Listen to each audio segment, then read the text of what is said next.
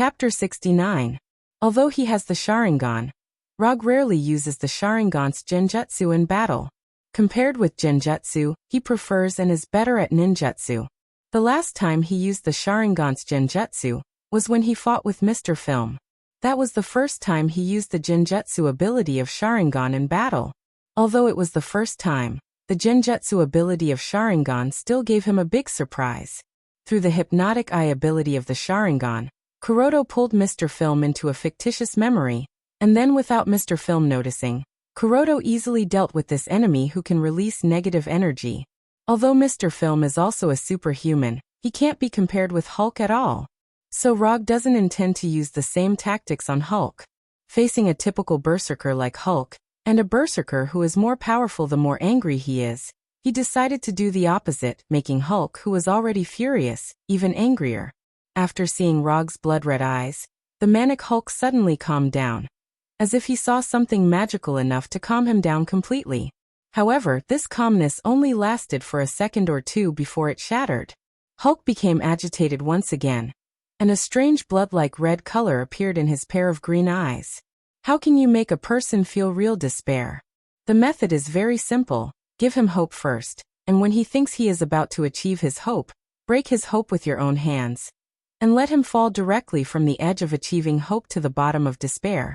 In this way, what he feels is the ultimate despair of falling directly from heaven to hell. The same method can also make a person feel extreme anger. What Rogue is doing now is such a thing. While hypnotizing Hulk, he tried to see if he could make Hulk calm down directly, so that Banner could regain control of his body. But unfortunately, Hulk is extremely resistant to returning to calmness. So Rogue had to follow the original plan, making Hulk, who was already angry, even angrier. Hulk became angrier, and Hulk became stronger. Taking advantage of the fact that Hulk had yet to launch an attack, Rogue took the opportunity to leave a Flying Thunder God technique on him. When he was done, Hulk erupted like a volcano. Hulk let out a roar that didn't sound human at all. Then, like an angry gorilla, he waved his arms angrily. At this time, Hulk had completely lost his mind. Now he was only left with pure attack instinct and boundless anger that filled his mind. Even General Ross and the others, who were more than 100 meters away, reacted immediately after seeing Hulk's appearance. Hulk had gone completely crazy. Without the slightest hesitation, after seeing that Hulk had completely lost his mind, General Ross decisively gave the order to retreat. Anyway, the S.H.I.E.L.D. agent with the strange mask was still there. Even if they retreated, it wouldn't have any impact. Like General Ross, the captain of the S.H.I.E.L.D. Special Forces issued the order to retreat immediately after seeing Hulk's complete madness. Why are you retreating? When General Ross and the captain of the S.H.I.E.L.D. Special Forces saw that the other side was retreating quickly, they had the same doubts in their minds. Until now, they still thought that Rogue was the other side's man. After leaving the Flying Thor technique on Hulk, Rogue used several body flicker techniques in a row, instantly opening the distance between him and Hulk. At this time, Hulk was completely dominated by anger, but his instincts kept reminding him that Rogue was the most dangerous target that needed to be solved. Almost at the moment when Rogue's figure became clear, Hulk rushed towards him at a speed far greater than before. If Hulk's previous sprint speed was the speed of an F1 car, then his current sprint speed was the extreme flight speed of an F-22 Raptor. Although Hulk showed a speed far greater than before, when he came in front of Rogue, Rogue once again disappeared from his sight. Flying Thor technique. What Rogue used this time was not the body flicker technique, but the Flying Thor. The reason why he left the Flying Thor technique on Hulk just now was for this moment. Through the Flying Thor, he teleported behind Hulk, and the position of the teleportation was just above the back of Hulk's head. At the moment of completing the teleportation, a Rasengan about 1 meter in diameter appeared in his right hand. Without any hesitation, he hit the Rasengan on his right hand directly on Hulk's head. Boom! A loud sound like the explosion of an intercontinental missile rang out, and at the same time, a wave of air like a 12th-level hurricane was set off. The retreating U.S. military and S.H.I.E.L.D. agents were attracted by the loud sound, and couldn't help but look back at the place where the sound came from. Then they saw an incredible scene. Hulk, who was like a god of war in front of them, was knocked down to the ground heavily. With the location where Hulk fell as the center, the ground dozens of meters around him had huge cracks like a spider web. After knocking down Hulk, Rog came to Hulk again, and then took Hulk away in front of everyone's eyes. Although General Ross and the others had witnessed this scene with their own eyes, they had no idea what was going on. They only saw Rog put his right hand on Hulk's body, and then the two of them disappeared strangely out of thin air, as if they had never appeared. After knocking down Hulk for a short time, Rog took Hulk to Death Valley, which was like an alien environment. Although Death Valley is a famous geographical attraction in the United States, there are not many people here all year round. Even those tourists who come here to visit, at most only visit the edge of Death Valley. The people who really go deep into the center of Death Valley, in addition to the researchers who study the environment of Death Valley, are only those who need to stay away from human society. This is the second time Rog has come here. The last time he came here was more than 2 years ago. At that time, he accepted a $10,000 commission and spent nearly a week traveling through several states before he finally found the target he was looking for. The target was a middle-aged man who looked very simple and honest, but this man was a serial killer who had killed more than a dozen young women. The person who commissioned him was the parents of one of the victims. Roger didn't know where the couple had heard the news, but they had specially come to his office. Then they had entrusted him with $10,000 as the commission fee. The commission passed the judgment, so he accepted the commission. After killing the perverted murderer, who had been committing crimes for nearly 10 years, he brought the pervert's head back to the couple as agreed. Chapter 70. When he came here again, Rog couldn't help but recall the scene at that time. At that time he was still a young boy. After lying on the ground for a few seconds, Hulk, who was knocked down by the raisin gun, shook his head and stood up in a daze. Until now, Hulk didn't know what had just happened. In order to knock down Hulk, who had an incredible physique, Rog deliberately used the Odama raisin gun that he hadn't fully mastered. Although the Odama raisin gun looks only a little bigger than the raisin gun, the difficulty of controlling it rises sharply, and the requirements for the amount of chakra are also several times higher. Hulk was the first person to bear the power of the Odama raisin gun, and the only one at present. Hulk, who stood up again, shook his head first, and after getting rid of the feeling of dizziness, he looked at the surrounding environment. Looking at the completely unfamiliar environment, Hulk, who was dominated by anger, showed a puzzled expression. Then he saw Rog wearing a white three-tomo mask. The moment he saw Rog, Hulk's heart suddenly surged with uncontrollable boundless anger. Without any hesitation, Hulk immediately attacked Rog. When Hulk's right fist, which was bigger than an ordinary person's head, came towards him, Rog's right hand once again condensed the raisin gun. Unlike the Odama raisin gun just now, he condensed an ordinary raisin gun, but it was about the same size as Hulk's fist. Boom! When Hulk's right fist collided with the raisin gun in Rog's hand, a violent storm of chakra suddenly broke out. Hulk's right fist broke the raisin gun in Rog's hand, but his right fist also completely bore the full power of the raisin gun. An unimaginably powerful force instantly enveloped Hulk's entire right arm, constantly twisting and tearing his right arm. If it was an ordinary person, the moment they were enveloped by this force, the whole person would be twisted and torn out of human shape. Even if it was a steel body made of steel, it would be impossible to compete with this powerful force. But Hulk relied on his strong body to resist the power of the raisin gun. At the moment when Hulk smashed the raisin gun, Rog decisively used the body flicker technique to open up the distance between himself and Hulk while avoiding being shrouded by the chakra storm. Although Hulk bore the full power of the raisin gun, it didn't cause too much damage to him. It just made his right arm feel a pain that he had never experienced before. Rog was not surprised by this result. If Hulk had been defeated so easily, General Ross would have captured Hulk long ago. Looking at Hulk's 3 to 4 meter tall giant body, Rog's mind suddenly came up with a crazy idea. To defeat Hulk, raisin gun alone is definitely not enough. But if what hit Hulk was not a raisin gun, but an Odama raisin gun, then the result would be very different. After mastering raisin gun, Rog had the intention to learn Odama raisin gun by himself, and he studied it silently for a while. This is the reason why he was able to use Odama raisin gun before. However, he didn't completely master Odama raisin gun, and whether he could use it smoothly depended on his luck at the time. After thinking about it for a second or two, he decisively made a decision. He wanted to complete the study of Otama Rasengan here. Using the sense of oppression brought by Hulk's attack at any time, he forced himself to exert more potential. Although this decision seemed rash, he decided to be rash for once. In the next few hours, in the center of Death Valley, the sound of missiles exploding rang out one after another. Rog couldn't remember how many Rasengan he had smashed on Hulk. The only thing he could be sure of now was that the amount of chakra in his body was less than 1/10. Under the pressure of being hit by Hulk at any time, he burst out with even greater potential as he wished. It only took a few hours for him to complete the study of Otama Rasengan and thoroughly master this enhanced version of Rasengan. Although Rog was now only a few meters away from Hulk, Hulk had no intention of attacking him at all. To be precise, he had no physical strength to launch an attack. At this time, Hulk was lying on the ground powerlessly, and he was thinking about 3 very philosophical questions with a low IQ.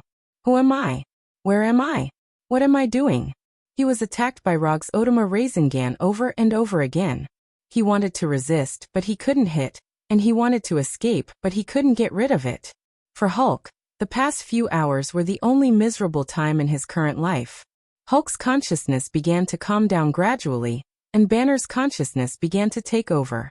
In the next minute or so, Rog witnessed the process of Hulk changing from a green giant back to an ordinary person. When Hulk changed back to Banner, he subconsciously glanced at Banner's pants. The quality of these pants is really good. Banner, who had just regained consciousness, hadn't figured out what had happened. Rog came behind him like a ghost, and then hit him in the neck with a karate chop. Banner lost consciousness again, and his whole body fell forward uncontrollably. After knocking out Banner, Rog grabbed Banner's shoulder, and then the flying thunder god left Death Valley. When they left, Death Valley regained its calm. Rog did not take Banner back to Culver University, but took the unconscious Banner directly back to his office.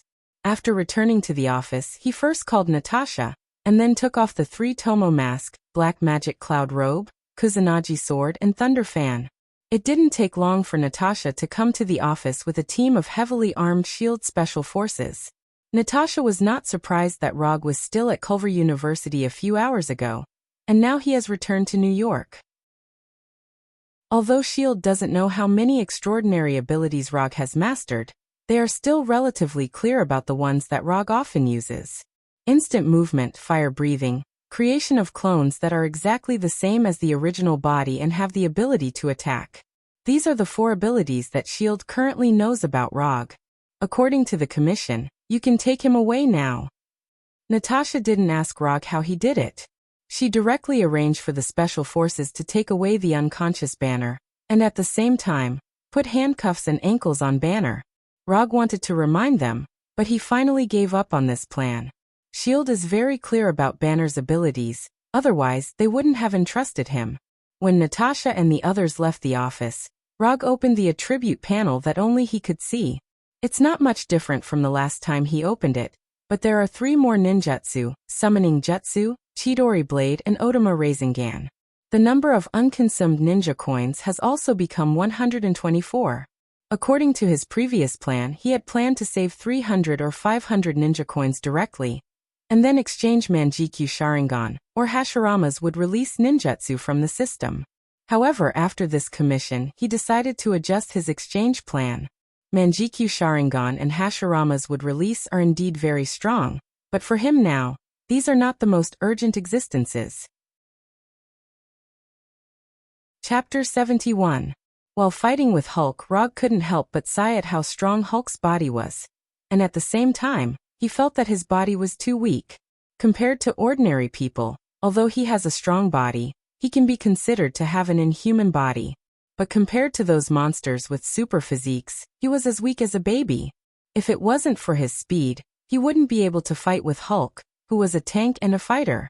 Even if he can't have a super physique like Hulk or Thor, he still needs to improve his physique to keep up with his speed and chakra.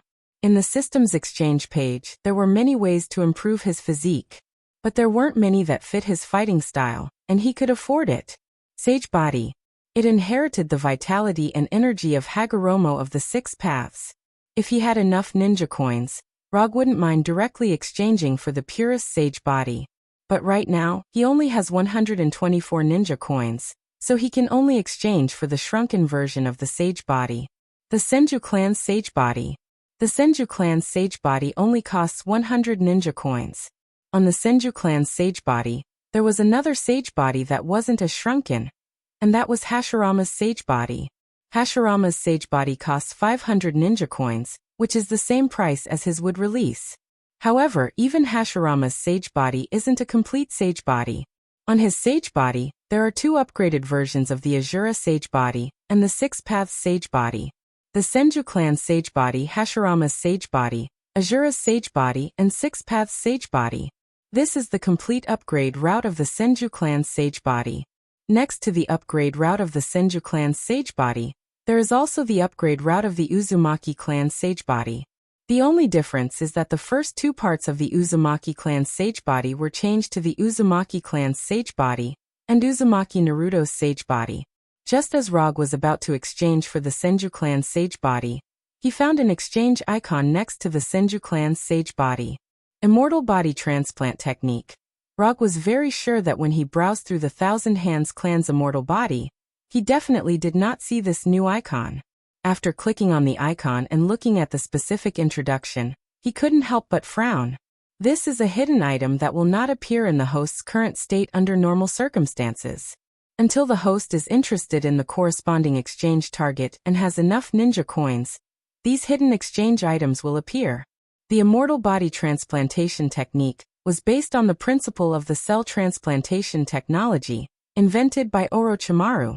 It was a brand new transplantation method that had been upgraded and optimized. After the transplant is successful, you will obtain the target's complete physique and partial Kekkei Genkai ninjutsu. If the transplant fails, he will permanently lose half of his chakra capacity. And now, Rog's Immortal Body Transplant Technique is related to Senju Hashirama Immortal Body Transplant Technique. The exchange price of this transplant technique is 100 ninja coins, the same price as the exchange price of the Senju clan's sage body. But unlike the 100% success rate of the Senju clan, Hashirama's method only had a 20% success rate. In other words, if the transplant is successful, it is equivalent to using 100 ninja coins to exchange for 500 ninja coins worth of Hashirama Immortal Body. If the transplant fails, he will waste 100 ninja coins for nothing. For this problem, Rog made a decision without thinking. Without any hesitation, he directly spent 100 ninja coins to exchange for Hashirama's Immortal Body Transplant Technique. 100 ninja coins is a huge sum of money for him right now. But he still decisively made a choice and chose to gamble on the 20% success rate. If the transplant fails, he will treat it as if Hulk was beaten for nothing. As for permanently losing half of his chakra capacity, this is a trivial matter. When his unspent ninja coins returned to 24, a string of jutsu that he couldn't understand appeared on the back of his right hand. Before he could take a closer look, the jutsu written in black ink on the back of his right hand emitted a burst of dark green light. Why is it green again? Rog just ridiculed in his heart, and the jutsu on the back of his right hand began to grow wildly. In just a blink of an eye, these jutsu with dark green light spread all over his body. At the same time, he found that the chakra in his body was wildly flowing uncontrollably. Are all the jutsu transplants so wild now? Just as such a thought appeared in his mind, he lost control of his body, and his whole person came to a strange green planet, as if his soul was out of his body. To be precise, he came to the outer space of a strange green planet. At this time, what appeared in front of him was a green planet completely covered by trees. He didn't know how big this green planet was, nor did he know what this green planet meant. The only thing he could be sure of was that this green planet was like a meteor that happened to fly by, and it attracted him in an extremely overbearing and irresistible way. The scene changed, and he instantly came to a lush forest that was unreasonable. The trees in the forest suddenly came to life, and the large and small branches stretched towards him like the tentacles of a deep-sea octopus. In just a blink of an eye, he was firmly bound by these branches, and then he completely lost consciousness. Rog felt that he had a very, very long dream. When he opened his eyes again, he found that he was still sitting on the chair in the office. There was no dark green jutsu on the back of his right hand, and there was nothing strange around him, as if everything just now was really just a dream. He immediately opened the system's attribute page, and then he was stunned. Host, ROG Profession, Ninja Talent. Muji Casting, 7 Attribute Chakra Kekkei Genkai. 3 Tomo Sharingan Mokutan Physique. Senju Body, Senju Hashirama. Ninjutsu. Substitution, Body Flicker, Fixed, Shadow Clone, Flying Thor, Chakra Perception, Summoning, Rasengan Odama Rasengan Mokutan. Wood Dragon Technique, Wood Human Technique Lightning Release. Chidori Chidori Sharp Spear Chidori Flow. Chidori Blade Fire Release. Grand Fire Annihilation Water Release. Water Iron Cannon Genjutsu, Dark. Walk Physical Arts. Monstrous Strength Chakra Amount. 99 Cal Psychic Item. Punisher Frank Edo Tensei, Unspent Ninja Coins.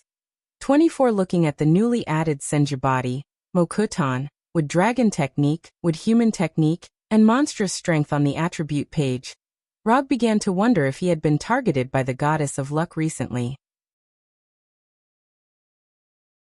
Chapter 72. ROG was very satisfied with the results of the immortal body transplant this time. Even if the system made adjustments to the Kekkei Genkai would release, and those ninjutsu, it won't have much impact on his good mood at this time.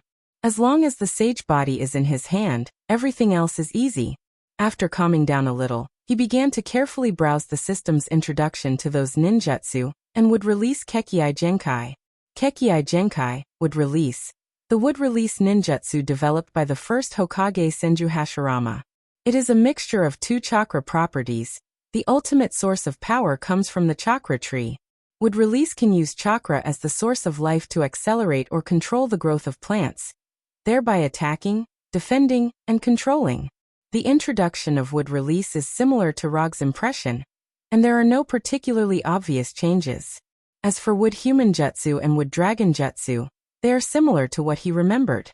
The only difference is that wood dragon jutsu absorbs the opponent's chakra ability to absorb the opponent's physical strength and energy.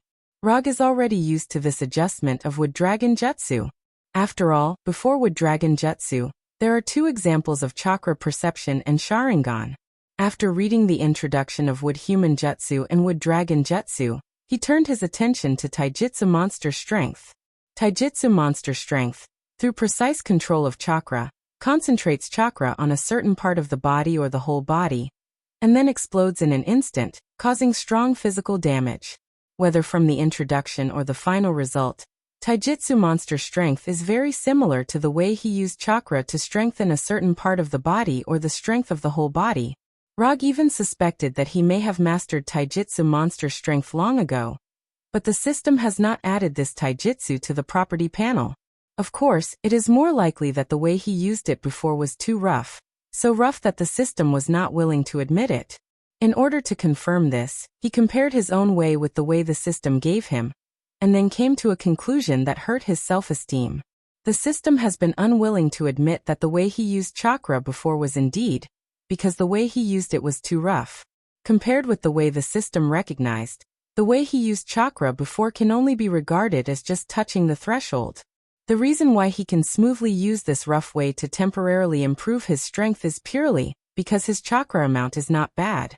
To give a simple example, if he uses his own method to enhance, it will consume 1 calorie of chakra, but if he uses the method recognized by the system, then he only needs to consume 0.1 calorie of chakra to achieve the same level of enhancement. Therefore, having more chakra is still very beneficial. If he can't use of chakra, then he can make up. Although it is shameful, but sometimes it is very useful. After reading the introduction of Strange Strength, ROG opened the introduction of Immortal Body. Body Sing Hashirama. The special physique that inherited the vitality and body energy of the 6 Paths Sage, and transplanted to Sung Hashirama is a physique that can be continuously strengthened through hard practice.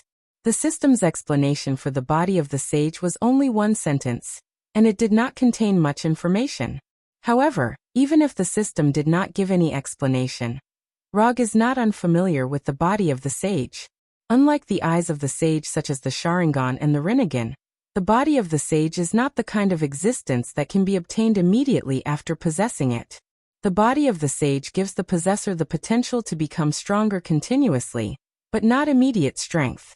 So when he saw that his chakra amount was still at 99 calories, he was not surprised. Even Asura, the second generation of immortals who were born with the body of an immortal, had to go through a long period of hard cultivation before he could obtain the same strength as his brother, Indra. In the early stage, the body of the sage is far inferior to the eyes of the sage. But in the later stage, the body of the sage can not only exert the power of the eyes of the sage, but it can even surpass the eyes of the sage. Although the body of the sage transplanted from Hasharama did not immediately increase Rag's chakra amount, nor did it make his body full of vitality like Hasharama, he is still full of confidence in the body of the sage. Isn't it just hard practice? It's not a big deal. What he is afraid of is not that he needs to practice hard to obtain power, but that he is limited by his talent. The feeling of being trapped by talent, no matter how much effort you put in, you still can't make any progress, is the most despairing. The existence of the body of the sage can help him break through the limits of his talent, allowing him to smoothly break through to the level that originally did not belong to him. What he wants is a future with greater possibilities, not a few ninjutsu and chakra in front of him. After closing the property panel, he left the office with the Flying Thunder God, ready to personally experience his newly acquired Mokuton ninjutsu and taijutsu. In the following week, Rag spent most of his time in the forest outside the suburbs of New York, except for commuting to his home and the office every day. He went to the office to see if there was a suitable commission to accept. He went to the forest outside the suburbs of New York to familiarize himself with the newly acquired Wood Dragon Jutsu and Woodman Jutsu. Although the two Mokuton ninjutsu, Wood Dragon and Woodman Jutsu, were obtained by transplanting Hashirama's body, the effect he displayed was completely different from that of Hashirama himself. The appearance of the Wood Dragon and Woodman is no different, but the size is much smaller, and the power has a fundamental difference. The first generation wood release was used to conquer the world, and the Yamato wood release was used to make the world green. Rag felt that his Mokuton ninjutsu seemed to have signs of making the world green. The progress of Mokuton ninjutsu was not very optimistic, but after a continuous week of hard practice, his chakra amount finally changed again. Chakra amount: 102 calories. Under the circumstances of hard practice every day, his chakra amount increased by 3 calories in a week. 3 calories a week, 12 calories a month, 156 calories a year. This kind of improvement is exciting to think about. Just as he was fantasizing about the beautiful scene of the future, Dr. Ross, who he had met once, suddenly came to the office. "I want to make a commission. This is the commission reward." After entering Rag's office, Dr. Ross directly put a suitcase on the desk and said with a serious face, "Let's talk about the commission first." Looking at Dr. Ross, Rag answered casually. He was not surprised that Dr. Ross could find him here. When they met last time, although he did not report his identity, he did not disguise himself, so it was normal that Dr. Ross could find him here. Chapter 73. I know that Banner is now being held in S.H.I.E.L.D., and I know that you are the one who handed Banner to S.H.I.E.L.D. But I still hope you can rescue Banner. He is a good person. He just suffered an experimental accident. He shouldn't be a test subject of some privileged institutions. Obviously, Dr. Ross had done a detailed investigation before coming here. As for who her source of information was, Rag didn't have to guess.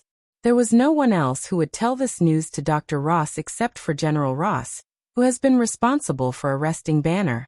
Although the relationship between Dr. Ross and General Ross is not very good, they are still father and daughter. Since you know that Banner was handed over to S.H.I.E.L.D. by me, you should understand that dealing with the previous employer is a very bad thing for people in my line of work. Although it is not the first time he has dealt with his previous employer, he still has to have the proper attitude. And I don't think your reward can impress me. The suitcase that Dr. Ross brought could only hold a little more than $1 million at most. For other private detectives, this was definitely a generous reward. But for Rag, this reward is not only not generous, but it also seriously destroys his current market. His previous employer, S.H.I.E.L.D., directly paid him $100 million, and it was the kind that paid him in full in advance. That's all I can take out now. If you need more, I can only pay you in installments in the future. Although Dr. Ross' income is not bad, it does not mean that she can take out a huge sum of money in the millions at any time. No, you misunderstood me. I'm not short of money now. What I want is... Before Rog could finish speaking, Dr. Ross, who was sitting in front of him, suddenly hugged herself with both hands and shook her head excitedly. No, I can't do this. How can you make such a condition? What condition did I make?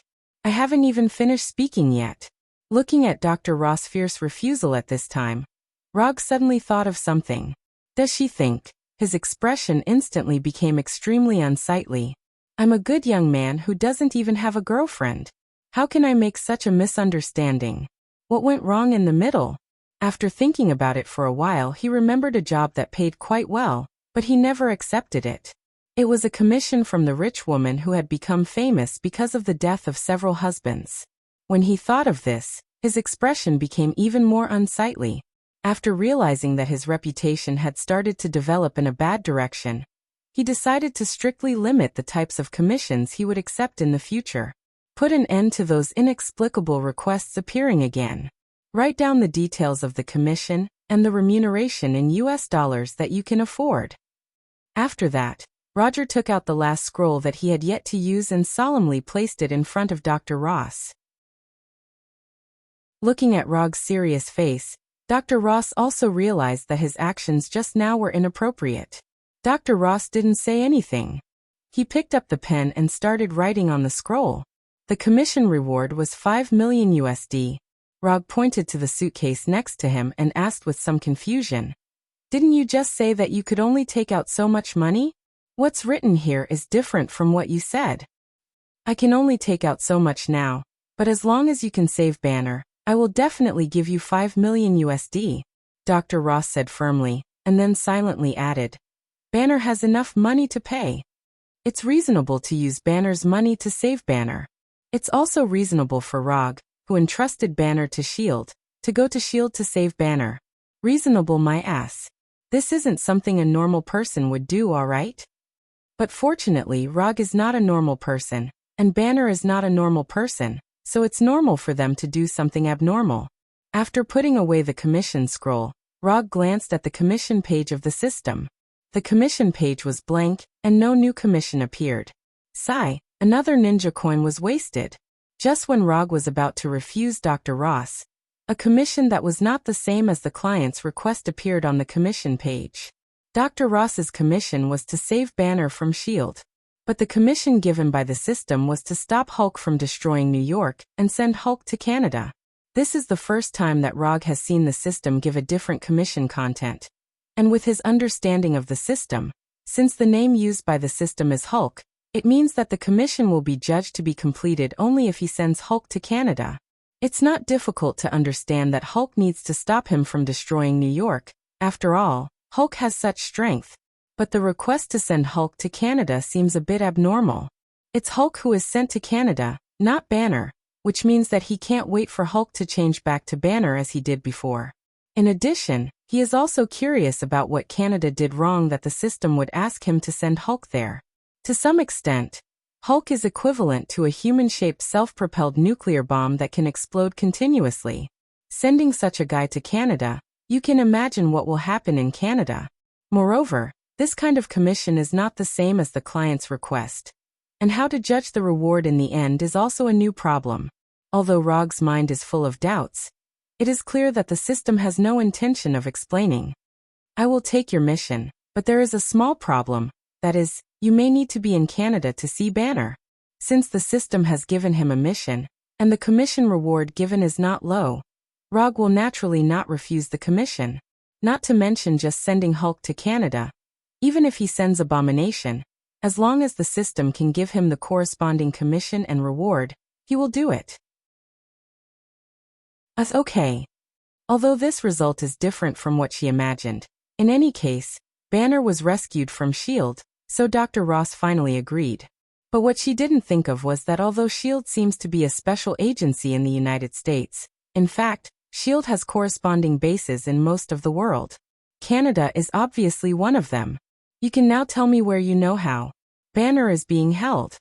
Dr. Ross may not know where Banner is being held by S.H.I.E.L.D., but his father, General Ross, will definitely know. He is in New York now, in the S.H.I.E.L.D. base in Queens. Chapter 74. That's all I know. As for where S.H.I.E.L.D.'s base is in Queens, I don't know. Speaking of this, Dr. Ross's tone became a little lonely. General Ross was not unwilling to tell Dr. Ross the specific address, but because he did not know where S.H.I.E.L.D.'s base was. S.H.I.E.L.D. was willing to tell General Ross that Banner was in the Queens base, which is already giving the Air Force Vice Admiral a lot of face. It doesn't matter, it's enough to know that Banner is still in New York. During the previous battle, Rog had already left a flying Thor technique on Hulk.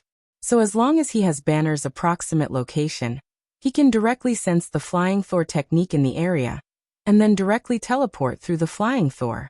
When you get to Canada, call the number above, and then I will take Banner there.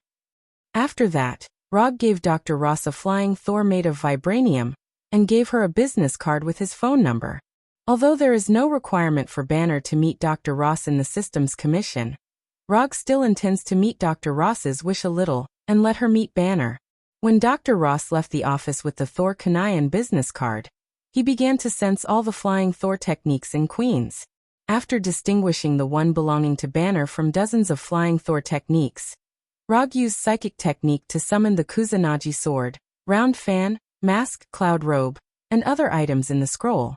Although he couldn't hide his true identity, regardless of whether he changed his clothes or not, he still put on his battle attire ceremoniously.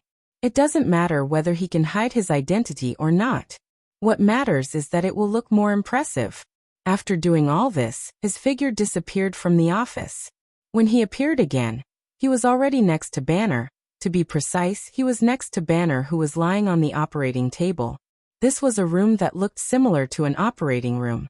Other than the fact that the person lying on the operating table wasn't a patient, and that there were 4 fully armed agents standing at the door, it wasn't much different from a real operating room. Rog's sudden appearance immediately attracted everyone's attention. The 4 fully armed agents immediately raised their weapons and aimed at him. However, before the 4 agents could fire, they saw a pair of blood-red eyes. Then they stood rooted to the ground as if they had lost their souls. Sharingan Jinjutsu. After the battle with Hulk, Rog began to slowly like the feeling of using Sharingan Jinjutsu. It could be activated just by looking at each other, and it had many uses. More importantly, the onlookers had no idea what was going on. In the eyes of the onlookers, Rog only turned his head and glanced at the 4 agents. Then the agents stood there stupidly, not moving at all. The effect of this scene was perfect. After dealing with the 4 S.H.I.E.L.D. agents, Rog came to Banner's side and cut off the restraints that bound Banner with kunai. At the same time, he pulled out the needle on Banner's right arm. Although S.H.I.E.L.D. had no way to subdue the Berserk Hulk, they used a very clever way to make Hulk have no chance to appear at all. As long as Banner's heartbeat is maintained at a low frequency, Hulk's appearance can be effectively prevented. Although Hulk is terrifying, Banner is easy to deal with. However, S.H.I.E.L.D. still has a little conscience. Instead of dissecting Banner directly, they continued to collect and analyze his blood composition, and carried out a detailed physical data collection on him. Just as Rog was about to leave with Banner, who had not completely woken up, a big black man wearing a black trench coat and an eye patch over his left eye rushed over. Beside the black man was Natasha, who had a head of wine-red curly hair. This big black man is none other than S.H.I.E.L.D.'s director Nick Fury. His hero title is Motherf *****. Wait. Don't go yet, we can discuss it. After receiving the report from his agents, Nick Fury rushed over with Natasha and tried to communicate with Rog. However, Rog ignored Nick Fury and grabbed Banner's shoulder directly and disappeared in front of them in an instant. It seems that I spoke too slowly, he didn't hear me clearly. Nick Fury said calmly, silently giving himself a way out of this embarrassing situation. No, he heard me clearly. Natasha added in a low voice. Instead of taking Banner back to his office, Rog took him to the forest where he had practiced would release before. At this time, Banner was still in a weak state due to the influence of drugs, and there was no way for him to stand up like a normal person. After using chakra perception to perceive Banner's current physical state, Rog ignored Banner and left him alone in this rare forest while he left with the Flying Thunder God. Dozens of minutes later, he returned here with a brand new Chevrolet black pickup, a pile of food and clothes. After dozens of minutes of rest, the influence of drugs in Banner's body gradually disappeared, and his physical strength began to recover a little. Don't be in a hurry to transform.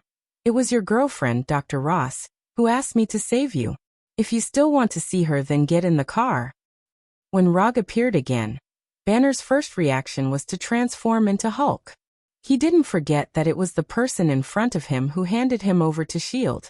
After hearing Rog's words, Banner thought seriously for dozens of seconds, and then went straight to the black pickup and was ready to open the door and get in. The co-pilot seat is mine, and your seat is next to it. After that, Rog opened the door directly and sat in the co-pilot's seat.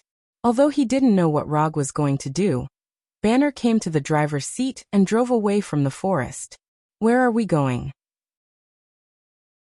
Banner, who was holding the steering wheel, asked. Just drive in the direction of Canada. You can drive however you want. Rog replied casually. In fact, Rog doesn't need to prepare a special vehicle for this. He can stay somewhere with Banner and wait for Dr. Ross to arrive in Canada, and then directly teleport there with the Flying Thunder God. Although this is the most labor-saving way, he doesn't intend to do it. It's just a waste to bring Banner to Canada, or rather, it's a waste of Hulk in his body. Before taking Banner out of the operating room, he had already figured out how to use Hulk in Banner's body. Chapter 75. Betty, what did he offer you that could move you to come to S.H.I.E.L.D. to save me? After a few minutes of silence, Dr. Banner, who was driving, finally spoke. $5 million, but she only paid a deposit of $1 million, and she said you would pay the remaining $4 million. As soon as Rog finished speaking, Dr. Banner slammed on the brakes and looked at Rog in disbelief. Just because of $5 million, you dared to save me from S.H.I.E.L.D.? Although Dr. Banner is not the kind of rich man who is worth hundreds of millions, he knows very well that $5 million is not a very generous reward for this kind of commission. Not to mention the process of saving people. The problem is that the act of saving people is undoubtedly a slap in S.H.I.E.L.D.'s face. Banner doesn't think that Rog will offend S.H.I.E.L.D. for a mere $5 million. $5 million is already a lot. Many people will not be able to earn this amount even if they work hard for a lifetime. Rog answered Banner casually. As Banner guessed, if the reward was only $5 million, he would not be interested in taking this task. The reason why he took this task was that the system gave him a pretty good reward. Content. Stop Hulk from destroying New York and send him to Canada. Commission status. Incomplete. Commission reward, 50 ninja coins. Although the reward of ninja coins is only half of the previous commission, Rog feels that the price is quite good considering the difficulty of this commission. Stopping Hulk from destroying New York is not a particularly difficult task in itself. As long as Banner does not transform into Hulk in New York, or directly takes the transformed Hulk out of New York with the Flying Thor, the first half of the commission will be completed. As for the second half of the content, it is quite easy. The system does not specify when to send Hulk, nor does it specify a specific place to send him.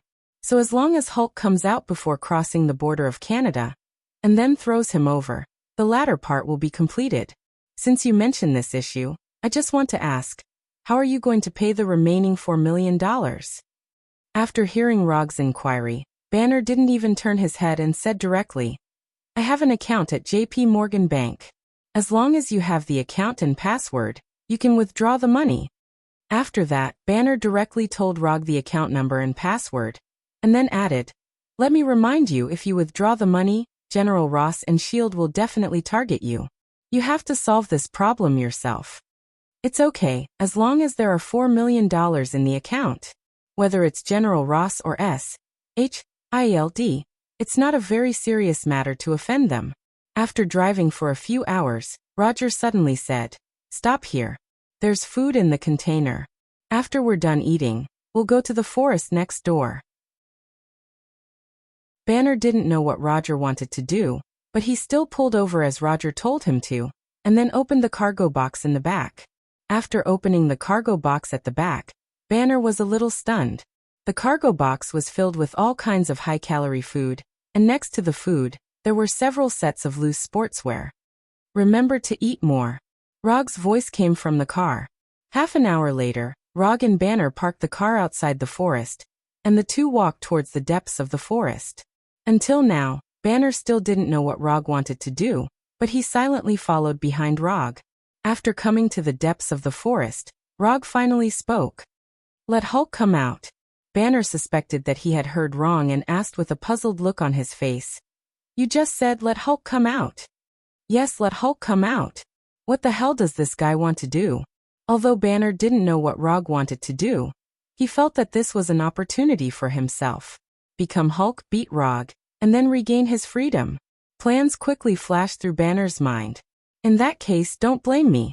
Not long after, under Banner's deliberate indulgence, a trace of green appeared on his skin, and his whole person began to grow bigger and stronger at a speed visible to the naked eye. When the 3 or 4 meter tall Hulk appeared again, Hulk first let out an angry roar like a beast, and then stared at Rog with his eyes, as if he wanted to eat him alive. However, before Hulk launched an attack, he saw Rog not far away suddenly clasped his fingers and formed a hand seal that he didn't know what to call. With the talent of Muji casting, Rog doesn't need to make any hand seals to perform ninjutsu. But in order to look better, he silently formed a sea hand seal. Mokutan, wood dragon technique. At the moment when Rog finished forming the sea hand seal, a wooden dragon more than 10 meters long, with a long hook nose and thorns all over its body instantly rushed out of the ground and attacked Hulk directly.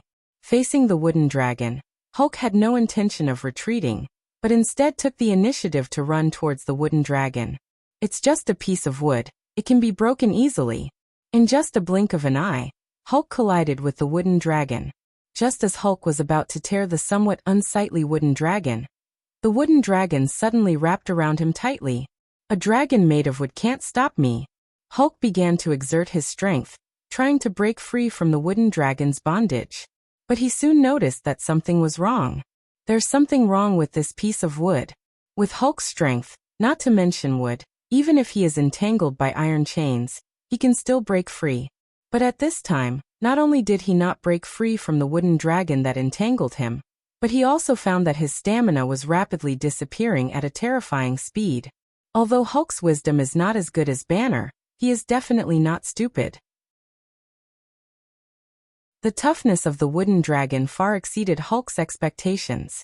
What's more troublesome is that the longer the entanglement, the lower his stamina, and the less likely it is to break free. After a minute or two, Hulk changed back to Banner in extreme unwillingness. When Hulk disappeared, Rog also lifted his control of the wood dragon technique.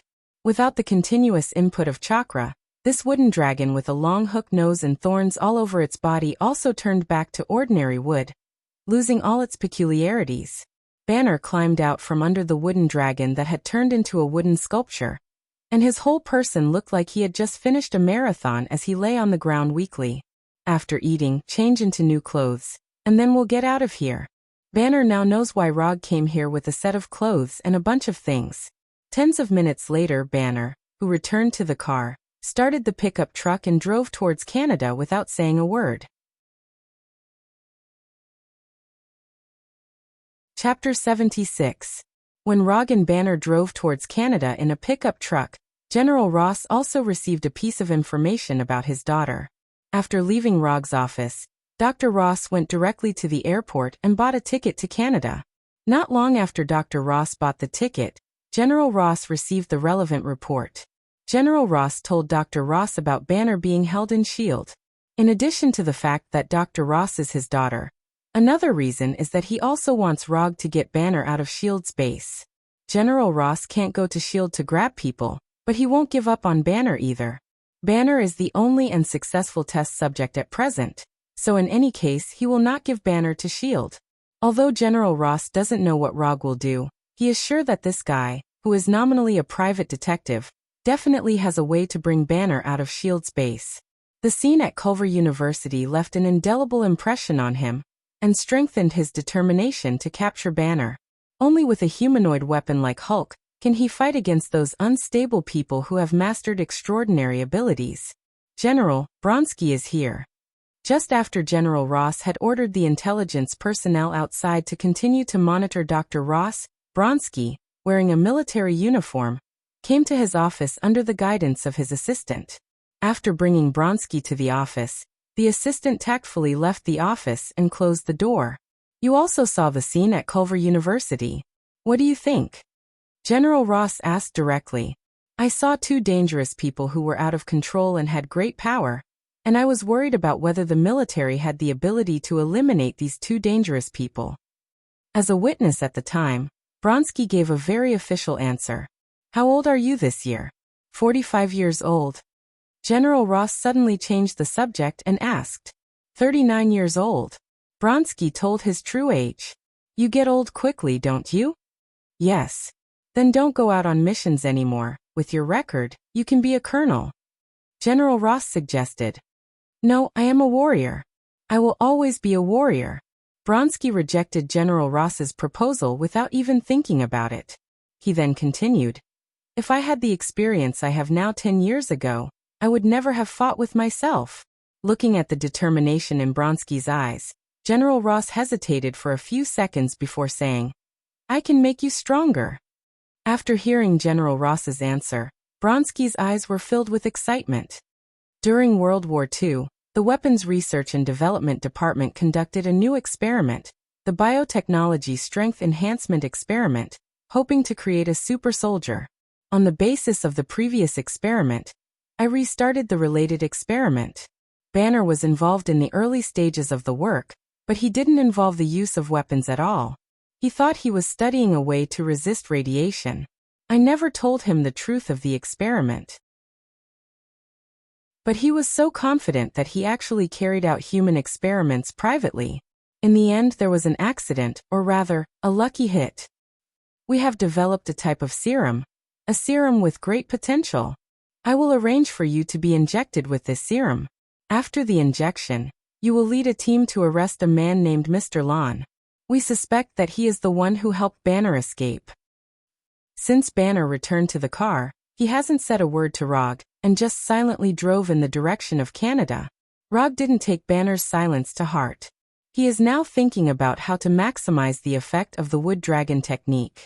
When he was fighting against Hulk just now, he didn't use the Wood Dragon technique to the limit. The Wood Dragon he can currently make can reach a maximum length of more than 30 meters. The reason why the length of the Wood Dragon was controlled to more than 10 meters just now was that Hulk was too small. Hulk is only more than 3 meters tall, and there is no need to waste chakra to make a larger Wood Dragon. A length of more than 10 meters is completely enough. When dealing with an enemy like Hulk, the Wood Dragon technique can play a good role, but this is only the first time. After all, as long as he has experienced it once, Hulk won't foolishly take the initiative to run to the Wood Dragon. The Wood Dragon can absorb the physical strength and energy of the target, but the physical strength and energy absorbed by the Wood Dragon will not be fed back to the caster. So Rog's original plan to use Hulk as a mobile power bank has failed before it even started. In addition, the Wood Dragon's movement speed is not fast, it can only be regarded as okay. If the target is fast enough, it can still be avoided. In general, the Wood Dragon technique is more suitable as a control skill than an attack skill. After eating something casually in the car for dinner, Rog took Hulk to a grassland with few people. Let's exercise after dinner. Let Hulk come out. Although Banner was very reluctant, the situation was stronger than him, so he still transformed into Hulk. After coming out again, Hulk didn't rush towards Rog recklessly like last time. Instead, he looked at Rog vigilantly, and after confirming that there was no strange Wood Dragon around, he rushed towards Rog. Rog made a hand seal again, but this time he didn't make a sea hand seal, but a way hand seal. No matter what kind of hand seal he makes, it won't affect him from casting the ninjutsu he wants to cast. Wood release, Wood Dragon technique. A long hook-nosed Wood Dragon more than 10 meters long emerged from the ground and rushed directly to Hulk, who was running wildly. After the last experience, Hulk didn't intend to fight with the Wood Dragon again. His legs suddenly exerted force, and his whole body jumped high, and then under the influence of gravity, he smashed towards Rog like a green meteorite. Looking at Hulk, who changed his tactics, Rog also stopped the wood dragon technique and made a hand seal again. Child hand seal. Seeing that the green meteorite like Hulk was about to hit Rog, a wood man about the same size as him with a wood dragon coiled around his arm, like Arhut, emerged from the ground again. After emerging from the ground, this wood Arhut didn't hesitate and rushed directly towards the falling Hulk. Boom! Hulk and wood Arhut slammed into each other, and then both of them were bounced away and fell on both sides of Rog. After landing, Hulk and wood Arhut ran wildly again. However, Hulk's goal was Rog, and wood Arhut's goal was Hulk. Just as Hulk was about to reach Rog, wood Arhut came to him first and knocked him out. What followed was an intense brawl between the two of them, where their fists hit each other like wild beasts. Chapter 77. Hulk is a typical example of high attack, high defense, high HP, combining the characteristics of a fighter and a tank. In the face of such an enemy, meeting force with force is not a very wise choice. However, Rog didn't care about this, he just wanted to test the power of the wood puppet technique. For this reason, he also deliberately controlled the size of Arhut, to avoid the situation of bullying the weak. The current wooden Arhut was only 3 meters tall, which was the same height as Hulk. If he exerts his full strength, the size of Arhut can directly reach about 10 meters. Although Hulk's physical attack power is very strong, but the wood Arhut in front of him is also not weak. In his peak state, Arhut can catch a 9-tailed beast Dama with one hand. Even in the face of the complete Susanoo, he is not at a disadvantage. However, this peak state of wood Arhut, Rog has no way to display it for the time being. Increasing the size of wood Arhut to about 10 meters is already the limit he can reach now. After controlling wood Arhut and Hulk to fight for more than 10 minutes, Rog had the intention to end the fight. Under his control, wood Arhut, who was just randomly punching, suddenly took a step back, avoiding Hulk's fist. Then, before Hulk realized what happened, wood Arhut showed his exquisite and seasoned fighting skills. The wooden Arhut moved forward and directly arrived in front of Hulk. It launched a set of attacks that seemed simple but were extremely powerful. Chest, left shoulder, lower abdomen, right shoulder, head straight punch, uppercut, left hook, elbow, rushing knee, moving left, piercing punch, hugging knee. Facing the sudden change in attack style and rhythm of wood Arhut, Hulk was like a human sandbag, being constantly repelled by wood Arhut. Boom! Hulk, who was unstable, had no time to make any defense, and was sent flying by wood Arhut.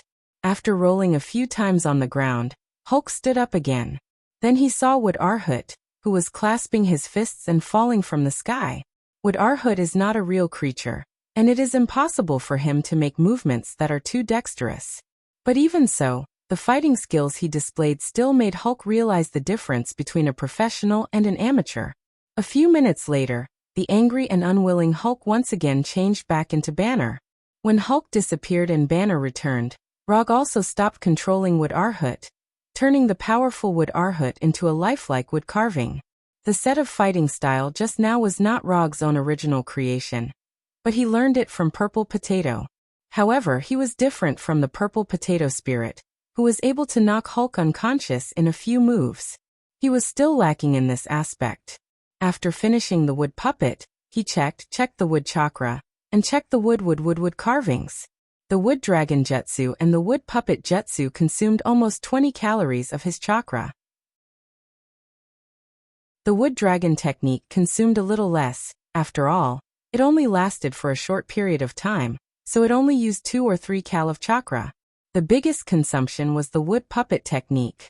Just making wood Arhut had already used 2 or 3 cal of chakra, and maintaining wood Arhut's attack used up more than 10 cal of chakra. This was just a 3-meter-tall wood Arhut. If it was the wood Arhut of Hashirama that was dozens of meters tall, then the amount of chakra required would be an extremely terrifying number. Rog now really understood why Hashirama needed chakra. Without a large amount of chakra, wood release would not be able to exert such an amazing effect. Wood release is a Kekkei Genkai with a huge gap between the upper and lower limits. People who are good at it can even play with tailed beasts as pets. People who are not good at it can only do some greenery and study the 3 rooms and 2 halls technique. Change your clothes and go back to the car to sleep. We will set off tomorrow. Although Banner can't fully share Hulk's memories now, from those scattered memory fragments, he already knows what kind of person Rog is. This man usually looks kind, but he is crazier than anyone else when it comes to fighting. Banner doesn't know if it's his own illusion, but he feels that Hulk in his body seems to be complaining about something, as pitiful as a 1-ton green baby. When Banner changed into new clothes and returned to the car, Rog summoned a shadow clone, and let the shadow clone watch Banner, lest he make any wrong decisions on impulse. Then he Flying Thunder God went straight home. The hard experience is left to the shadow clone, and the comfortable life is enjoyed by the original body. This is the correct use of the shadow clone. Bathing, eating, playing Berserker's Creed, and then sleeping. Bronski, who received the serum injection, led a team of heavily armed Special Forces soldiers to raid Gabong College in New York under the arrangement of General Ross. They took away Dr. Samuel Stern, who was also known as Mr. Blue, and all the Banner blood samples in his laboratory. Looking at the Banner blood samples in one cabinet after another, a complicated look appeared on Bronski's face. In a military base in New York. You can't treat me like this, I'm a cell biologist, I want to contact my lawyer. After he was brought to the interrogation room, Dr. Samuel Stern kept repeating his rights. He doesn't look like someone who helped Banner escape? Bronski, who was outside the interrogation room, looked at the anxious Dr. Stern through the one-sided glass and expressed his opinion. There are a lot of Banner's blood samples in his laboratory.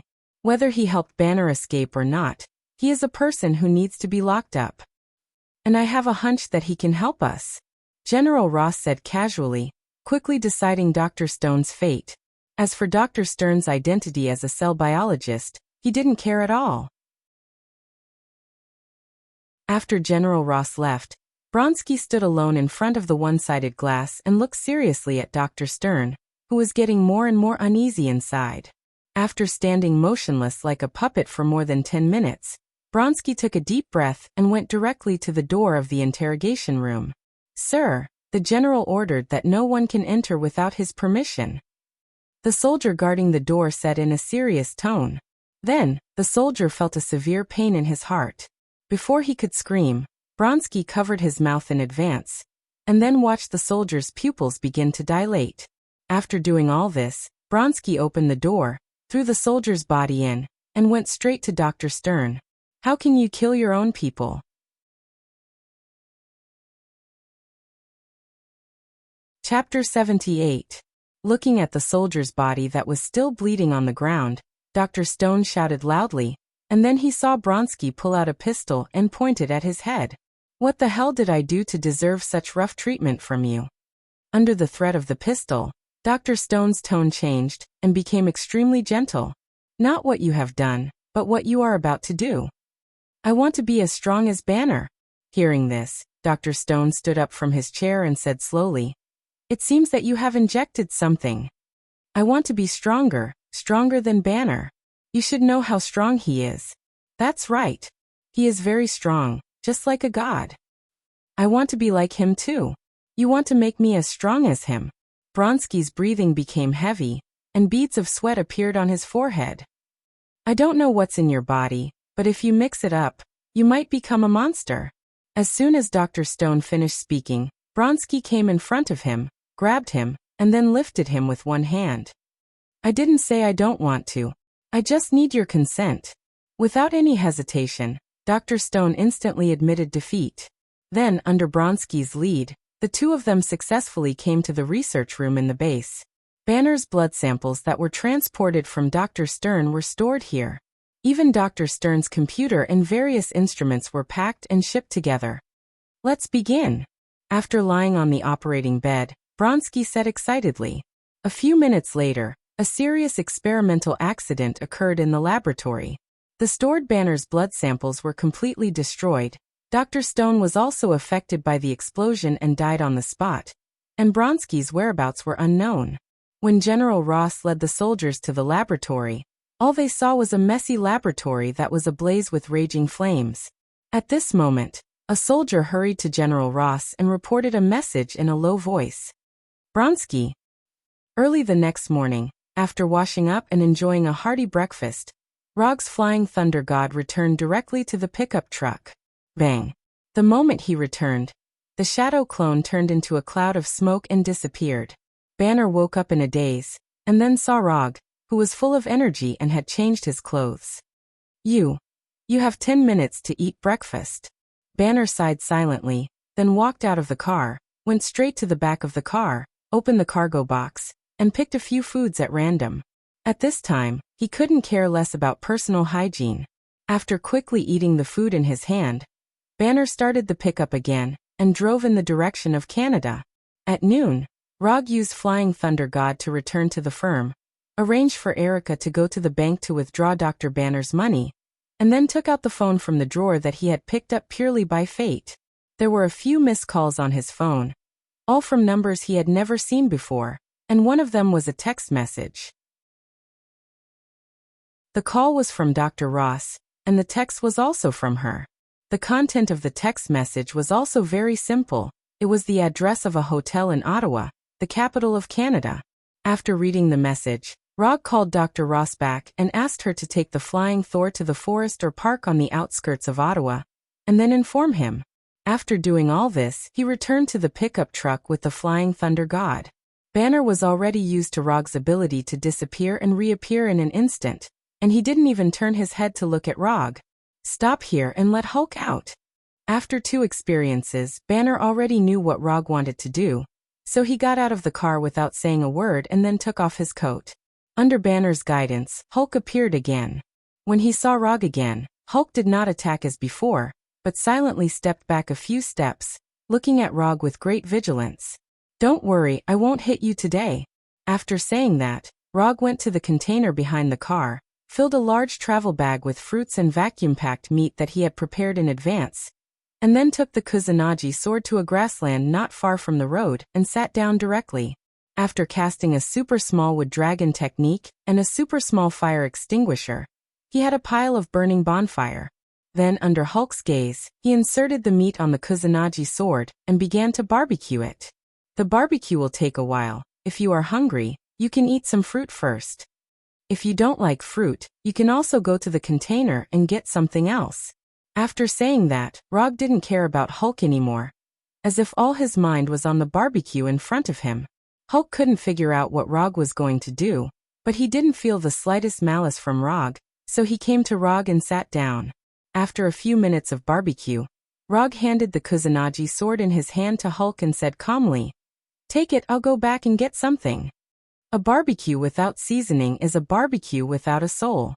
For this reason, he returned to New York with the Flying Thunder God, and then bought a set of family barbecue tools, seasoning, and a large box of cold beer. When he returned here, Hulk was still holding the Kusanagi sword, and the barbecue on it had obvious charred traces. "Give it to me." After taking back the Kusanagi sword, Rog took off the charred barbecue on the Kusanagi sword, then replaced it with a special barbecue tool, and began his barbecue journey again. More than 10 minutes later, he handed a grilled beef to Hulk and opened a few bottles of cold beer. "Do you want a bottle?" After hesitating for a few seconds, Hulk took the beer from Rog's hand. Compared to Hulk's huge palm, the beer bottle was as small as a toy used for playing house. "Actually, compared to Banner, I prefer to deal with you." After saying that, Rog tasted the barbecue in his hand, and the taste was not bad. Banner is too smart, and he is more like a scholar than a warrior. Of course, you are not a warrior, but at least you are better than Banner. You know how to fight. Although Hulk is not as smart as Banner, he also has his own wisdom, so he fully understands what Rog is talking about. "Hulk, I don't like fighting. Hulk, I just don't want to get hurt. Hulk, you have to protect yourself." Looking at Rog in front of him, Hulk spoke out his thoughts, and at the same time, he learned from Rog, eating the barbecue in his hand and drinking the beer. If you want to protect yourself, you need to be strong enough. Your body contains a powerful force, but you don't know how to use it. If you want to become stronger, I can teach you.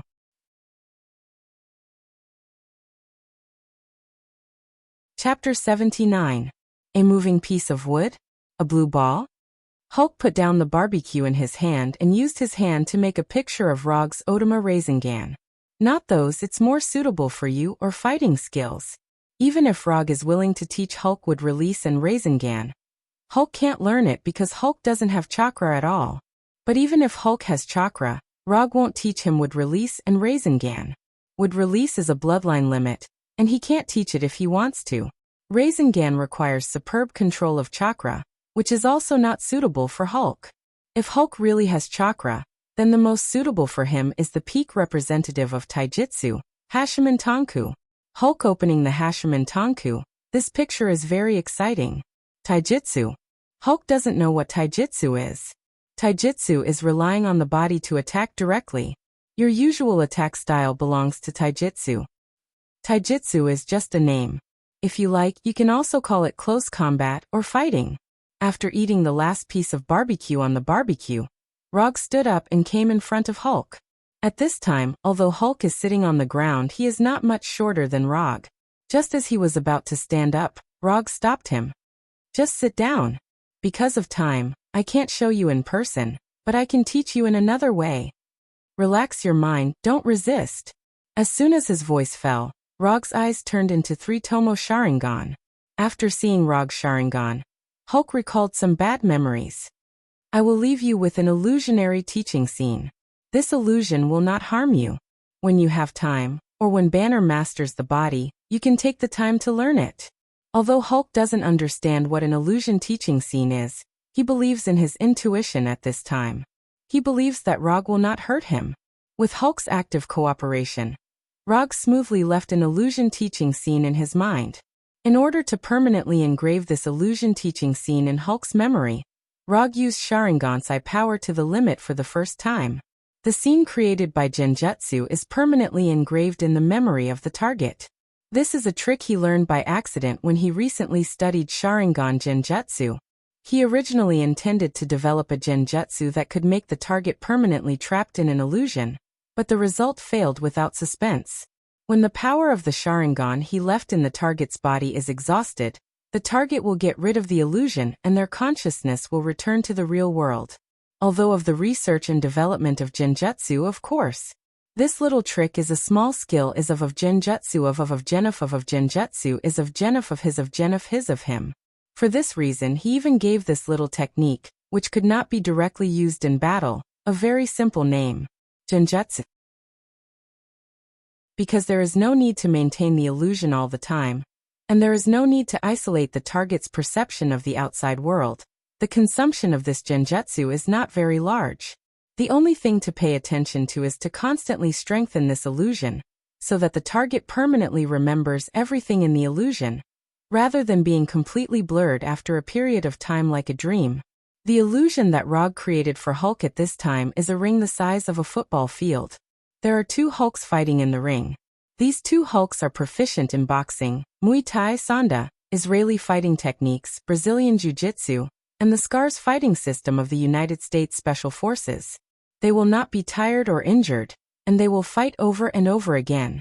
Simply put, this is like a real-life fighting teaching video created with Hulk as the standard. As for how much Hulk himself can learn from it, it depends on Hulk's own comprehension ability. After permanently engraving this illusion teaching scene in Hulk's memory, Rog's eyes also return to their normal appearance. You should learn this first. If there is a chance in the future, I will teach you a top body technique called Hashimen Tonku. Although he said this, Rog himself still does not know Hashimen Tonku. And more importantly, he does not know how to let Hulk have chakra. Although Hulk does not know what Hashimen Tonku is, his intuition tells him that it must be a very powerful body technique. In the following time, after Rog and Hulk finished all the remaining barbecue and fruit, Rog finally received a call from Dr. Ross. Get up, I will take you to a place. Not long after Hulk stood up, Rog locked onto the flying Thor kunai in Dr. Ross's hand, and then disappeared with Hulk. After hanging up the phone, Dr. Ross held the flying Thor kunai anxiously, and constantly turned her head to look around. According to Rog's instructions, she took the flying Thor kunai and came to a forest on the outskirts of Ottawa. Just as she was thinking about when Rog and Banner would appear, she saw a green giant suddenly appear in front of her. Banner. Although Dr. Ross knew that Banner would turn into a green giant, after seeing Hulk with her own eyes, she couldn't help but take a few steps back. After bringing Hulk over, Rog did not look at Dr. Ross, but directly opened the system's commission page. Commission content. Stop Hulk from destroying New York and send him to Canada. Commission status. Completed. Commission reward. 50 ninja coins. Ninja coins not consumed. 74. After confirming that the system's commission had been completed, Rog turned to Hulk and said, "Let Banner come out. If you have time, practice your fighting skills well, and the next time we meet, be stronger." Hulk turned his head and glanced at Rog. Without speaking, he silently returned his body to Banner. When Hulk turned back into Banner, Dr. Ross trotted over and hugged Banner, whose clothes had been completely torn. "The commission is over, you can return the kunai to me." Rog had just taken the flying Thor kunai from Dr. Ross when his cell phone rang. The caller was an unfamiliar number. After connecting, he heard Natasha's voice. "What the hell did you do? Why did another green giant appear? Wait, why are you in Canada? You were just..." Rog did not answer Natasha and hung up the phone directly. This is why he doesn't want to carry a mobile phone with him. These electronic products violate his privacy too much. Another green giant? Is it Abomination? Glancing at Banner and Dr. Ross, who were hugging each other tightly, Rog coughed softly and then said silently, "S.H.I.E.L.D. has located here. If you don't want to be caught again, I suggest you leave here immediately."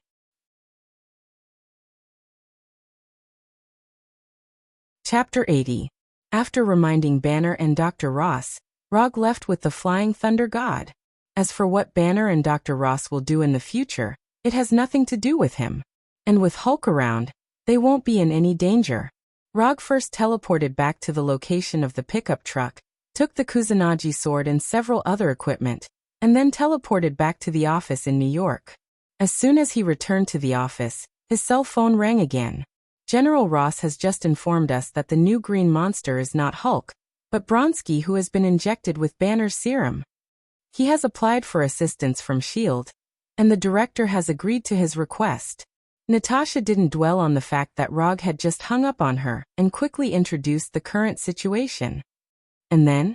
What does this have to do with me?" After hearing Rog's answer, Natasha suddenly froze for a moment, and then remembered that Rog was just a private detective who was commissioned, not an agent of S.H.I.E.L.D.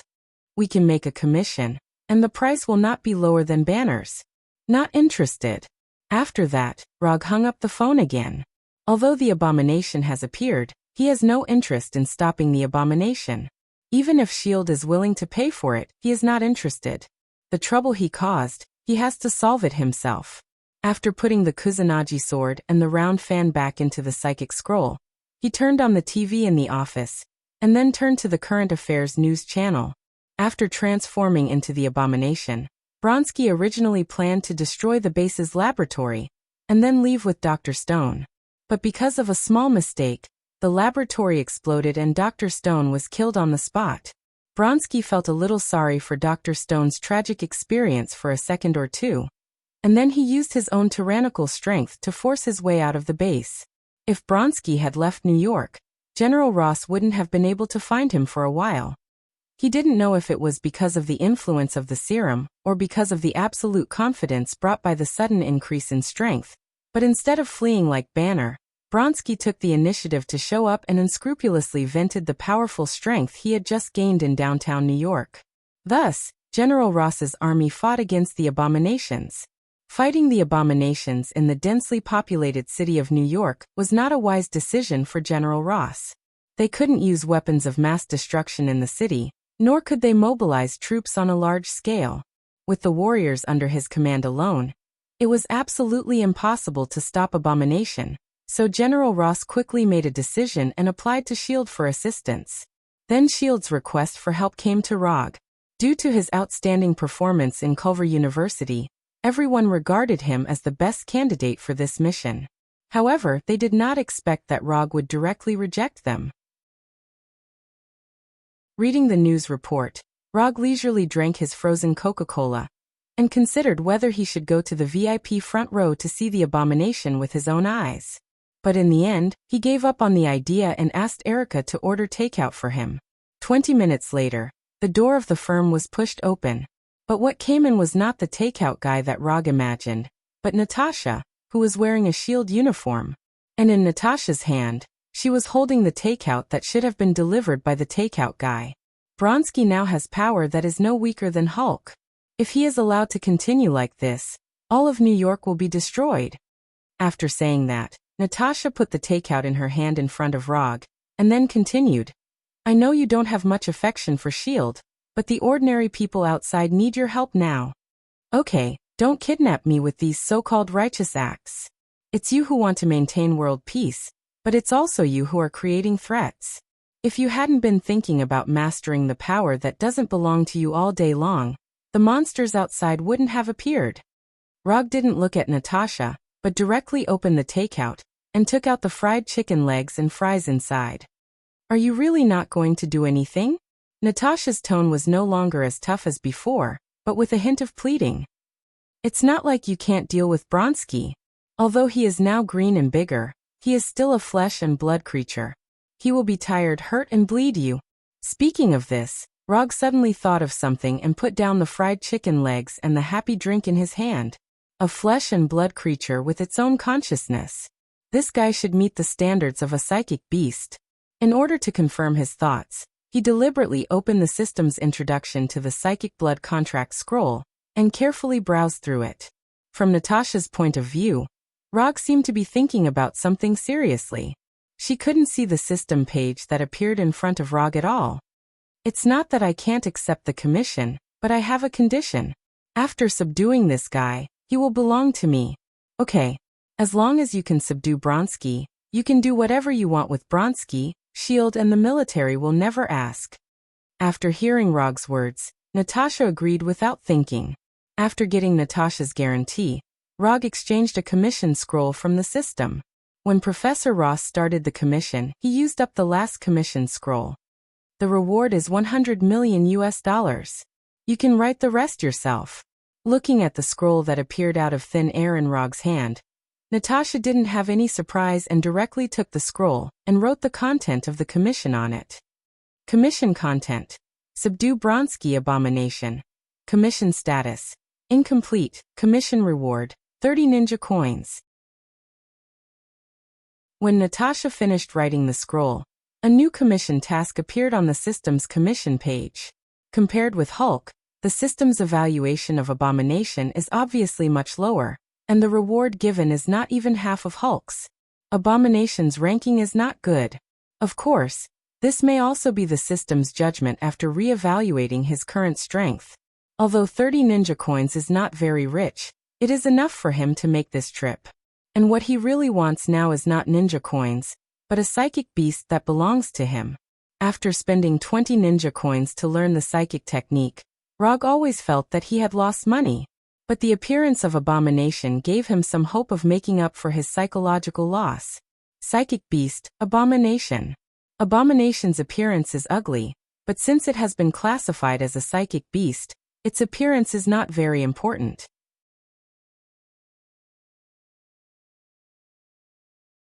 Chapter 81. I'll take this commission. You can inform S.H.I.E.L.D. to transfer the money now. After that, Rog left the office directly with the Flying Thunder God, and came to the roof of a building near Abomination. Looking down from the top of the building, Abomination was like a rampaging beast, constantly destroying and attacking the streets. Although the soldiers around him were doing their best to attack Abomination, they did not cause any harm to Abomination. Instead, they made Abomination more violent. In other words, he was more excited. Looking at the pedestrians fleeing around him and the soldiers who were nervous, but could not retreat, Abomination couldn't help laughing wildly. This perfect body, this powerful strength, this feeling of dominating everything. This is the future I really want. I am God. Just as Abomination was fantasizing about the beautiful scene in the future, a liquid bullet hit his right face like lightning, leaving a visible scar on his face. Water release, water iron cannon technique. The one who launched the attack was none other than Rog, who had just jumped from the top of the building. At this time, Rog was only wearing a 3-tomo mask, but Abomination recognized him at a glance. It was this guy who defeated Hulk. After seeing that the attacker was Rog, Abomination did not launch an attack as casually as before, but looked at Rog seriously. This guy defeated Hulk. If I defeat him, it proves that I am stronger than Hulk. I am the strongest. After a series of illogical thoughts, the abomination was driven by its instincts and sprinted towards Rog. In the eyes of others, abomination was like a prehistoric behemoth running towards Rog. In Rog's eyes, abomination was like a green pet dog running to its owner. 10 meters, 5 meters, 3 meters, 1 meter. When abomination came to a meter in front of him, Rog threw the flying Thor kunai in his hand very casually. Although abomination knows that Rog has the ability to teleport, at this distance, he has absolute confidence that he can punch Rog into a meat patty. However, things did not develop as he had imagined. Rog disappeared. When his right fist was only a few centimeters away from Rog, Rog disappeared. After sensing Rog's disappearance, the abomination immediately withdrew its fist and turned around. The scene of Rog hitting Hulk with Odama Rasengan left a very deep impression on Abomination. He didn't want to encounter Hulk's original scene. Abomination was not like Hulk, personally experiencing the power of Odama Rasengan, because Rog did not use Odama Rasengan at all. After turning around, Abomination saw Rog, and the flying Thor kunai that had just been thrown out by Rog. Before he could realize what had happened, the scene in front of him changed in an instant. What appeared in front of him was no longer the chaotic street, but a forest he had never seen before. Rog did not intend to solve Abomination in New York City, so he took Abomination directly to one of the forests where he practiced Mokuton.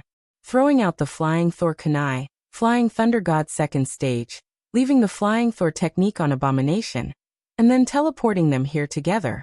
Before getting the immortal body, Rog's mastery of the flying Thor second stage was not particularly proficient, so he rarely used the flying Thor second stage in battle. But after getting the immortal body, he found that his mastery of the flying Thor second stage had an inexplicable improvement.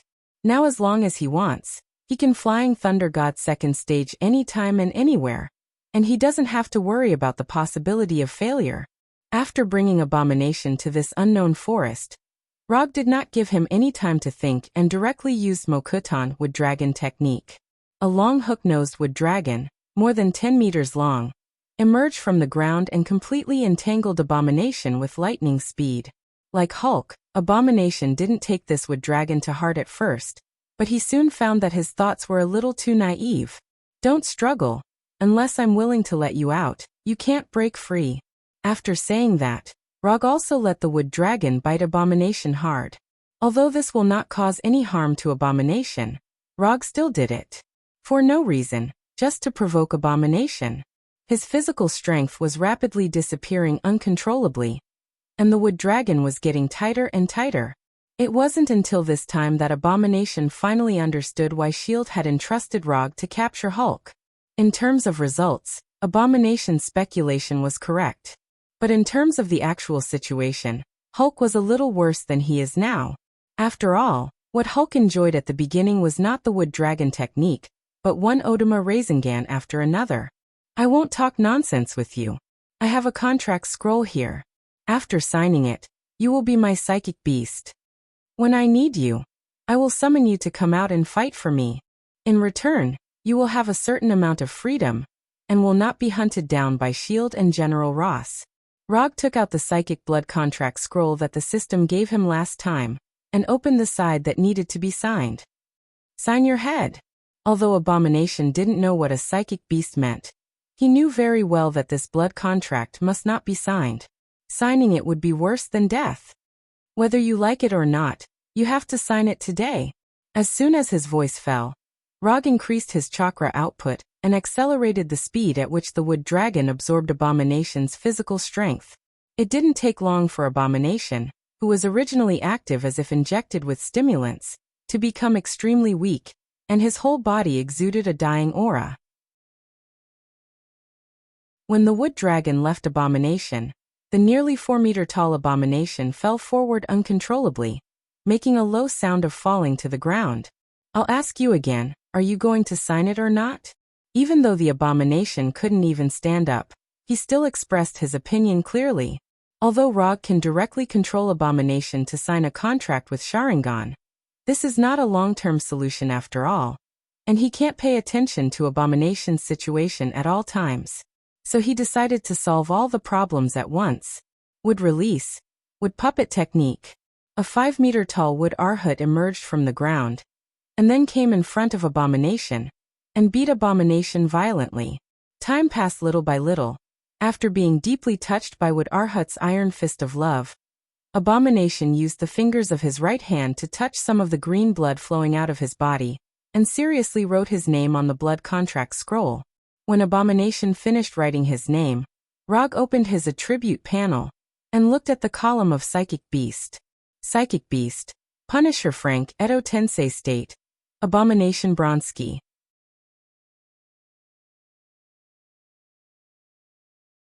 Chapter 82. Looking at the information displayed in the property panel, Rog nodded with satisfaction, and then said to the Abomination lying on the ground, "From now on, you are my summon beast. Under normal circumstances, I won't restrict your freedom, but you'd better control your temper and don't make trouble everywhere. In addition, when I summon you, you'd better listen to the arrangement. Someone will come to you later, and he is also my man. As for whether you two plan to live together or live separately, it's up to you. Finally, a warm reminder, don't try to escape. If I find out, I'll let you have a good talk with Makijin and let it correct your wrong ideas." After explaining, Rog returned to his office with the Flying Thunder God, and then informed Punisher to go to the forest to pick up the Abomination. The matter with the Abomination has come to an end for the time being. As long as S.H.I.E.L.D. sends the reward, the commission will be completely completed. He now has a total of 73 ninja coins unspent. If he adds the 30 ninja coins entrusted to him, his unspent ninja coins has once again returned to the 3-digit level.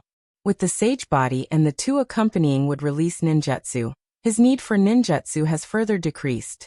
Whether it is attack or control, he now has enough means, and for the time being, there is no lack of firepower or control skills. After thinking about it, he opened the exchange page of the system, and focused his attention on the basic ninjutsu on the first page of the exchange page. Transformation Jutsu. One of the 3 ninjutsu taught by the ninja school, the basic of the basic ninjutsu. Ninjas who don't know transformation jutsu are not even qualified to graduate from the ninja school. But it is such a basic ninjutsu that Rog has never exchanged. Clone jutsu, he only exchanged for substitute jutsu, and he also studied substitute jutsu to the extent of instinct. He will definitely not exchange for clone jutsu. He already has shadow clone jutsu, and exchanging for clone jutsu is purely a waste of ninja coins. Compared with clone jutsu, transformation jutsu is undoubtedly much more practical, and the future improvement may be greater. When the shapeshifting technique was unleashed to its limits, it could even cause the chakra primogenitor to reveal a flaw in an intense battle. Just as Rog was thinking about whether he should exchange for the shapeshifting technique, he received a transfer message on his phone. It was a transfer of $100 million. At the same time when the mobile phone received the transfer information, the commission in the system became completed, and the 30 ninja coins were transferred to his account. Transformation jutsu only costs 30 ninja coins, so he finally exchanged for this ninjutsu that may play a great role in the future. Transformation technique. By condensing chakra to change one's appearance, one would be able to transform into someone else. Ordinary methods would not be able to see through it. Other than turning into other people, they could also turn into animals or objects. Whether it was transforming into a human, an animal, or an object, it was only a change in appearance, not a change in essence. This meant that even if he transformed into Hulk's appearance, he would not have the same physique and strength as Hulk. For special agents or spies, the transformation technique could be considered a rare divine skill. But for Rog, who likes to fight head-on, the biggest meaning of the transformation technique is to confuse the enemy. After confirming the chakra operation of the shapeshifting technique, he began his first shapeshifting technique. Bang! When the white smoke dissipated, the person sitting on the chair became Natasha, who Rog had just seen. Just by looking at the appearance, there is no problem. But this jutsu is a bit too weak. The effect of the jutsu will be lifted if I endure a little bit of a violent attack. It is enough to scare people. As for the rest, Rog stopped the messy thoughts in his mind and lifted the effect of the shape-shifting technique. Time flew, and a year passed in the blink of an eye. During this year, Rog continued to receive some commissions from time to time as usual to earn some ninja coins for himself. Most of the time he spent on the study and mastering of the 2 Kekii Genkai Sharingan and would release, making these 2 Kekii Genkai a part of himself. After the end of the day's practice, Rog opened his property panel and looked at his current status. Host, Rog profession, ninja talent. No seal technique, 7 attribute chakra Kekii Genkai. 3 Tomo Sharingan would release physique. Senju body Senju Hashirama. Ninjutsu. Substitution Jutsu, Body Flicker Jutsu. Hold Jutsu, Shadow Clone Jutsu. Flying Thunder God level 2. Chakra perception Rasengan self-taught. Odama Rasengan self-taught. Summoning transformation would release. Wood dragon technique, would human technique lightning release. Chidori sharp spear, Chidori flow fire. Release. Grand fire annihilation water release. Water iron cannon Genjutsu. Dark walk Sharingan Genjutsu. False memory Taijutsu. Strange strength chakra amount. One tail summon beast. Punisher Frank, Edo Tensei. Abomination Bronski unconsumed ninja coins. 256 ninjutsu hasn't changed much. It's still the same ninjutsu from a year ago. In terms of ninja coins, he didn't accept many commissions this year, and only earned more than 100 ninja coins. Rog originally intended to let Punisher and Abomination accept the commission together, but he found that the system perfectly avoided this loophole. If he didn't accept and execute the commission himself, the system wouldn't pass it at all. Even if he accepted the commission and arranged Punisher and Abomination to do it, the system would cancel the commission that has passed the judgment and deduct 5 ninja coins from him. After losing a few ninja coins, he decisively dispelled the idea of being lazy and honestly performed the commission himself. Among them, the biggest change is the amount of chakra he has. According to his judgment, with the Senju body, he should be able to get more than 100 calories of chakra after 1 year of practice. But he found that he somewhat underestimated the Senju body from Hashirama. In the past year, his chakra amount has successfully increased from 102 calories to 300 calories. Then the system changed the measurement unit of chakra amount to tail. As for the current chakra amount, it's equivalent to a Chibi Shikaku's chakra amount, or Kyubi Kurama's chakra amount or Jubi's 1 tail. He can't judge for the time being. The increase in chakra amount also brought another benefit. The power of the ninjutsu he can use now is far beyond the power of a year ago. In other words, he was now even stronger than before.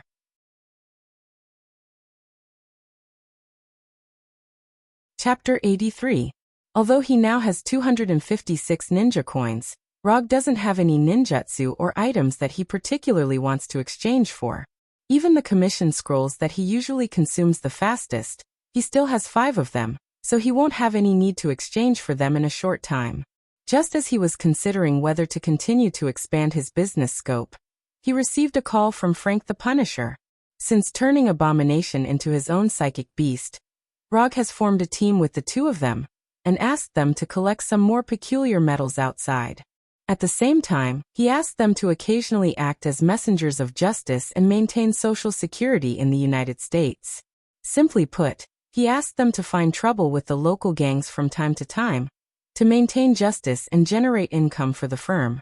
Because of their hard work, the firm's operating income has improved significantly, and even attracted the attention of the IRS. If it weren't for S.H.I.E.L.D.'s silent suppression of this matter, Rog would have been invited to tea by the tax bureau early in the morning. Of course, in return, Rog finally had an informal meeting with S.H.I.E.L.D.'s director, Nick Fury, and reached a consensus on certain issues. "My lord, we found the hammer that fell from the sky that you were talking about." As you expected, S.H.I.E.L.D.'s people found the hammer and built a simple research base around the hammer. The hammer the Punisher was talking about was Thor's Mjolnir. Although Rog knew that Thor's hammer would appear in New Mexico, he didn't know when Thor's hammer would fall. So half a year ago, he took the simplest and most crude approach, that is, he sent both Punisher and Abomination to New Mexico and asked them to keep an eye on the situation there. Waiting really paid off. After hanging up the call from Punisher, Rog began to sense the flying Thor technique on Punisher. Thor, we're finally going to meet. I hope you can bring me some unexpected surprises. When Punisher ended the call with Rog, a strong man with long blonde hair suddenly broke into the research base, quickly knocked down the guards in the base, and quickly approached Thor's hammer in the middle of the research base. This guy is good. Obviously, he has received professional combat training. The guards inside can't stop him. The speaker is Abomination Bronsky, who is nearly 4 meters tall. At this time, Abomination has no previous fierce and arrogant attitude. After signing a psychic contract with Rog, Abomination escaped several times, but the results of the escape were not good. The best escape result was that he even saw the border of Canada. At that time, Abomination was trained by the combination of Wood Arhut and Wood Dragon for a whole month, and then he completely gave up. This is S.H.I.E.L.D.'s business. We don't have to do anything, we have to make sure that the hammer is not taken away.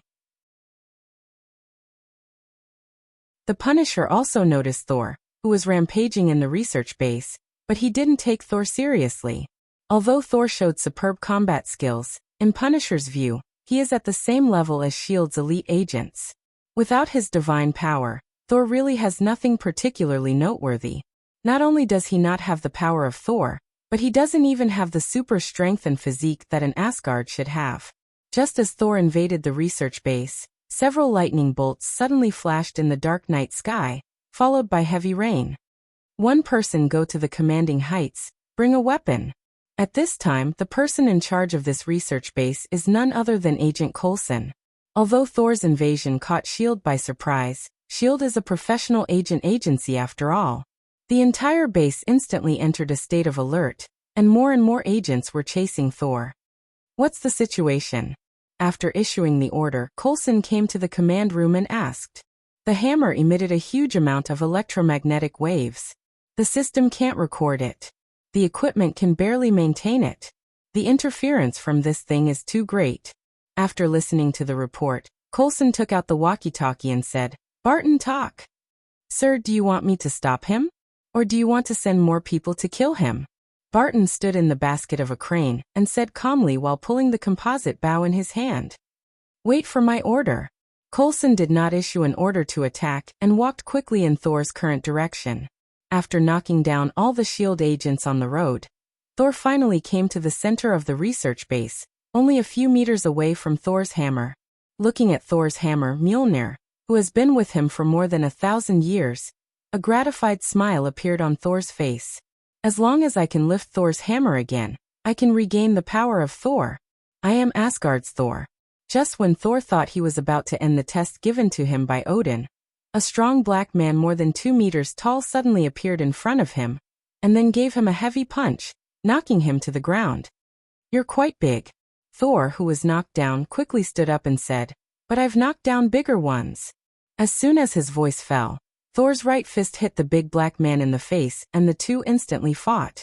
While Thor and the big black man were fighting inextricably, Rog also teleported to the front of the two Punishers.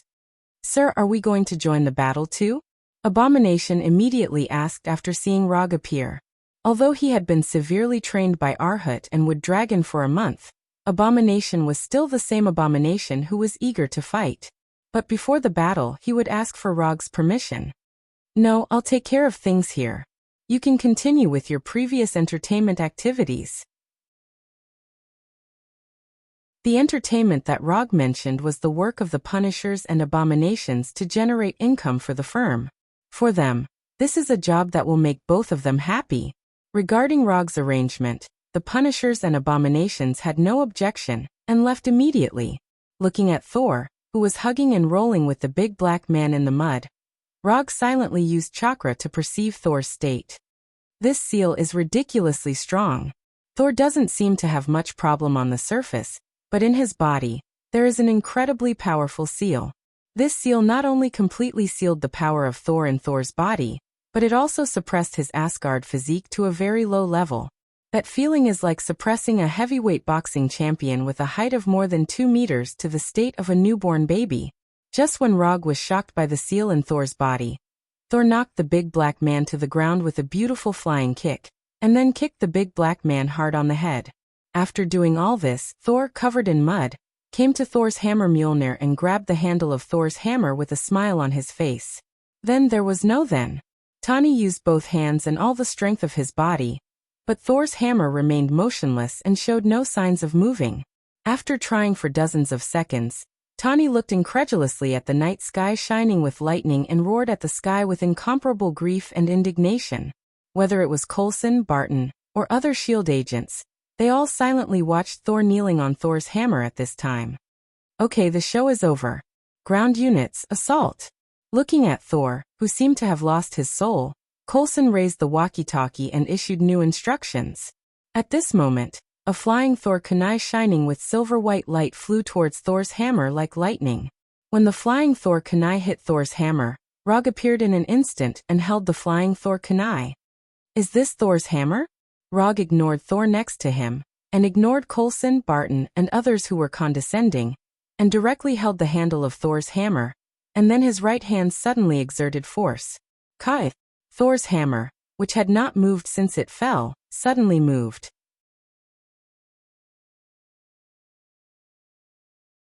Chapter 84. Once again, it was time for the necessary part of every novel that was published. First of all, I would like to thank all the readers for their support. If it wasn't for all of you, this novel wouldn't have been promoted all the way to the top. It wouldn't have been able to complete the recommendation process and be published on the front page. Thank you to all the readers for your recommendation tickets, collections, comments, and gifts. I've read all the chapters and reviews you left behind. Thank you for all your suggestions. Then I would like to thank the Mr. Lan Guang. Even though the recommendation results weren't ideal, he still arranged for a follow-up recommendation. This gave the novel more exposure and allowed Apprentice to complete his dream of being published on the front page. Therefore, I would like to sincerely thank Mr. Lan Guang. Thank you for your support and support. Finally, it was time to act pitiful. Readers who had been reading the novel should know that Apprentice wasn't acting pitiful. He was really pitiful. Every day, he would work overtime until midnight, and could barely write a chapter when he got home. Therefore, he still owed all the readers 15 chapters. These 15 chapters would be repaid on the second day after the novel was published. He would finish repaying them within 10 days.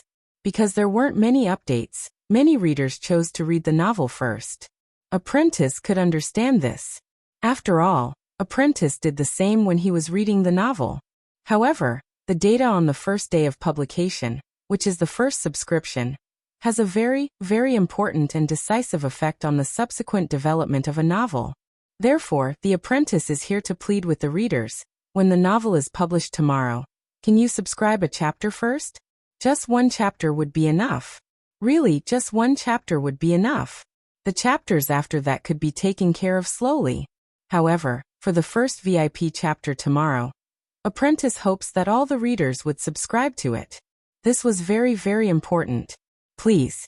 Due to his hand speed and his stockpile of manuscripts, the Apprentice was unable to release 10 or 100 chapters like other authors. However, he would release at least 5 chapters tomorrow, which was a 10,000-word update. He hoped that the readers would be a little happier after reading it. Currently, the book's collection data was 244. Normally, the subscription ratio would be around 10:1. However, Apprentice wasn't that ambitious. Because there were some parts that weren't written particularly well, Apprentice would be satisfied if the subscription ratio was around 15:1. As long as the average subscription exceeded 1,600, every 100 subscriptions would add a chapter. If the average subscription exceeded 2,000, the daily minimum would increase from 2 to 3 chapters. If the average order could exceed 3,000, which meant that it was a premium product, the minimum daily order would be at least 4 chapters. Although this didn't seem possible, one had to have some dreams. Perhaps this dream would come true like Infinite Tsukuyomi. Next was the reward system.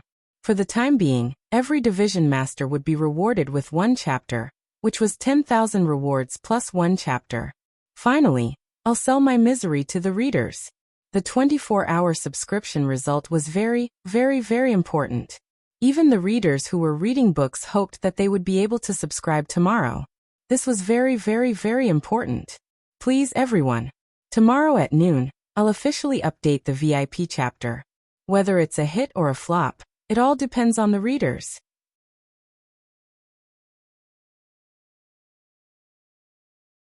Chapter 85.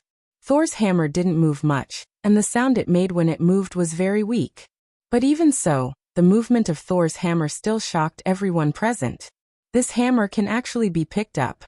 Coulson, Barton, and other S.H.I.E.L.D. agents all showed an incredulous look. After discovering Thor's hammer, they tried various methods to try to move Thor's hammer. But no matter what method they used, Thor's hammer didn't show any signs of movement, as if it was connected to the whole earth. Coulson, Barton, and others just felt incredible, but as the former owner of Thor's hammer, Thor was completely shocked at this time. No one knows Thor's hammer better than him. It is precisely because of this that he was shocked by the scene in front of him. In Thor's memory, except for himself and Odin, no one can lift Thor's hammer. I have really been abandoned. Even Thor's hammer is not willing to recognize me. Thor's hammer would rather be lifted by a stranger than returned to my hands? I really am. Rog didn't know what Thor was thinking in his mind, and he was also in a state of confusion. What's going on? Didn't they say that there was Odin's spell on Thor's hammer? Didn't they say that only people with a pure heart and justice can lift Thor's hammer? Didn't they say that as long as you can lift Thor's hammer, you can have Thor's power? Is there a bug in Odin's spell? Before Rog could figure out what was going on, Thor's hammer in his hand suddenly became extremely heavy, and then it fell directly to the ground with a bang. At the moment when Thor's hammer fell to the ground, a blue lightning bolt as thick as a bucket fell from the sky and directly struck Rog. Boom! The lightning directly hit the Thor's hammer on the ground, and the raging electric current created a tornado-like airflow, blowing the people around it away. When the lightning was about to hit him, Rog left the place with the flying thunder god, and returned to the small hill outside the base. At this time he was very glad that he had left a Thor kunai here before he went to the research base. The speed of that bolt of lightning far exceeded his expectations. If he hadn't left behind the flying Thor kunai in advance, he would have been the first person to be struck by lightning while raising the Thor's hammer. Although Rog was far away from Thor's hammer, the lightning did not seem to intend to let him go. The night sky, which was already filled with thunder and lightning, was suddenly enveloped by bolts of lightning. The entire night sky became as bright as day. Without giving Rog any time to think, the lightning in the night sky seemed to have a life of its own, attacking him one after another. Boom, boom, boom, boom. He was inexplicably struck by so many lightning bolts, and each one was thicker than the last. Rog did not hesitate and made a decision in an instant. Flying Thor. Because there were no other flying Thor spells around the research base, Rog could not repeatedly jump around the lightning bolts. The coordinates he was teleported to this time was the Punisher, who had already left this place. At this time, the Punisher and the Abomination were heading to a nearby town, and were discussing which city to go to next to generate income. When Rog reappeared, they were slightly stunned. Then they understood why Rog appeared. The next second after Rog appeared, several bolts of lightning suddenly fell from the night sky and hit the Punisher and the Abomination in front of Rog. As for Rog himself, he returned to the small hill outside the research base through the flying Thor. Most of the lightning bolts struck the small hill, making the originally normal-looking hill look like it had been bombarded by missiles. As for the remaining lightning bolts, they struck the Punisher and the Abomination. One of them had a body of filth, and the other had thick skin, so Rog was not particularly worried about the condition of the two of them. After confirming that there were no more lightning bolts in the night sky, he pulled out the flying Thor kunai from the ground, and then slowly walked towards the research base. Don't touch things that don't belong to you, or you'll be struck by lightning.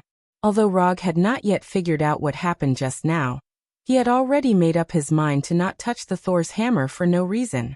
And in the short period of time when he mentioned the Thor's hammer, he felt as if he was being watched by a great existence.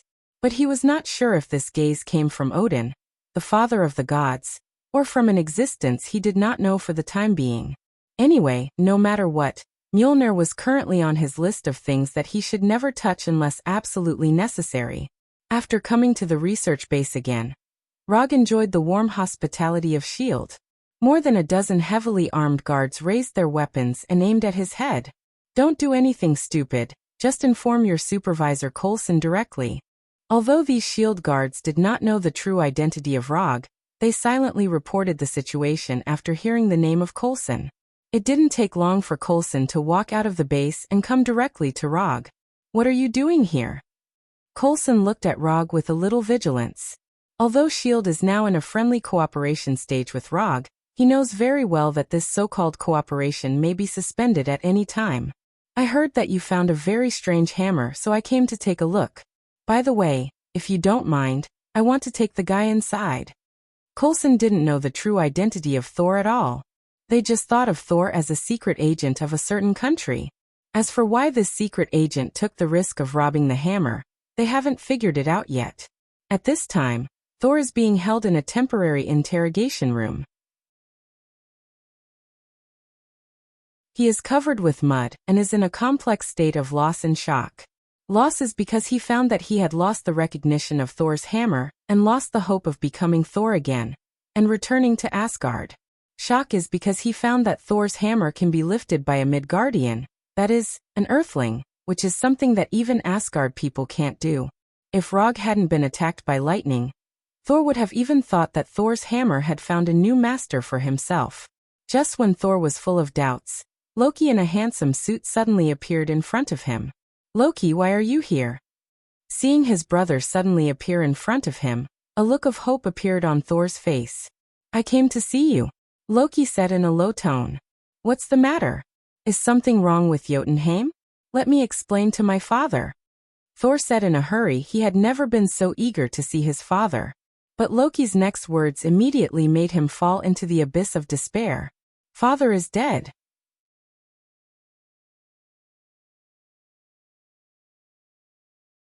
Chapter 86. Loki's words were like a bolt from the blue, striking Saul's body, causing him to be completely stunned. Father is dead? Odin, the father of all gods, is dead? Then uncontrollable sadness and annoyance welled up in his heart. What? Thor asked in an extremely sad tone. Banishing you, coupled with the threat of war, made him unable to bear it any longer. Don't blame yourself. I know you love him, I want to tell him, but he won't listen. Listening to Loki's words, Thor couldn't help but shed tears from the corners of his eyes. Knowing that you can no longer lift Thor's hammer, but still putting Thor's hammer beside you, this is too cruel. The burden of the throne now falls on me. Then can I go home? Thor asked in a pleading tone that he had never used before.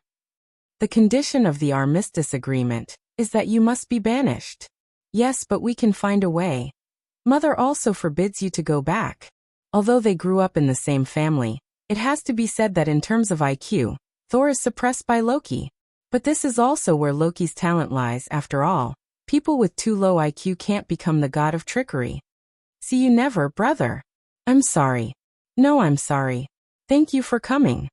After completely fooling Thor, Loki left the interrogation room with satisfaction and came to the vicinity of Thor's hammer. After a friendly exchange, Coulson finally agreed to let Rog take Thor away.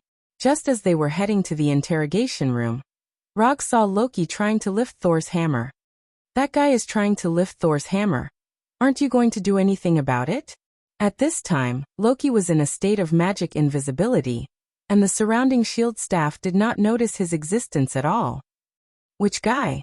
Coulson followed Rog's gaze, but he saw nothing. It's that guy in a suit with black hair. Although Rog had never seen Loki before, he was 100% sure that the person who was trying to lift Thor's hammer was Loki. Forget it, there's no point in telling you. After saying that, Rog went straight to the aisle near Thor's hammer and said to Loki below, You're Thor's brother, right? I think it's better if you don't lift Mjolnir.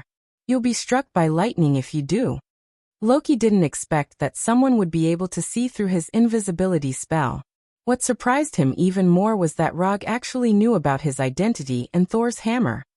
Who are you? Loki withdrew his hands and silently put them into his suit jacket, ready to pull out the dagger at any time. My name is Rog, I'm a ninja. Ninja? What kind of occupation was this? Loki thought that Rog was a sorcerer like himself, so he could see through his invisibility spell so easily. In the eyes of Coulson and others, Rog seemed to be talking to the air at this time. But as an experienced agent, Coulson immediately reacted and quietly arranged for S.H.I.E.L.D. staff to scan the environment near Thor's hammer. After looking at Rog carefully, Loki didn't say a word and turned away. A strange guy came out of nowhere, and he didn't look strong at all. He was a low-level existence that didn't need to be cared about at all. Rog didn't stop Loki from leaving, but silently observed the energy around his body that couldn't be detected by the naked eye with Sharingan, and memorized the way this energy worked that he had never seen before. Is this Asgard's magic? Interesting. When Loki's figure completely disappeared, Rog turned to Coulson and said, "That guy is gone." Next, it was a routine release procedure. The only thing worth noting was that when leaving the research base, Thor silently took a notebook placed on the table. "I didn't expect you to have talent in this area." S.H.I.E.L.D. staff didn't notice Thor's little move at all, allowing him to easily take away the notebook that belonged to Dr. Jane Foster. "Why can you lift Mjolnir? And why did you come to save me?" "These questions I'll answer you later. What you need now is to change into clean clothes and solve your food problem by the way."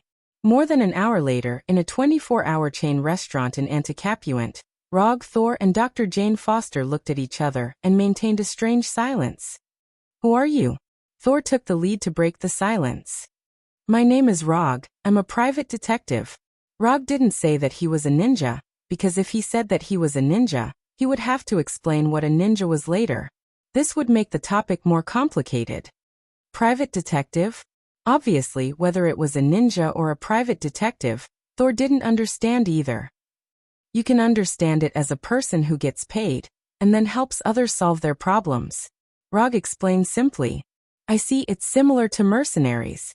Although Asgard didn't have a private detective, there were mercenaries, so Thor quickly understood the profession of a private detective.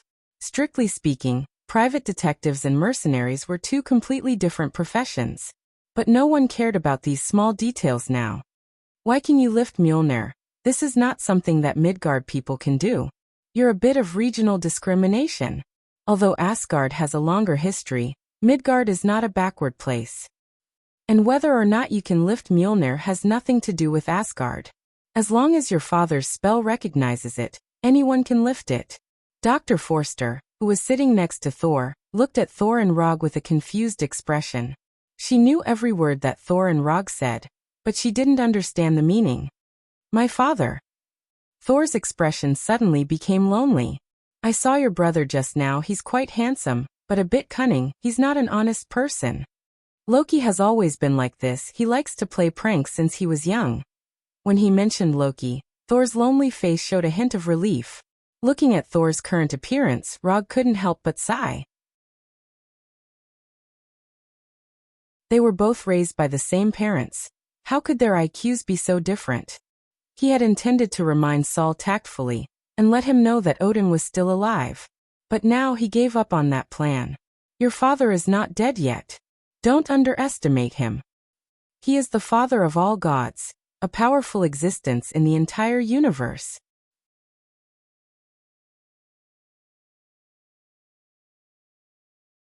Chapter 87. My father isn't dead? Thor's voice became agitated. Of course. You have to have some faith in your father. The name Father of Gods is not just a title. Without enough strength, the others in the universe will not recognize the title of Father of Gods. Hearing this, Thor calmed down a little and began to think seriously. After eliminating some subjective thoughts, he felt more and more that Rog's words were correct. The main reason was that Loki had too many bad records, so after calming down, Thor quickly noticed the loopholes. "Then how can I go back?" Thor asked the question he was most concerned about. "I don't know." Thor thought that Rog knew how to get him back to Asgard, but Rog's answer instantly extinguished his hope. "Actually, I also want to go to Asgard. So if you find your own strength, I hope you can bring me along." The reason why Rog said so much to Thor was purely because he also wanted to go to Asgard and see a world outside of Earth. The universe is so big, I want to see it. In addition, he also wanted to go to Asgard to see a civilization that was completely different from Earth, especially when it came to combat and magic. "You want to go to Asgard?" "That's right. Looking at Rog's serious face, Thor seriously thought about it. Bringing a Midgardian to Asgard was not in line with Asgard's rules, but it was not a particularly serious matter. After thinking seriously for a few minutes, Thor finally made a decision. If I can return to Asgard, I can bring you along. However, I have a condition. I hope you can protect the people here from harm during this period of time. Although Thor was not as smart as Loki, he had lived with Loki for more than 1,000 years after all. So after figuring out some things, he knew what Loki would do next. After losing Thor's power for a few days, he finally began to understand what Odin had often told him before: the responsibility of being a king. No problem. Not to mention just protecting the people here. Even if Thor asked him to deal with Loki, he would not refuse. After reaching an agreement with Thor, Rog left the restaurant and booked a room in the town's best hotel, and paid the room fee for a week in one lump sum. Rog wanted to book a room for Thor, but after thinking of Thor's Dr. Jane Foster, he silently gave up the idea. With Thor's appearance, even if he was unfamiliar with the place and had no money, he would never live on the streets. After all, this kind of man with a strong body, handsome face, and long blonde hair was very popular with the opposite sex in this country.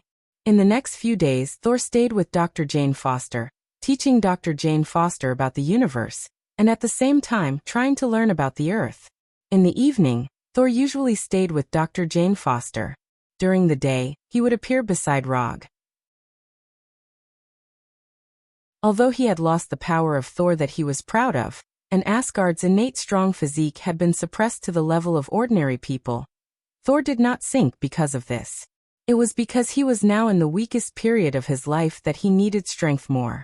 Although he did not have the strength of the past, Thor quickly adapted to his current state and showed the fighting qualities that a top warrior should have. That punch just now was good, as expected of Asgard's former Thor. In order to make the battle more fair, Rog did not use chakra, nor did he open Sharingan.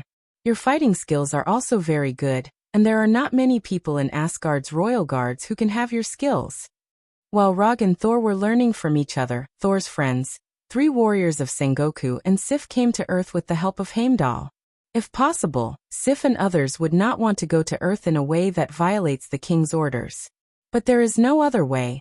Who told Loki to sit on the throne of Asgard now? The huge energy of Bifrost connecting the two worlds not only attracted the attention of S.H.I.E.L.D., but also Rog's attention.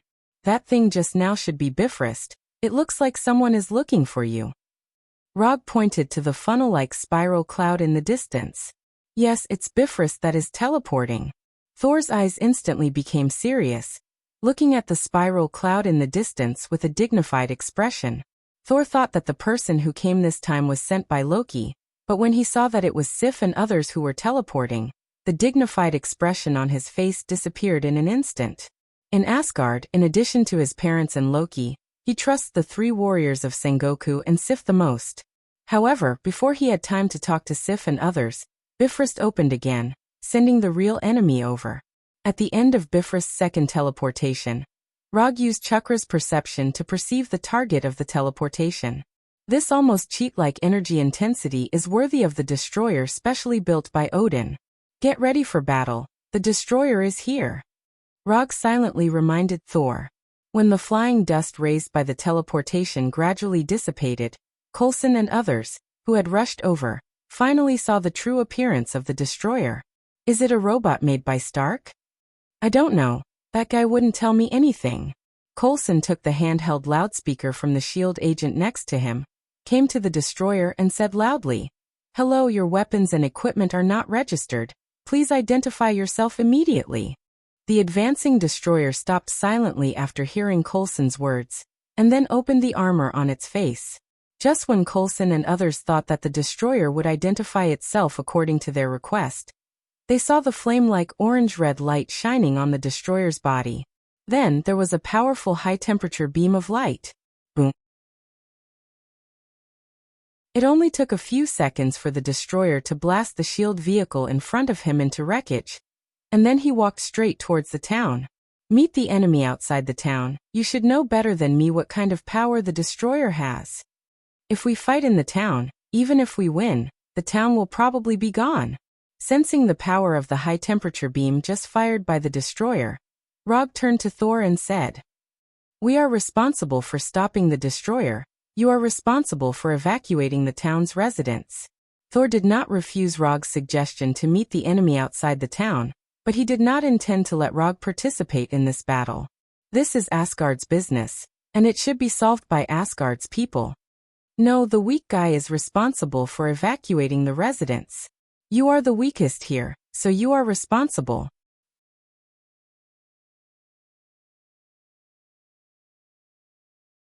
Chapter 88. The weakest guy was in charge of evacuating the town's residents. Thor had lived for more than 1,000 years, but this was the first time he had heard someone say this to him. "I like this guy, ha. Volstagg, one of the 3 warriors of Sengoku, patted Thor on the shoulder, then put his axe on his shoulder and laughed as he walked out of the town. "Being weak is a sin. You can slowly get used to this now." Fandral, one of the 3 warriors of Sengoku, did not laugh like Volstagg, but he turned his head and gave Thor a look that said, "You know what I mean." As for Hogg, he did not say anything. He just sighed silently, then took the warhammer in his hand and followed Volstagg, who was the first to leave. Sif had wanted to fight the destroyer with the 3 warriors of Sengoku, but after seeing Thor's helpless expression, she decided to stay and evacuate the town's residents with Thor. After saying this, Rog used the body flicker technique to leave the town. He was not willing to let go of the opportunity to fight the destroyer. The destroyer was an ultimate weapon personally created by the Father of Gods, Odin. It was originally created to resist the invasion of Earth by the celestial gods. But after its creation, the most important thing the destroyer did was to guard Asgard's palace treasury. Although the destroyer had not officially fought against the celestial gods, it was enough to make people pay 120% attention to the ultimate weapon that Odin had entrusted with such a heavy responsibility, even if it did not have any dazzling achievements. The destroyer's main material was URU metal, and its energy source was Odin's divine power. This meant that the destroyer not only had an incomparably strong defense, but also had an almost inexhaustible energy. Looking at the destroyer's height of more than 6 meters and its body that was emitting a silver-white light, the first thought that came to Rog's mind was not that the destroyer was very strong, but that it should be very valuable. Just as Rog's mind was filled with thoughts that he should not have had, the destroyer opened its face armor, and then a powerful high-temperature light beam shot out. Boom! The high-temperature beam hit the ground where Rog had just stood, leaving a 3-meter-wide crater in the ground. As for Rog himself, just as the high-temperature beam was about to hit him, he used the body flicker technique to change his position.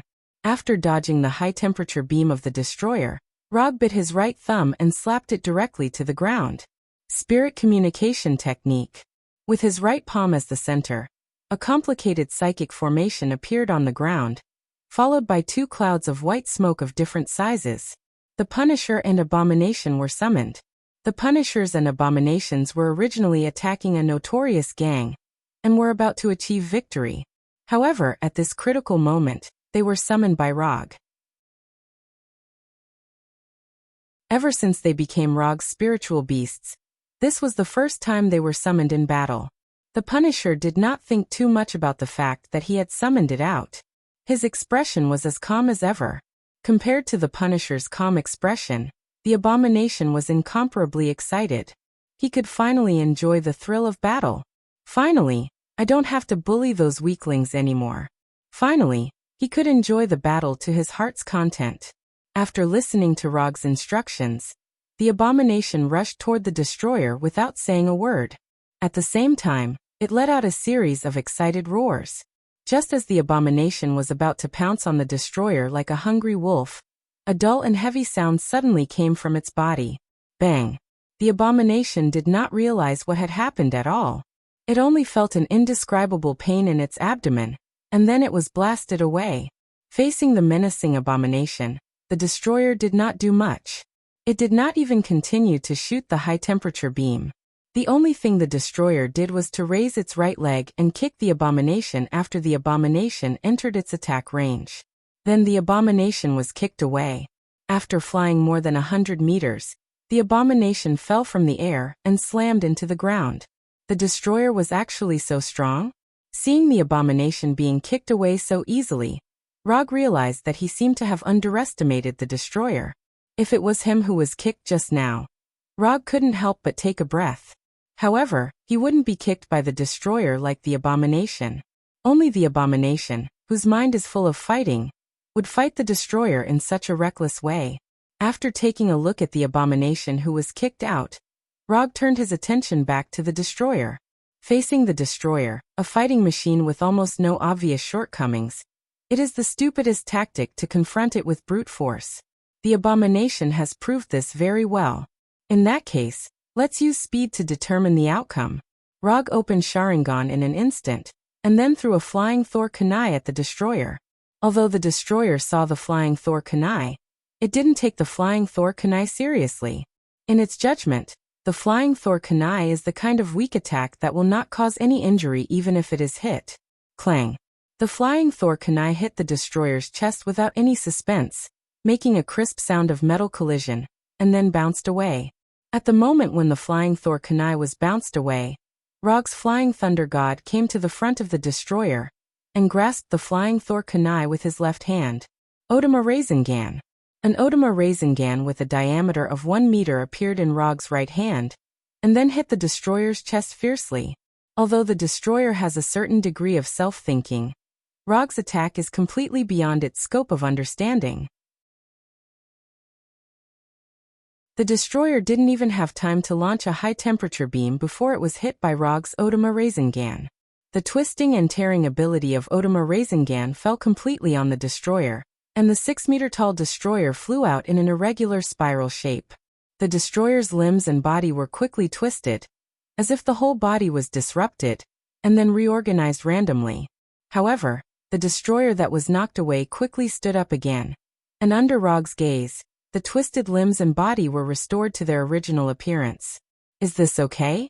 The destroyer's characteristic structure makes it immune to the damage of Odama Rasengan. Except for making it a little embarrassed, Odama Rasengan did not cause much damage to it.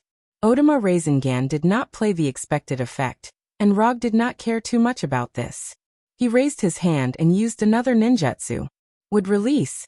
Would Dragon Jutsu. The destroyer is not Abomination or Hulk, so when he used Wood Dragon Jutsu he did not hold back at all. Nearly 20 meters long, the long hook-nosed Wood Dragon sprang out of the ground, like a python that catches its prey, tightly entwining the 6-meter-tall destroyer.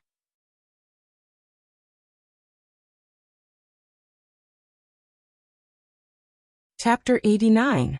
It was the same entanglement effect, but when the Wood Dragon entangled the destroyer, it was obviously more strenuous than when it entangled the Hulk and the Abomination.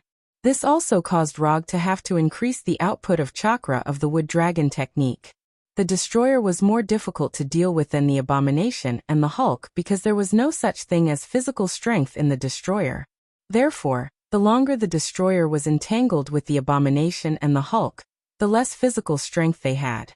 Although the Wood Dragon could not absorb physical strength from the destroyer, in addition to absorbing the target's physical strength, the Wood Dragon could also absorb the energy in the target's body.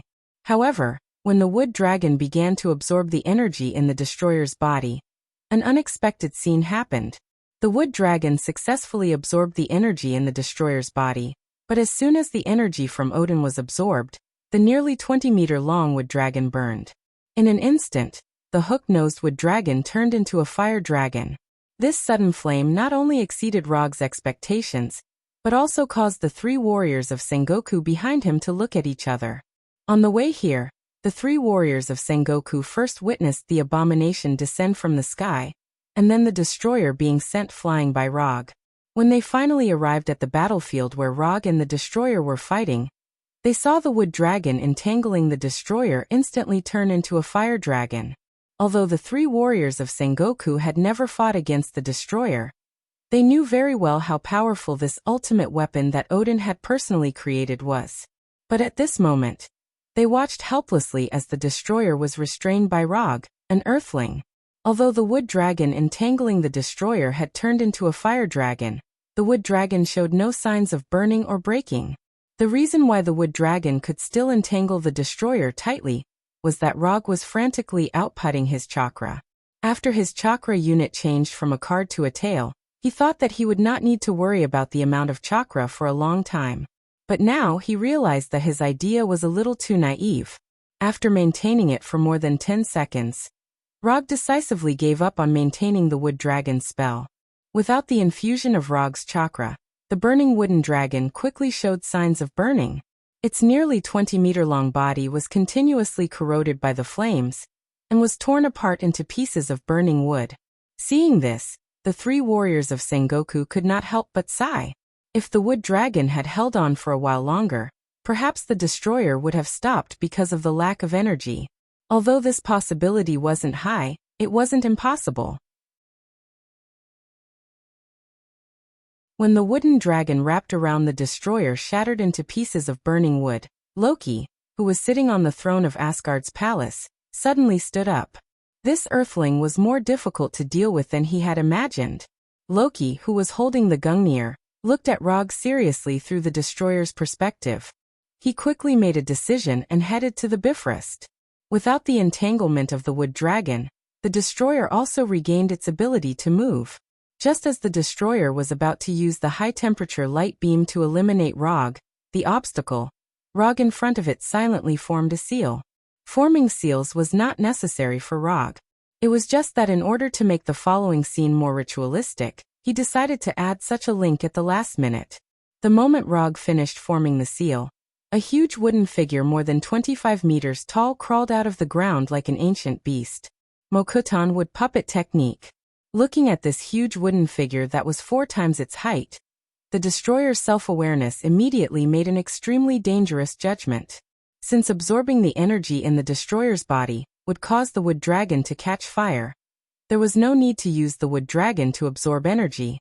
If the advantage of the wood dragon spell was to control the target and absorb energy, then the advantage of the wood puppet technique was its extremely strong physical influence. Even if you have a body made of URU metal, even if you have Odin's divine power as a source of energy, today, I will definitely reform you. With a thought, the godlike wooden figure Arhut raised his fists. Boom boom boom boom boom. F***CK tactics and strategies, and F***CK combat skills. The bigger the fist, is the truth. Under Rog's control, the wooden figure Arhut seemed to have transformed into a bodhisattva praising the Gatling gun of Nanwu. Its fists were like 6 big, clean pipes that were spinning 3,600 times per second. Great compassion to the world. Physical conversion to my Buddha.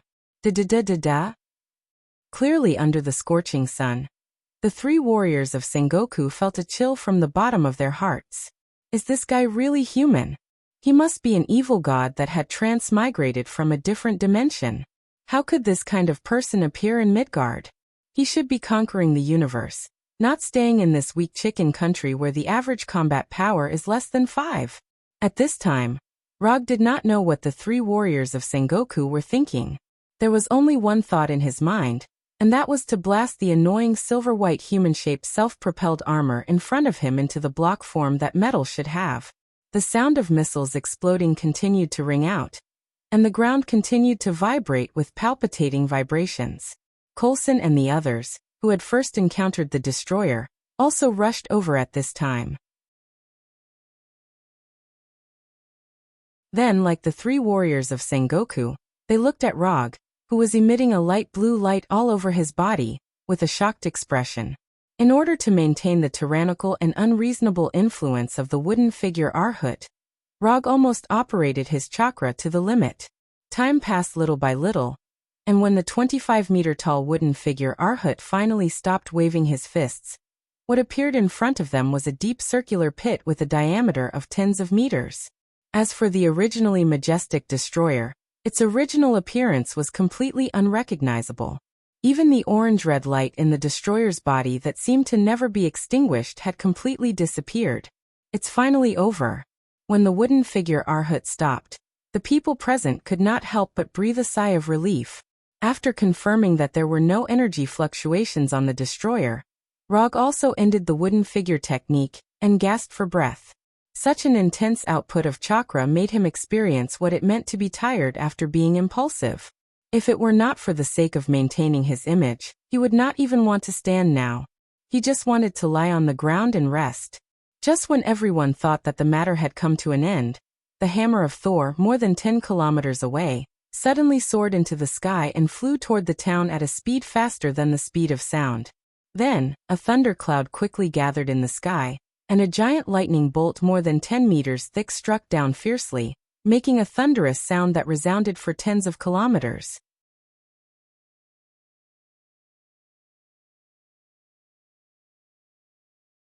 Chapter 90. After the giant lightning bolt, a powerful aura instantly enveloped the entire town. Even Rog and the others, who were a few kilometers away from the town, could clearly feel the godlike aura. Thor had returned. Sensing the powerful aura coming from the town, Rog revealed a puzzled expression. How could he retrieve Thor's power just by evacuating the townspeople? He didn't know what had happened, but he was sure that Thor had successfully retrieved Thor's power. He was even stronger than before he lost Thor's power. Thor's right hand gripped Thor's hammer, Mjolnir, and his clothes turned into Thor's armor. His red cloak fluttered even though there was no wind. Blue lightning bolts that were visible to the naked eye were swimming around his body like electric snakes. Sif and Dr. Forster couldn't help but smile when they saw Thor turn back into Thor.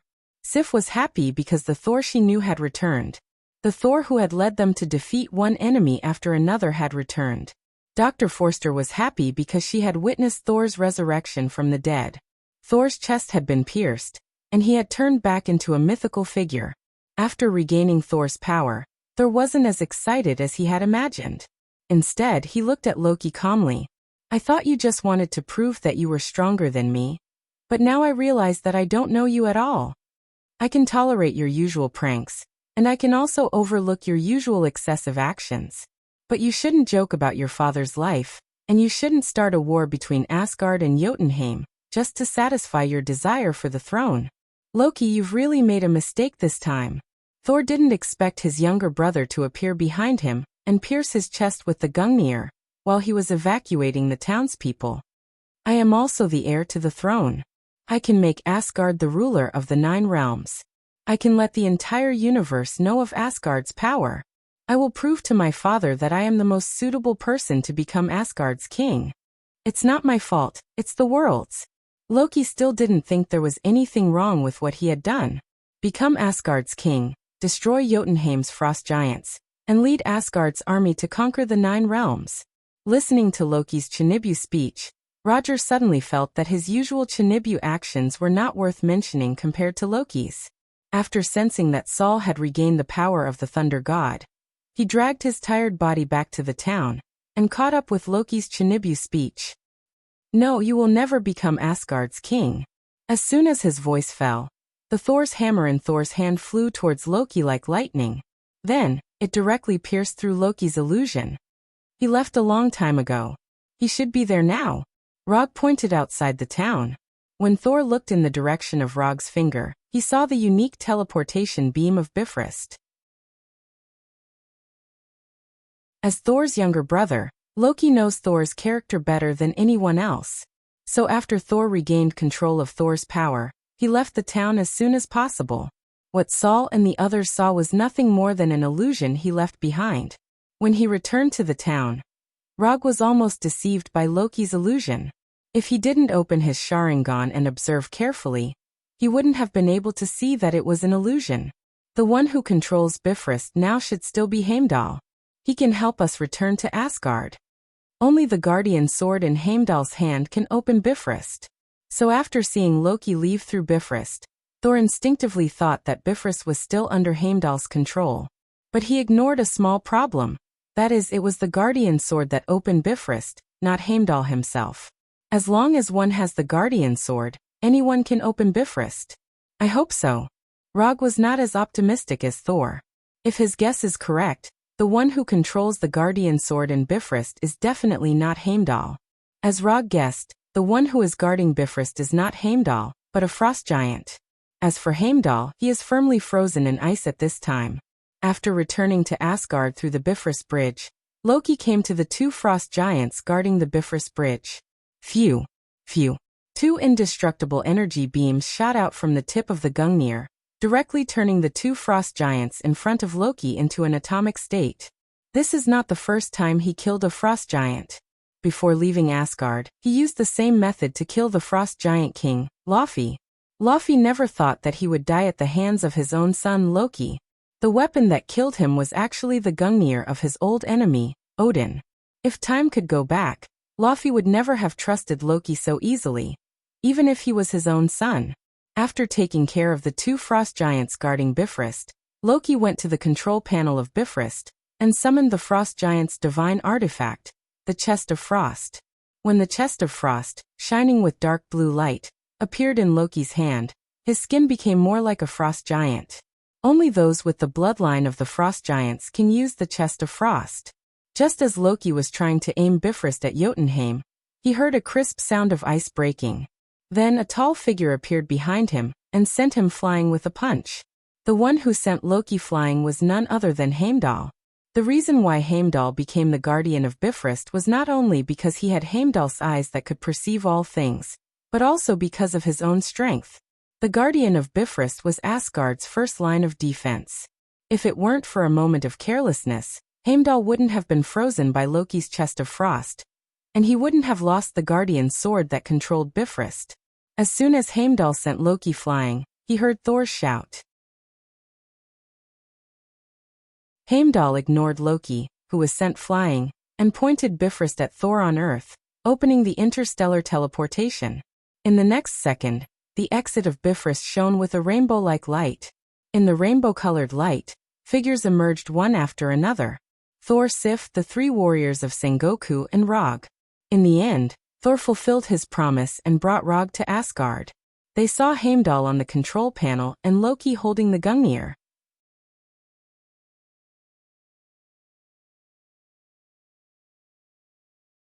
Chapter 91. Seeing Thor, Rog, and the others appear one by one, Loki's mood instantly became as cold as the chest of ice. If it was just Saul, he might not be a match for him. What's more, there was Rog next to Thor, who could defeat the destroyer. At this time, Loki began to regret going to Earth. Why did he stop Thor from evacuating the town's residents? Stopping Thor was one thing, but why did he have to add insult to injury? If he didn't add insult to injury, all of this wouldn't have happened.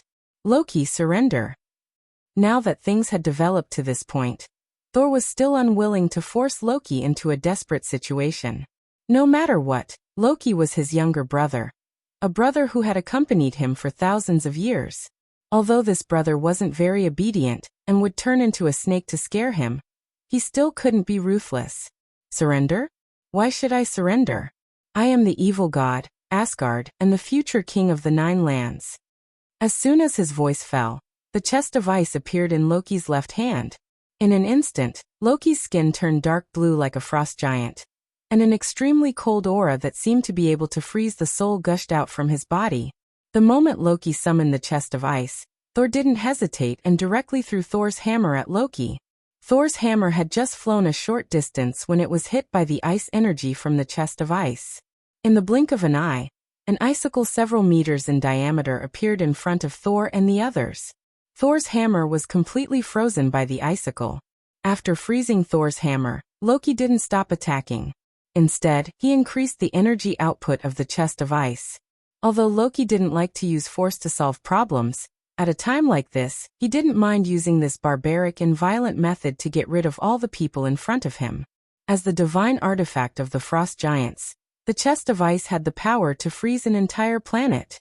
Although Loki couldn't unleash the full power of the chest of frost, it wouldn't be a problem for him to freeze Bifrost. Using the chest of frost, Loki regained control of the situation and picked up Odin's Gungnir. He held the box of frost in his left hand, and the spear of eternity in his right. Under the buff of these two divine tools, Loki instantly reached the peak of his life. The Bifrost Hall wasn't very wide to begin with. After being attacked by the chest of frost, most of the area was covered in huge blocks of ice. The energy from the casket of frost and the energy from the Gungnir constantly flew across the Bifrost, forcing Thor, Rog, and the others to temporarily leave the Bifrost Hall. Originally, Loki did not expect to deal with Thor, Rog, and the others here. From beginning to end, he only had one goal: Control the Bifrost and destroy Jotunheim. Although Loki was also a frost giant, he didn't have any good impression of the frost giants who were like barbarians in Jotunheim, let alone treat them as his own kind. After forcing Thor, Rog, and the others out of the Bifrost Hall, Loki first used the chest of frost to freeze the entrance of the Bifrost. Then he went to the control panel of the Bifrost and aimed the muzzle of the Bifrost at Jotunheim. Interstellar teleportation wasn't the only function of the Bifrost. Strictly speaking, this wasn't even the main reason why the Bifrost was designed. The Bifrost was an out-and-out weapon of war. It was an ultimate weapon of war with the power to destroy a planet. When the Bifrost's power was maximized, the energy beam of the Bifrost could directly penetrate an entire planet.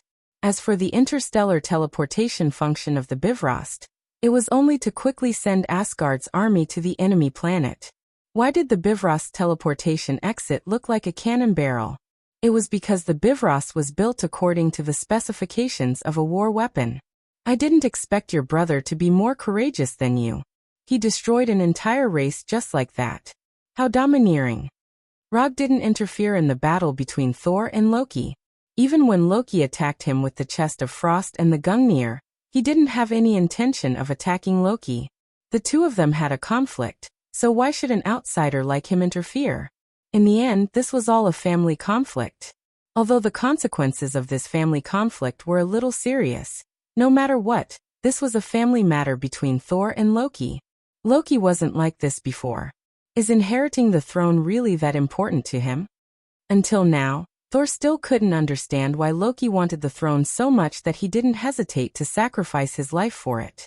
After sighing silently, Thor began to summon Thor's hammer in the Bifrost.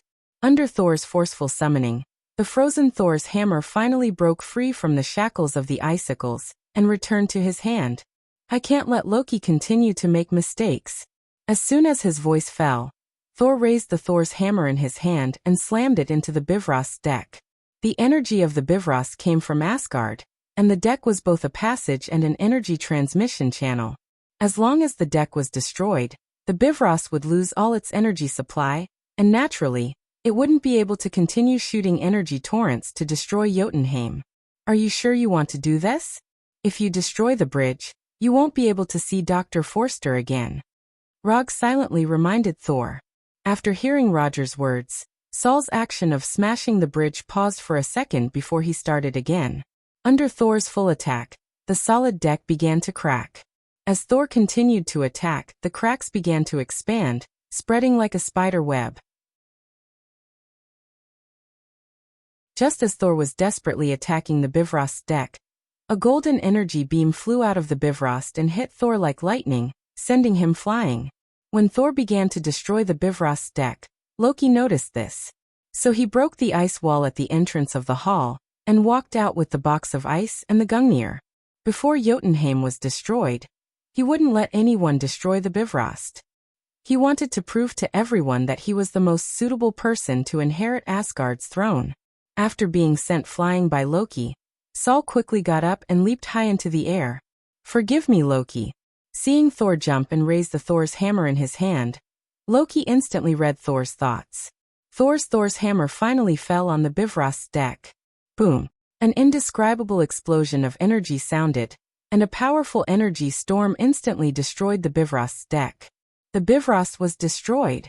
The energy storm destroyed the Bifrost Hall, causing the Bifrost Hall, which was already on the edge of Asgard, to fall directly into the endless starry abyss.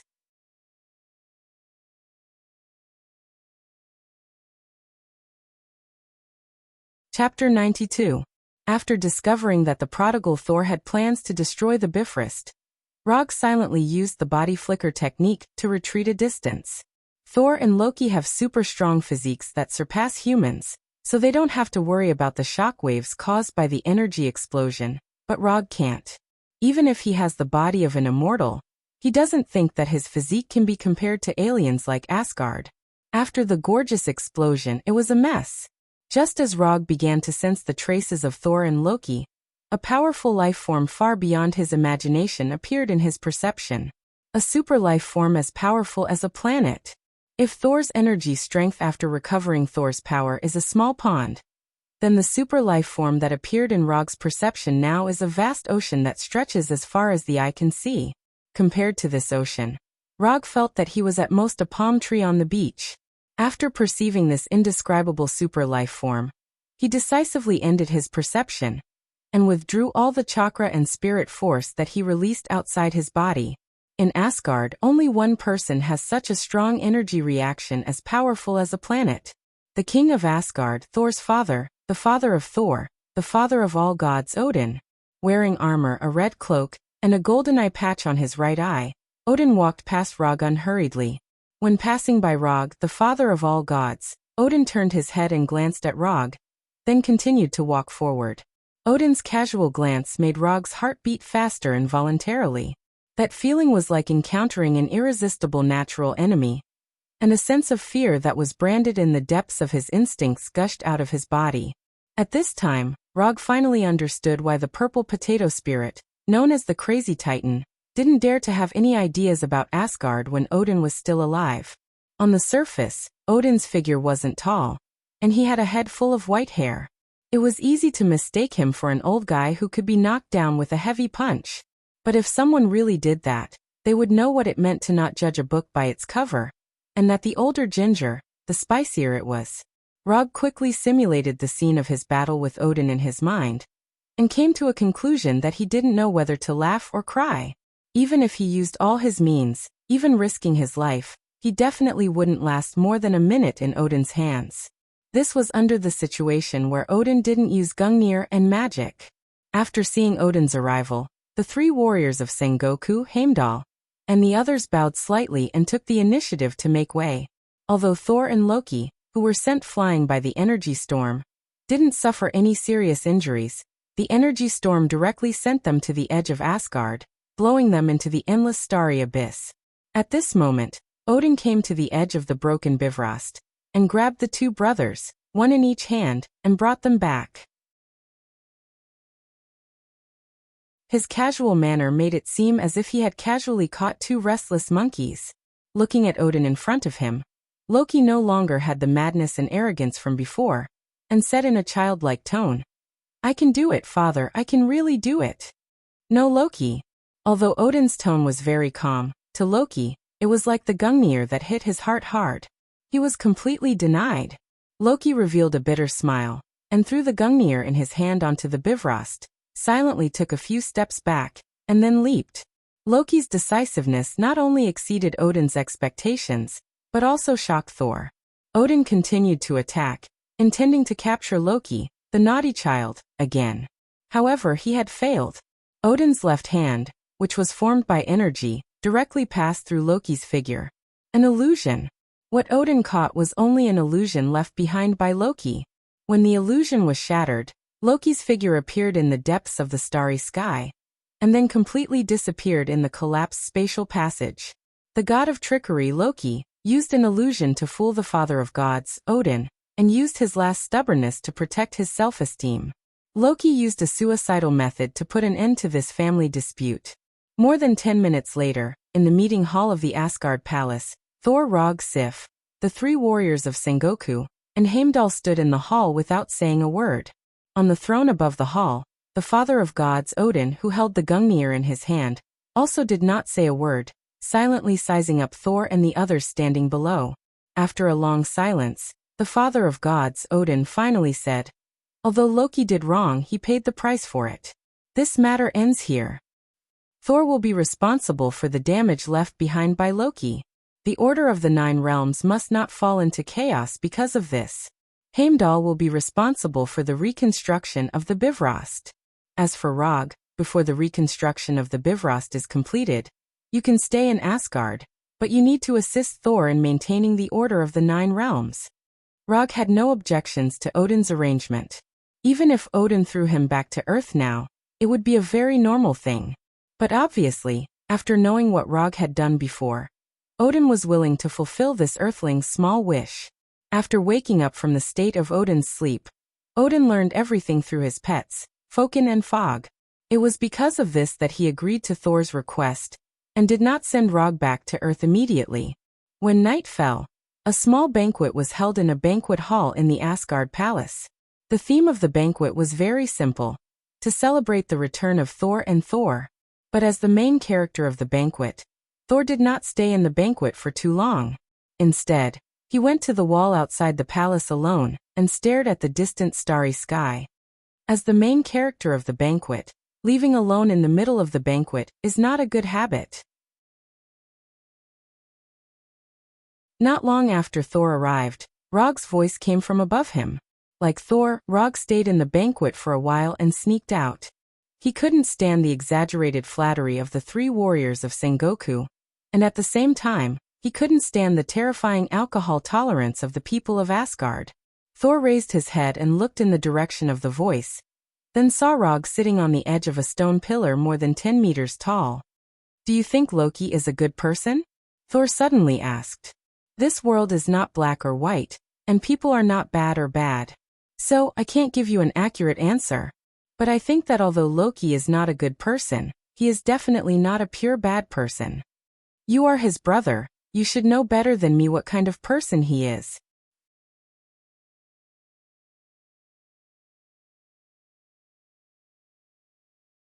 Chapter 93.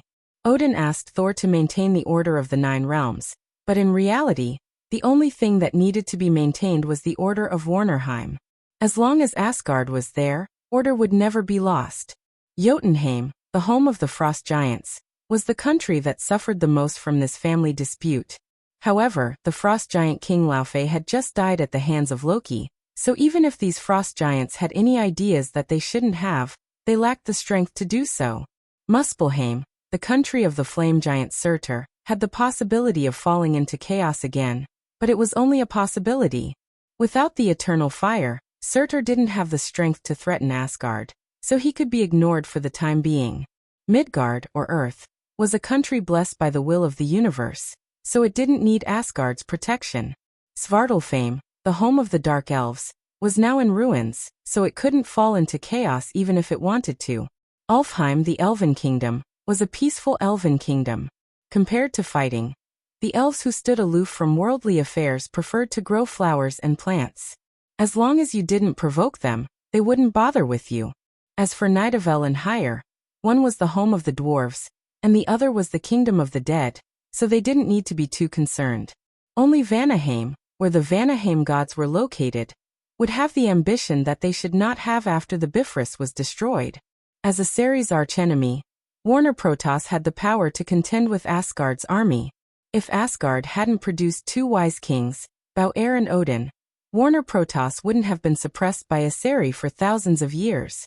The destruction of the Bifrost meant that Asgard could no longer send troops to Warnerheim as quickly as before.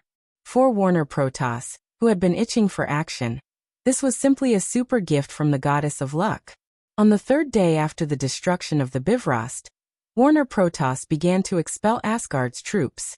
The war between Aseri and Warner Protoss reignited in Warnerheim.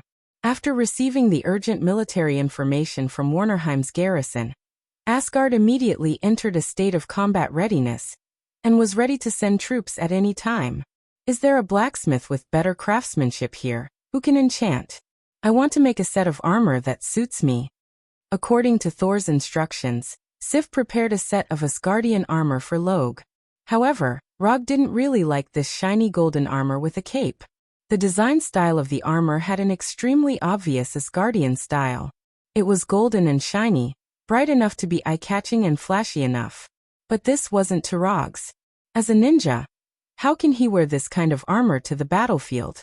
This is simply an insult to the ninja profession. The dwarves of Nidavel are the best blacksmiths, but without the Bifrost, we can't go there right away.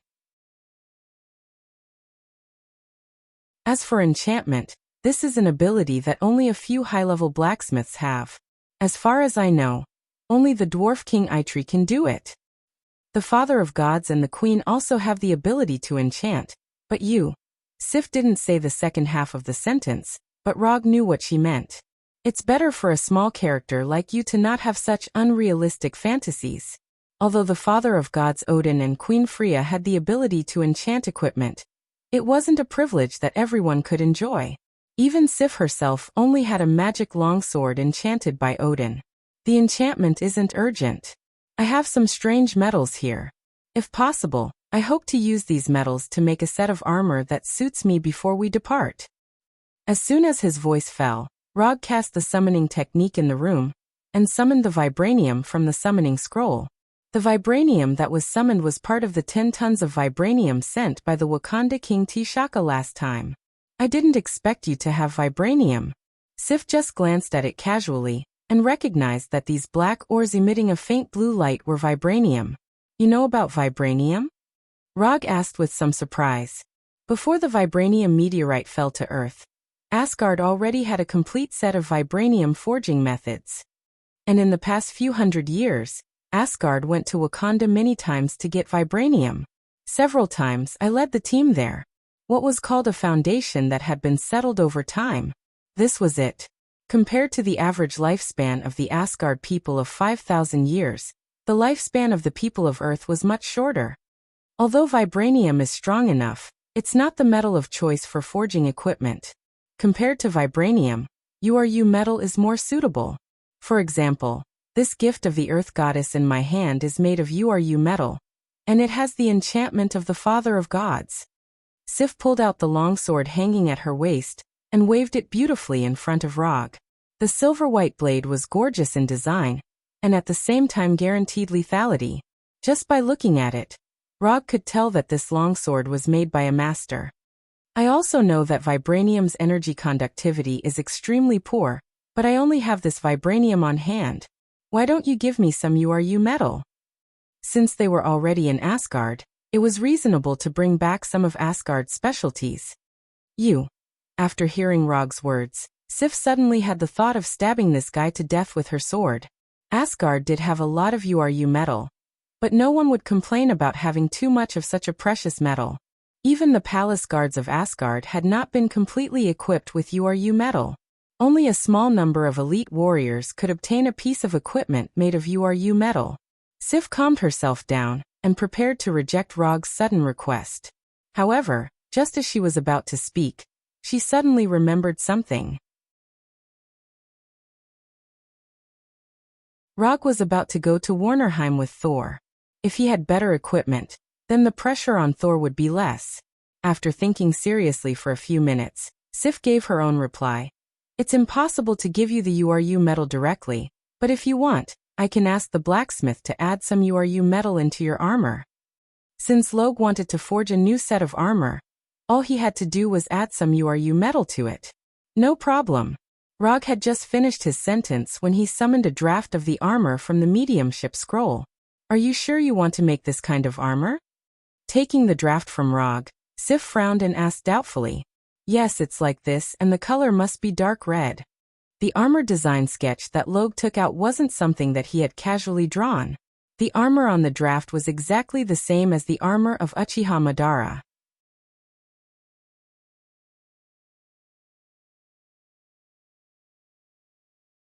Chapter 94. Under Rog's insistence, Sif took away the design sketches of the armor and the unforged vibranium ore. Because of the loss of the Bifrost, it took Asgard 3 days to build the transmission magic array to Warnerheim and complete the final preparations for the expedition. Asgard's army has already been assembled.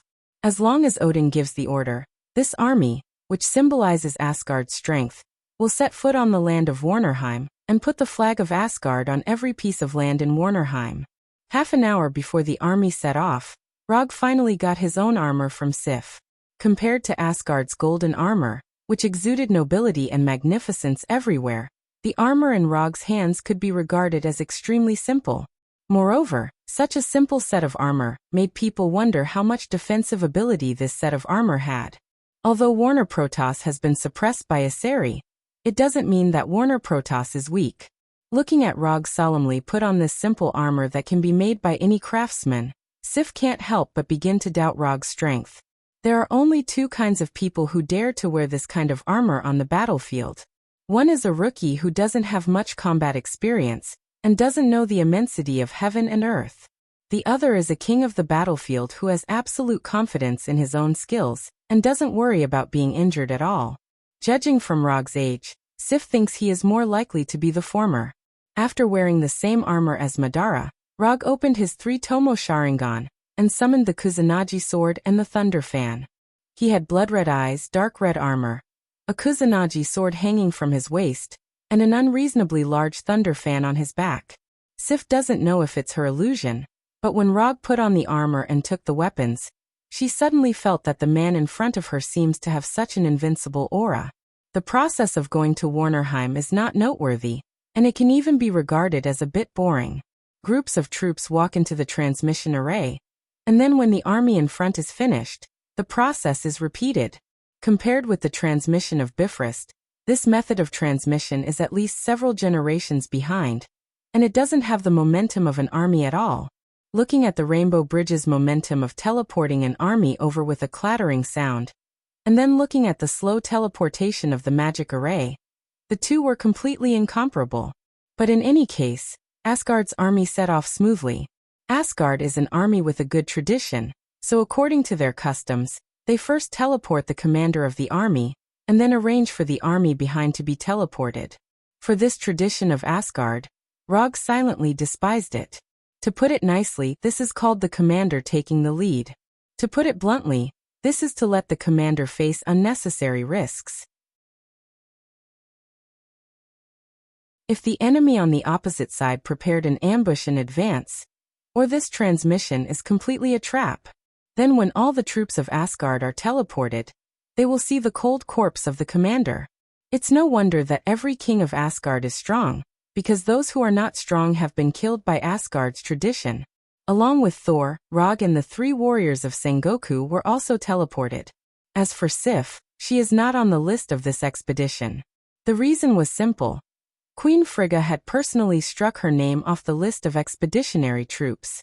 When the colorful transmission light in front of them disappeared, the first thing Rog and the others saw was a Asgard camp that was about to collapse. There are corpses everywhere in the camp, and energy beams and arrows are flying around the camp like headless flies. After seeing Thor's figure, the Asgard officer in charge of the camp immediately greeted him and reported the current situation to Thor. After listening to the officer's report, Thor didn't give any specific orders. He simply said that he understood, then waved Thor's hammer and flew out. The 3 warriors of Sengoku were already used to Thor's actions, and immediately rushed out with their weapons. When the Asgard soldiers around him rushed towards the Warner Protoss army like hungry wolves, Rog walked out of the transmission circle unhurriedly. It's finally going to start. At first, Rog's speed was just a normal walking speed, but in a few breaths his speed began to increase. In the end, the Asgard soldiers only saw a red figure flash by. Rog didn't pull out the Kusanagi sword at his waist, nor did he touch the Thunder Fan behind him. At this time, he wanted to pay his respects to his idol. One man against an army. Thor in the air was about to swing Thor's hammer and descend from the sky. Then, he saw a scene he had never seen before. Thor thought his fighting style was wild enough, but now he knew what it meant to be bold on the battlefield. Rog, like a red lightning, came in front of a Warner Protoss soldier. Then, with a flash of his sword, the Warner Protoss soldier fell back, and bright red blood spurted out from his neck. Rog didn't use the Kusanagi sword. He just took the Warner Protoss soldier's long sword, and then used the long sword to end the life of the Warner Protoss soldier. After casually killing the soldier, Rog didn't stop his footsteps. He turned sideways and directly came in front of the other 3 Warner Protoss soldiers. Chi. The 3 Warner Protoss soldiers didn't realize what happened at all. The last scene that appeared in their eyes was a beautiful and fatal arc. In the blink of an eye, Rog had already killed 4 enemies. After killing the 3 Warner Protoss soldiers, Rog released his right hand that was holding the sword, and grasped the spear in the hands of one of the Warner Protoss soldiers.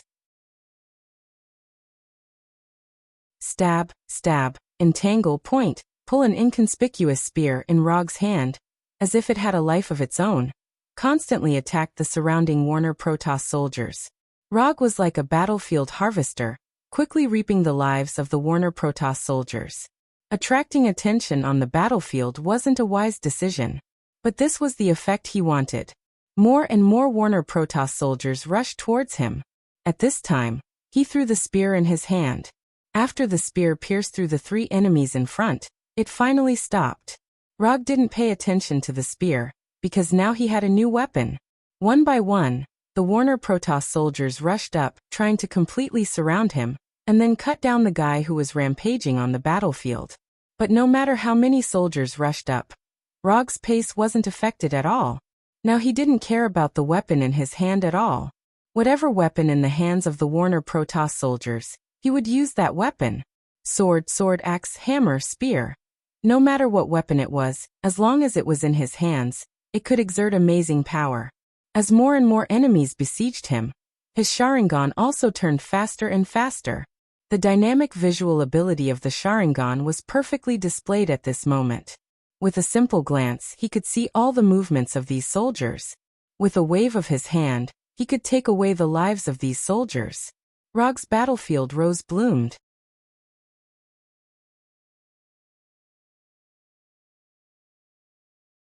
Chapter 95.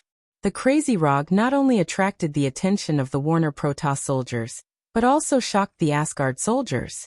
When they knew that Rog was an Earthling, the Asgard soldiers couldn't help but look down on him.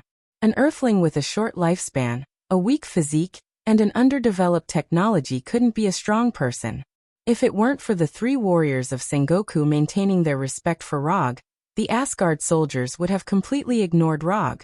Although Thor had sparred with Rog before, after seeing the scene in front of him, he suddenly felt that he didn't seem to understand Rog's strength at all. On the entire battlefield, except for the 3 warriors of Sengoku who had witnessed Rog violently beating up the destroyer, everyone else showed an expression of disbelief. Compared to the scene of Rog controlling the more than 20 meters tall wooden Arhut Orla destroyer, this scene in front of them was just child's play. The Asgard soldiers were now very happy, because they found that they actually had such a strong person on their side. The Warner Protoss soldiers were now in despair. They even felt that they weren't facing a human, but a Grim Reaper disguised as a human. Rog's massacre still continued, and under his stimulation, the Asgard soldiers also displayed strength that exceeded their usual. One by one, they excitedly rushed towards the Warner Protoss soldiers. The battlefield began to boil. Blood splattered everywhere, and life and death were only separated by a fine line. At this time, the battlefield was like the boundary between the underworld and the human world. The left foot died, the right foot survived. The commander of the Vanir celestial race took a deep breath as he watched Rog slaughtering his own warriors like chopping vegetables and melons. Then he issued a slightly cruel order. They used all their firepower to completely annihilate Rog, who was as dazzling as the god of death. Although Rog was surrounded by a large number of soldiers, compared to killing Rog, the death of these soldiers was completely negligible.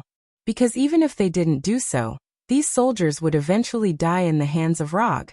Although Asari and Warner Protoss both highly advocated individual bravery, this did not mean that their weapons of war would remain in the era of cold weapons.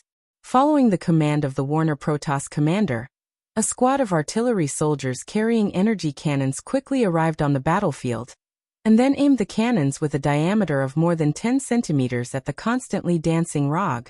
Rog discovered the existence of the artillery squad as soon as they were in formation. Boom, boom, boom, boom. One energy cannonball after another fell from the sky like raindrops, instantly enveloping the area where Rog was. Explosions rang out continuously, and balls of colorful energy storms attacked everyone in the surroundings, regardless of whether they were friend or foe. The moment these artillery soldiers opened fire, Rog used body flicker to leave the battlefield, avoiding the raindrops of cannonballs. When the dust raised by the explosion dissipated, what appeared in front of everyone was a field of Warner Protoss soldiers falling down like wheat. Since Warner Protoss used energy weapons, Rog naturally wouldn't be polite to them. Rog put his hands together, straightened his thumbs, and formed a hand seal. Fire release, grand fire annihilation. A flame only as thick as a finger spewed out from Rog's mouth. Then the flame suddenly grew, and instantly expanded into a flame wave like the sea. In the blink of an eye, the flame wave arrived in front of the Warner Protoss army, and completely devoured them like an ancient beast.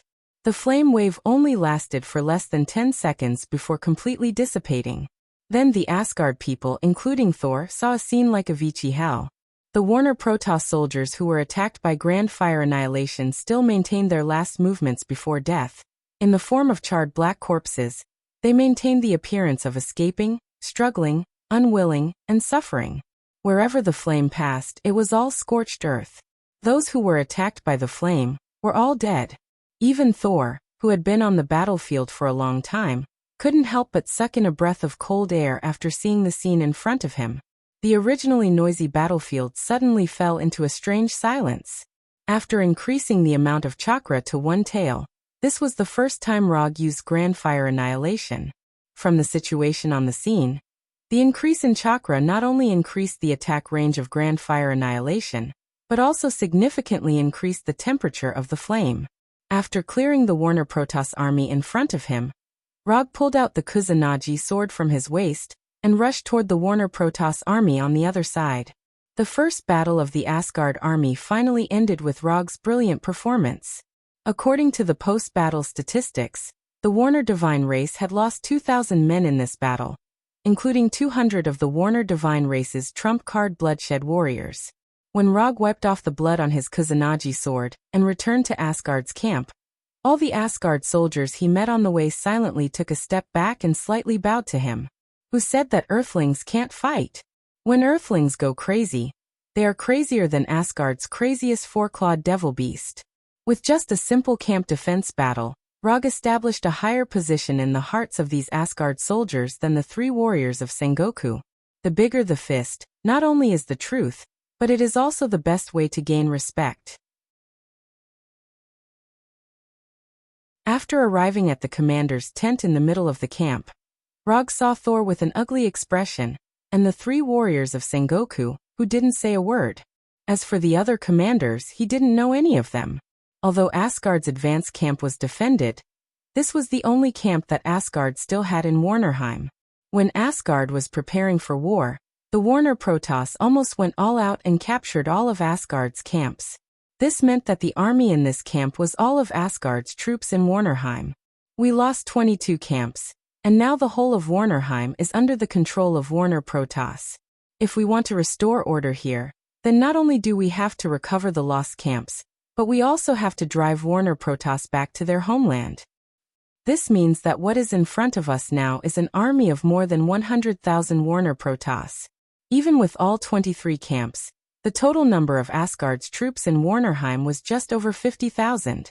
Before leaving, Thor was already mentally prepared for the worst. But he didn't think that the situation in Warnerheim would be this bad. It's only 100,000 people. We have 4,000 people now. As long as each of us kills 25 enemies, it's not that difficult. After listening to Thor's words, Rog gave his own suggestion. Wasn't it a simple matter to kill 25 people?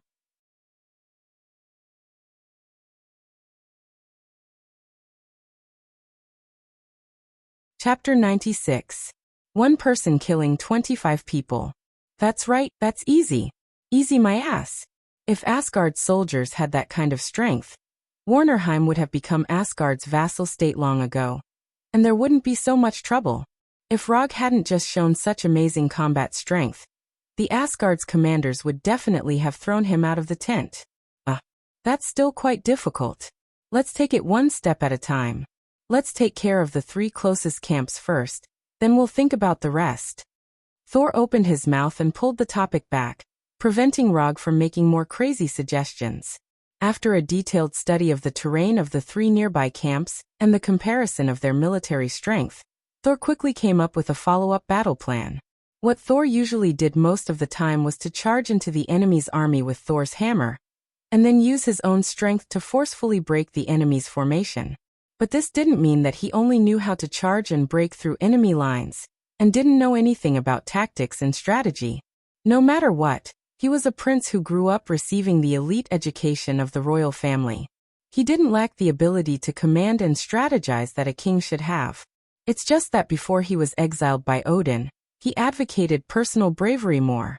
After listening to Thor's battle plan, Rog suddenly felt that Thor's tactics were quite similar to Sun Tzu's Art of War's concept of win by surprise.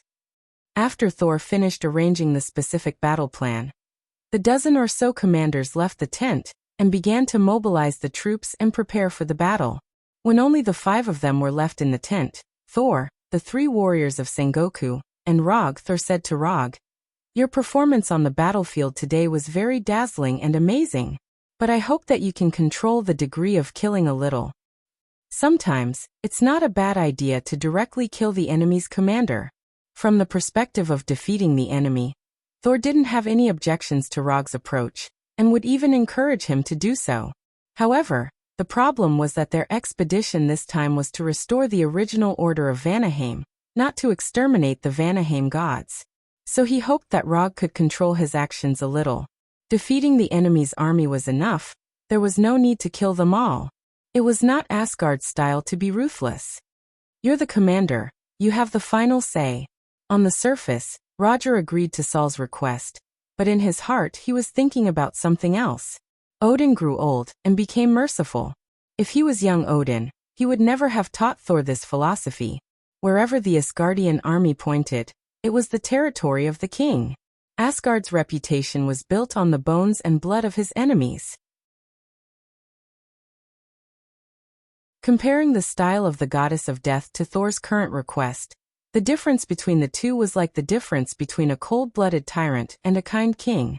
Asgard's army in the camp was divided into 3 groups, each heading to their respective target.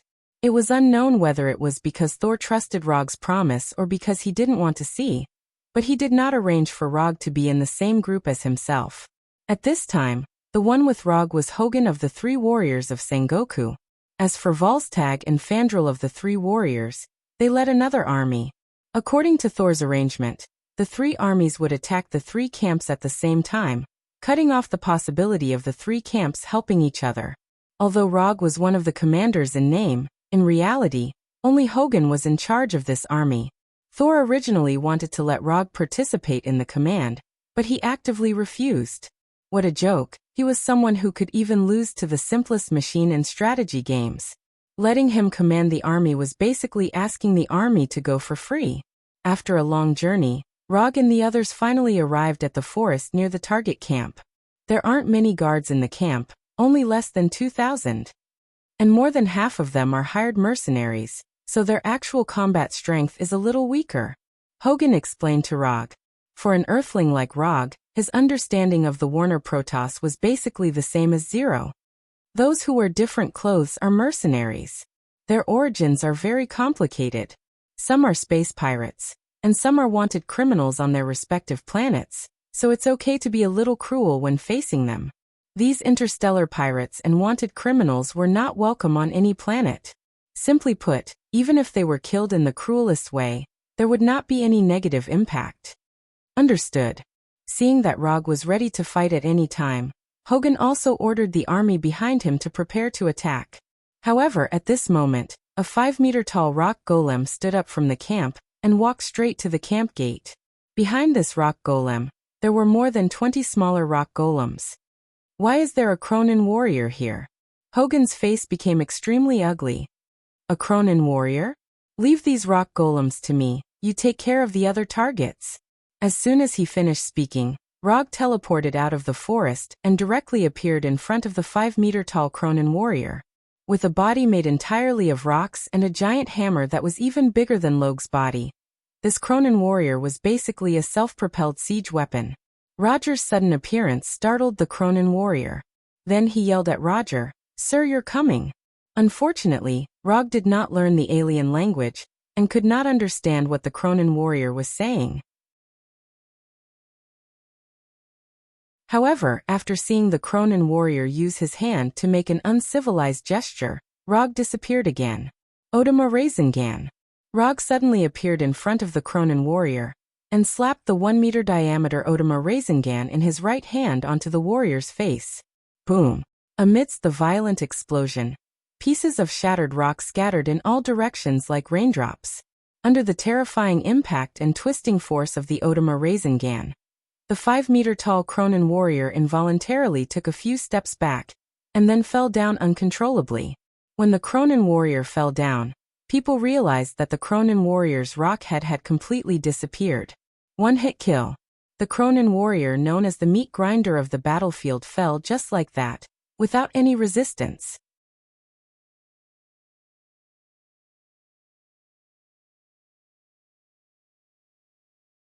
Chapter 97. The Cronin warrior, who was famous for his defense, actually got his head blown off in one hit. And the one who got his head blown off was a Cronin warrior, who was more than 5 meters tall, and had the potential to become a lord. What happened to the world? Even the experienced and knowledgeable Asgard warriors and Warner Protoss warriors couldn't help but wonder if they were hallucinating after seeing this scene. The ones who were the most shocked were the 20 or so Cronin warriors behind them. For Cronin warriors, there was a simple and brutal standard to judge them. That was, the bigger the body, the stronger the strength. However, their boss, who was more than twice their height, fell in front of them just like that. For these Cronin warriors, this was like a bolt from the blue. Compared to the shocked onlookers who were wondering if they were hallucinating, Rog himself was incomparably calm. Let alone a stone man. Even if a steel giant was hit by his Otama Rasengan, even if it didn't die, it would definitely lose half of its life. What's more, after the Cronin warrior made that obscene gesture, he silently increased the output of chakra. In broad daylight, in front of everyone, he actually made such an obscene gesture. This was simply the regression of civilization, the collapse of etiquette, and the deterioration of wisdom. Therefore, Rog felt that he had to correct this Cronin warrior's uncivilized behavior. After dealing with the Cronin warrior, Rog's gaze landed on the 20 little Cronin warriors behind. Although they were little Cronin warriors, that was only in comparison to the Cronin warriors that had fallen.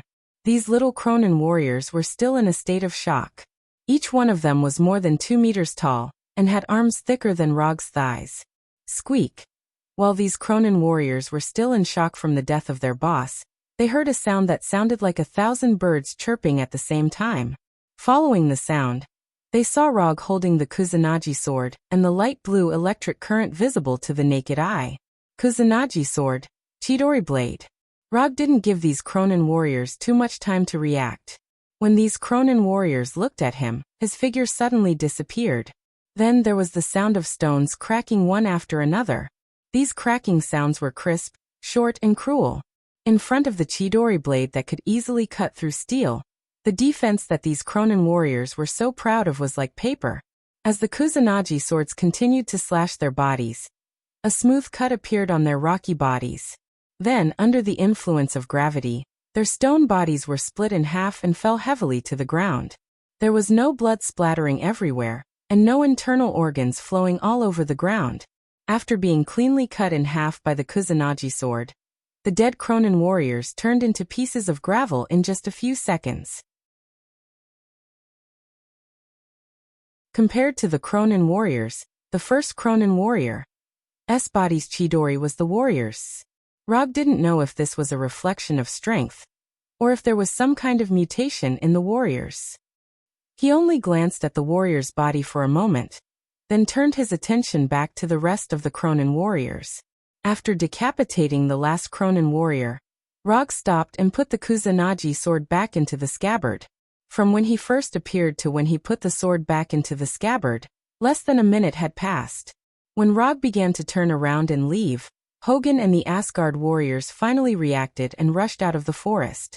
What followed was an ordinary attack in defense of the camp that couldn't be any more ordinary. After dealing with the Cronin warriors, Rog didn't participate in the next battle. Instead, he went to a big tree and sat down casually. Although Asgard's warriors didn't have as many enemies in the camp, whether it was in terms of equipment or individual strength, the Asgard warriors had the upper hand. Other than the Cronin warriors, the other enemies in the camp couldn't arouse his interest at all. Although the mercenaries all looked different, and the color of their blood was also different, that was all there was to it. Looking at the one-sided battle in the camp, Rog began to feel curious. Was Warner Protoss really qualified to be Asari's enemy? Whether it was in terms of equipment or individual strength, the Warner Protoss warriors were a level lower than the Asari warriors. Even the Bloodblade warriors of Warner Protoss were at the same level as the elite warriors of Asgard. But one was an ace, and the other was only an elite. But soon, Rog knew why Warner Protoss was Asari's enemy. Just as he was about to fall asleep, he felt a strong energy wave descend into the camp. He opened his eyes and saw a huge tornado with a diameter of nearly 10 meters. This sudden tornado didn't differentiate between friend and foe, and attacked everyone in the camp. Then the entire camp was ravaged into ruins. When the tornado disappeared, Rog saw 3 men wearing light blue armor and green cloaks. Chakra perception. Without any hesitation, Rog decisively used chakra perception and began to sense the 3 enemies that didn't look like ordinary enemies. This energy intensity is very good. Rog, who had a bored look on his face, instantly became extremely spirited and eager to give it a try. Compared to the ordinary Warner Protoss warriors, these 3 enemies that suddenly appeared not only had stronger strength, but Rog also felt the aura of a storm from them. This kind of aura, Rog also felt from Thor. The difference was that Thor's aura was lightning, but what he felt now was the aura of a storm. After the tornado ended, the 3 enemies that suddenly appeared raised the spears in their hands at the same time. The originally clear sky was suddenly shrouded by dark clouds and torrential rain poured down. Along with the torrential rain, there was also a tornado strong enough to blow away Asgard's warriors. If these 3 people didn't appear, Asgard's warriors would be able to completely take over the camp in a short time. But now, Asgard's warriors were constantly blown away by the tornado, and the great situation that they created before was suddenly cleared. Water release, water iron cannon.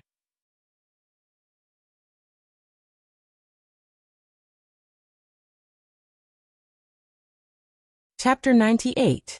Amidst the storm, the liquid bullets fired by the iron water cannon technique were inconspicuous and didn't attract any attention.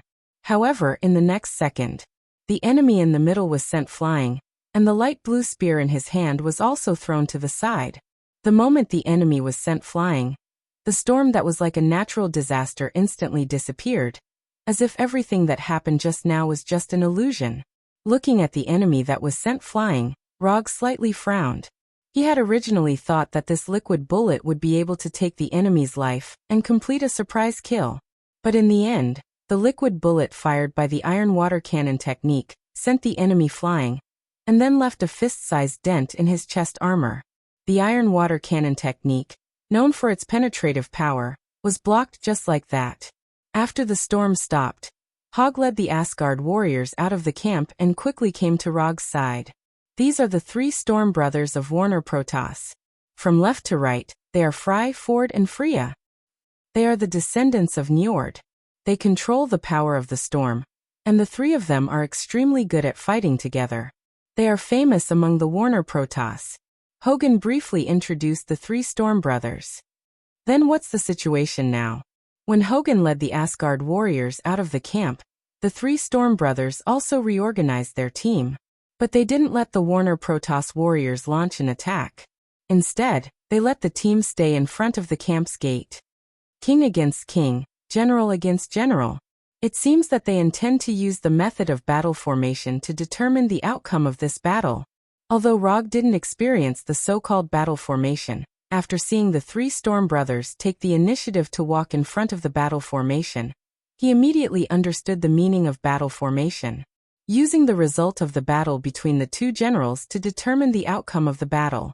This kind of battle formation was not uncommon on Earth.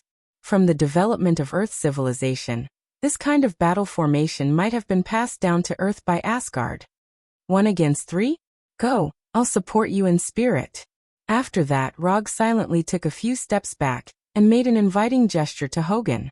Since it was a battle between generals, it would definitely be a battle between the commanders of both sides. Hogan was the current commander of this Asgard army. After seeing Rog's "I'm very optimistic about you" expression, Hogan almost couldn't help but smash the warhammer in his hand directly at Rog. What kind of joke was this? They were facing the 3 Storm brothers. Even if the 3 warriors of Sengoku were here, they might not be able to win, let alone him. Although this kind of method seemed to be more civilized and could prevent the death of ordinary soldiers, it was still not enough. But the problem was that if they lost, the commander would be the one to die. Glancing at Rog, Then turning his head to look at the three Storm brothers not far away, Hogan quickly made a decision. Under everyone's gaze, Hogan raised the warhammer in his hand and pointed it at the Storm brothers. Then he turned around and ran. Who said that warriors who used warhammers weren't good at speed? Hogan used his own actions to prove that even with a warhammer, he could still run very fast. Hogan's action unsurprisingly caused a wave of boos. Even the Asgard warriors couldn't help but sigh after seeing this scene. Hogan didn't care about the boos of the Warner Protoss warriors. Compared to the preciousness of life, a little bit of boos was nothing. Rog also didn't expect Hogan to make such a move, which made him have a trace of doubt about Asgard's martial spirit. Since Hogan wasn't interested in a battle between generals, Rog could only do it himself. Moreover, he just happened to have a little interest in the so-called Storm Force. Although the nature and manifestation of the energy were not the same, from his point of view, the Storm Force was a bit similar to wind release and water release. The only difference was that after Chakra's wind and water attributes fused, it would become ice release. Rog casually walked to a place about 20 meters in front of the three Storm brothers, then pulled out the Kusanagi sword from his waist. At the same time as he pulled out his Kusanagi sword, the three Storm brothers also raised their spears and pointed them at him. Then Rog disappeared in front of the three Storm brothers. Now that they were in the middle of a war, it was unnecessary to report his name. The second after Rog disappeared, Ford, who had just been hit by his water iron cannon technique, didn't hesitate and directly stabbed his spear at the empty space in front of him. Ford's reaction was very fast, and his combat intuition was sharp enough. However, Rog's speed was faster. Body flicker technique. The moment Ford stabbed with his spear, Rog changed the direction of his sprint, and directly rushed to the left side of Fry. Kusanagi sword, Chidori blade. As soon as the sound of birds rang out, the Kusanagi sword wrapped in light blue electric snakes appeared in front of Fry. Just as the Kusanagi sword was about to cut Frey's neck, a 1-meter-thick tornado attacked from the right side of Rog. Woo! In the end, the Kusanagi sword couldn't cut Frey's neck, and Rog was attacked by the tornado and revealed himself. The one who summoned the tornado wasn't Ford, who was standing in the middle, but Freya, who was on the right. Until now, Rog finally understood the true meaning of Hogan's words that the Storm brothers were very good at fighting together. From the moment he launched his attack to the moment he was forced to reveal himself, it had only been less than 2 seconds. However, in these short 2 seconds, the three Storm brothers displayed a tacit understanding, directly interrupting Rog's rapid attack. When he was forced to reveal himself, Ford and Fry did not hesitate and immediately rushed forward to entangle him. Dang dang dang dang dang dang. The sound of metal clashing continued as Log's Kusanagi sword clashed with the Storm brothers' spears. Rog originally thought that the Storm brothers were more proficient in magic attacks, but judging from the current situation, they were more proficient in close combat. The attacks of the three Storm brothers were incomparably fierce. The three spears continuously stabbed towards Rog from different directions. Whether it was the power and speed of the attack, or the angle and timing of the attack, they were all impeccable. Even Thor had no choice but to retreat in the face of the Storm brothers' joint attack. But Rog is not Thor, and he has the Sharingan. Relying on the dynamic vision of the Sharingan, Rog blocked every attack of the Storm brothers. Don't underestimate people too much. 1 against 3, Rog not only did not choose to retreat, but also took the time to counterattack. As if they felt that Rog was difficult to deal with, the Storm brothers suddenly accelerated their attack rhythm. The three of them moved forward at the same time, further reducing Rog's area of activity. Finally willing to come in? Although the actions of the Storm brothers reduced Rog's area of activity, it also gave him an excellent opportunity to counterattack. Lightning release, Chidori.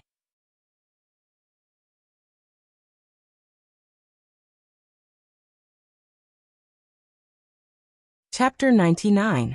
What are you supposed to do when 3 adult men with bad intentions approach you with a stick in their hands? The answer is simple: electrocute them. Visible electric currents instantly covered Rog's body. Without needing to control them, the electric currents were like poisonous snakes hunting their prey, suddenly pouncing on the 3 Storm brothers. Boom. In the blink of an eye, the three storm brothers were sent flying and then heavily hit the ground. Never get close to a man who can electrocute people, especially one who has a sword in his hand. After using Chidori to send the three storm brothers flying, Rog did not hesitate and directly attacked Ford, who was closest to him. The Kusanagi sword wrapped in electric currents came in front of Fry, and then it was blocked by Frey's spear. Even in a situation where he could not move, Ford still made a defensive posture at the last moment, using the spear in his hand to block the Kusanagi sword that was about to cut his neck. Relying on his battle instincts honed over the years, Ford fought for a precious chance to survive. As for the rest, he just needed to leave it to Fry and Freya. Just as Ford predicted, after discovering that he was attacked, Fry and Freya raised the spears in their hands, and two tornadoes gushed out from the tip of the spears, directly attacking Rog's back. Fry and Freya's attack was just right before Rog's second attack. If he continued to attack Ford, he would also be hit by the tornadoes behind him. Should he finish him off, or should he leave? The answer was to leave. The two tornadoes swept past Rog's position like lightning, then dissipated into the air. After teleporting away, Rog did not continue to attack the Storm Brothers. Instead, he allowed the three of them to gather together. You are very strong, but you are not a match for the three of us. If you want to blame someone, blame yourself for being alone. Fry, who was standing in the middle, said to Rog. At the same time, he raised the spear in his hand, ready to attack at any time. To be able to remain unscathed under the joint attack of the three brothers, and even launch two extremely threatening attacks, such an opponent was worthy of them going all out. Are you bullying me with numbers? Since that's the case, I'll show you what a real 1 versus 3 is. As soon as he finished speaking, Rog used the shadow clone technique. Bang bang bang bang bang. After 8 clouds of white smoke, 8 identical shadow clones appeared beside the main body. What kind of spell was this? Looking at the 8 shadow clones around Rog, the 3 storm brothers couldn't help but stare blankly. This was not an illusion, but a physical clone. After discovering that the shadow clones beside Rog were not illusions, the storm brothers silently gripped the spears in their hands. 1 Rog was hard enough to deal with, and now there were 8 more. Can this world still be good? Compared to the vigilant faces of the 3 storm brothers, Hogan had an indifferent expression. Ever since he saw Rog's wood puppet technique and wood dragon technique, his evaluation of Rog had increased explosively. Even if Rog now turned into Sif's appearance, he wouldn't be surprised. When the shadow clones appeared, Asgard soldiers were silent for a few seconds, and then burst into loud cheers. The second round begins now. As soon as Rog finished speaking, he and the 8 shadow clones disappeared from everyone's sight. In the next second, they appeared around the 3 storm brothers. 9 Kusanagi swords surrounded by lightning snakes stabbed towards the 3 storm brothers at the same time. Although the Kusanagi swords in the hands of the shadow clones can't be compared to the real Kusanagi swords, but if they were stabbed, they would still die. The storm brothers didn't dare to have the slightest carelessness. The 3 of them stood back to back and waved the spears in their hands. After the fight just now, Rog also grasped some information about the storm brothers. The storm brothers can indeed summon hurricanes and storms, but they can't do it in close combat. This also meant that the 3 storm brothers could only choose between long-range damage and melee combat. As long as the attack is fast enough, the storm brothers won't have the chance to release the power of the storm. And speed is what Rog is best at. Originally, the scene of the 3 storm brothers besieging Rog has now turned into a scene of 9 Rog besieging the 3 storm brothers. Rog and the shadow clones' attack speed is getting faster and faster. Not long after, it has exceeded the limit that can be seen by the naked eye. For the onlookers, Hogan and the others, this is not good news. Because now they can only see the storm brothers constantly waving their spears, but they can't see Rog's figure at all. Clang clang clang clang clang. The Kusanagi sword and the spears collided continuously, and the storm brothers were facing more and more pressure. Just when they planned to resist Rog's attack, and release the power of the storm at the cost of minor injuries, Rog's voice suddenly sounded in their ears. First one. The storm brothers' hair stood up, and a dangerous thought suddenly flashed in their mind. Then, Fry and Ford saw a beautiful bloodline flying in front of their eyes. It's Freya. Although the Storm Brothers' strength is about the same, after the fight, Rog found that Freya's strength is slightly weaker than Ford and Fry. Usually, this small difference won't have any impact. But in the ultra-fast attack and defense that Rog deliberately created, this small difference in strength is infinitely magnified. No matter how high the tacit understanding is, it's impossible to be completely the same. Even if they are completely connected, their strength and physical fitness can't be completely the same. As long as it's not completely the same, it means there's a flaw. Even with his throat cut by the Kusanagi sword, Freya still doesn't understand how Rog did it. The three of them have honed their three-person cooperation for thousands of years. How can there be a flaw? Freya doesn't understand this, and he has no way to know the answer.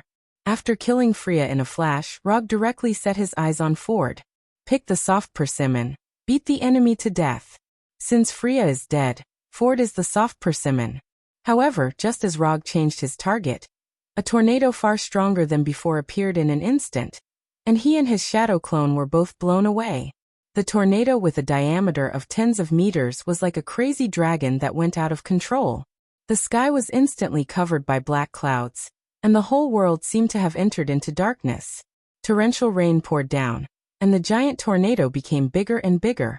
A few seconds later, Ford and Fry walked out of the eye of the tornado, their bodies shining with a dazzling light blue light. Finally decided to go all out.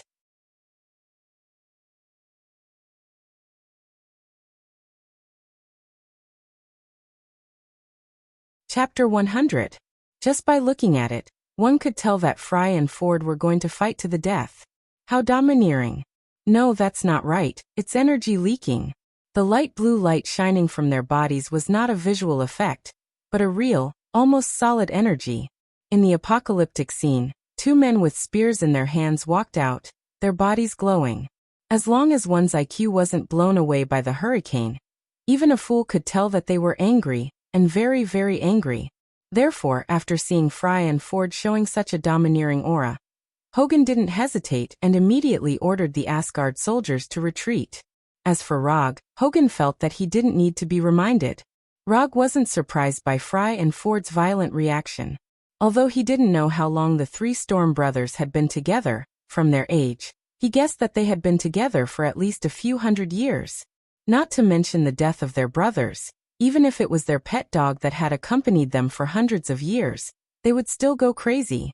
This kind of example was not rare even on Earth.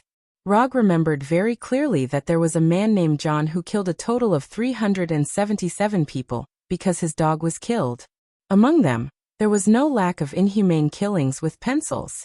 The incident this time was a tragedy caused by a famous dog. Freya was obviously not a dog, and Fry and Ford were not John.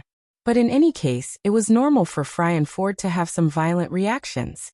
For Verd's wasteful energy leakage, although it seemed very irrational, was the best choice they could make at the moment. With the three of them working together, they couldn't defeat Rog in close combat.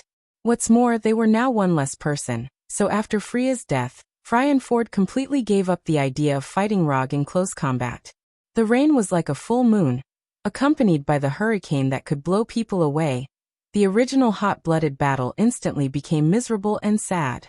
In order to not be blown away by the hurricane, Rog gathered chakra at his feet to make himself stand firmly on the ground, and then put away the Kusanagi sword in his hand. Since the enemy has started to use their big move, he naturally has to use a big move to repay the enemy. Mokutan, wood puppet technique. The ground under Rog's feet began to roll, and a 20-meter-tall wood arhut climbed out of the ground, like a messenger of death crawling out of the abyss. In order to make himself look cool, Rog deliberately covered his whole body with a light blue chakra coat, adding a visual effect that only V16 VIPs can have. In addition to the sparkling visual effect, he also deliberately set the place where Wood Arhut climbed out at his feet, and he stood on top of Wood Arhut's head. Although he still didn't know the legendary ultimate move of giving you a handicap of 2 hands, this didn't affect him from experiencing the effect of the shrunken simple test suit in advance. On this battlefield, I won't allow anyone to be more pretentious than me. Standing on top of Wood Arhut's head, Rog looked down at the Ferverd brothers with an arrogant expression. After seeing Rog once again summon Wood Arhut, Hogan, who was retreating, stopped, and his heart was suddenly filled with a sense of security. As one of the parties who had seen Wood Arhut beat up the destroyer, Hogan has a blind confidence in Wood Arhut. Compared with Hogan, who was full of a sense of security, the Ferverd brothers frowned deeply. They thought that Rog was only a warrior who was good at close combat, but the appearance of Wood Arhut completely broke their idea. How can a person who can summon such a giant creature only be good at close combat? And on Wood Arhut's body, they felt an extremely strong breath of life. Although the appearance of Wood Arhut shocked Ford and Fry, it could not extinguish their anger of revenge for Freya. Even if the one standing in front of them now was Odin, the father of the gods, they would not give up. Regardless of whether they could beat him or not, if they didn't even have the courage to fight, then even if they eventually left here alive, they would leave a very obvious psychological flaw in the future. Without further hesitation, Fry and Ford raised the spears in their hands, and the torrential rain seemed to come to life in an instant. Hundreds of millions of raindrops hit Rog like bullets. Along with the raindrops, there was a hurricane that was enough to destroy houses and raze trees. At this moment, Rog seemed to be targeted by the whole world, and all he could see were enemies. Rog did not care about the raindrops that were like bullets, nor did he care about the hurricanes that were like natural disasters. He stood motionless on top of Wood Arhut's head. The light blue chakra coat set him off like a god. The torrential rain did not dim the light on his body, and the hurricane did not shake his body in the slightest. After standing in place and letting the torrential rain and hurricane hit him for more than 10 seconds, he finally controlled Wood Arhut under his feet. In order to make Wood Arhut even more imposing, and also to increase Wood Arhut's attack power, Rog put on Wood Arhut's chakra coat, and at the same time added the effect of lightning serpent on Wood Arhut's body. A 25-meter-tall giant body, a light blue chakra coat, and the outermost layer of lightning serpents that constantly wandered around. This Wood Arhut had reached the peak of his appearance and strength. Then, under everyone's gaze, Wood Arhut began to run forward. Just when everyone thought that Wood Arhut would directly rush towards Ferverd and Roland, Wood Arhut displayed an astonishing jumping ability, and directly jumped into the air. Looking at Wood Arhut, who jumped high, and then fell like a meteor, Fry and Ford did not dare to be careless, and the two spears in their hands directly collided. At the beginning, the tip of the spear only gushed out a small finger-thick mini tornado. But when these two tornadoes intertwined and converged into one, the tornado's diameter instantly increased to dozens of meters. Rog did not pay attention to the huge tornado that was enough to swallow Wood Arhut, and a sentence appeared in his mind. Do you remember that there was a palm technique that fell from the sky? The huge tornado was like a roaring dragon, and it crashed into Wood Arhut, who was falling like a meteor. On this day, Hogan and Asgard saw a scene that they would never forget. The heavenly Buddha descends, the 10,000 Buddhas greeting the sect.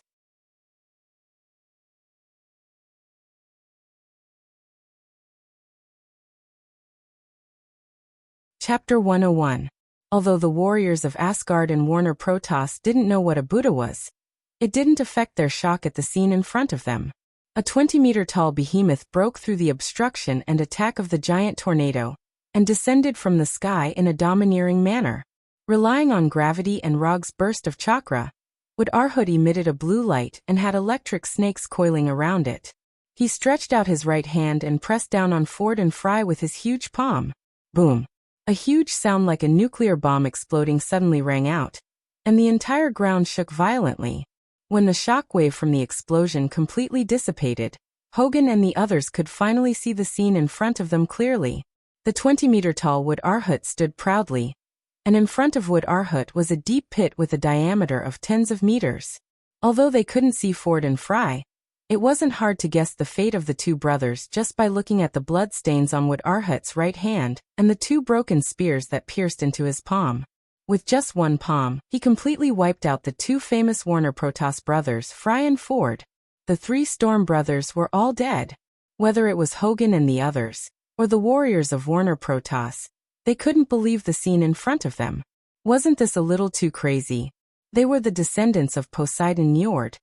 an existence that controlled the power of the storm. They were powerful beings that were famous in both Warner Protoss and Asari. It wasn't that the three Storm brothers couldn't die in battle, but the way they died was too humiliating. It was so humiliating that even Hogan, their enemy, felt it was a pity. Freya was a little better, at least he died with a little dignity. But Ford and Fry, looking at the blood stains on Wood Arhut's palm, Hogan suddenly sighed. He now remembered something Rog said to him before, something he didn't understand before. Sir, times have changed.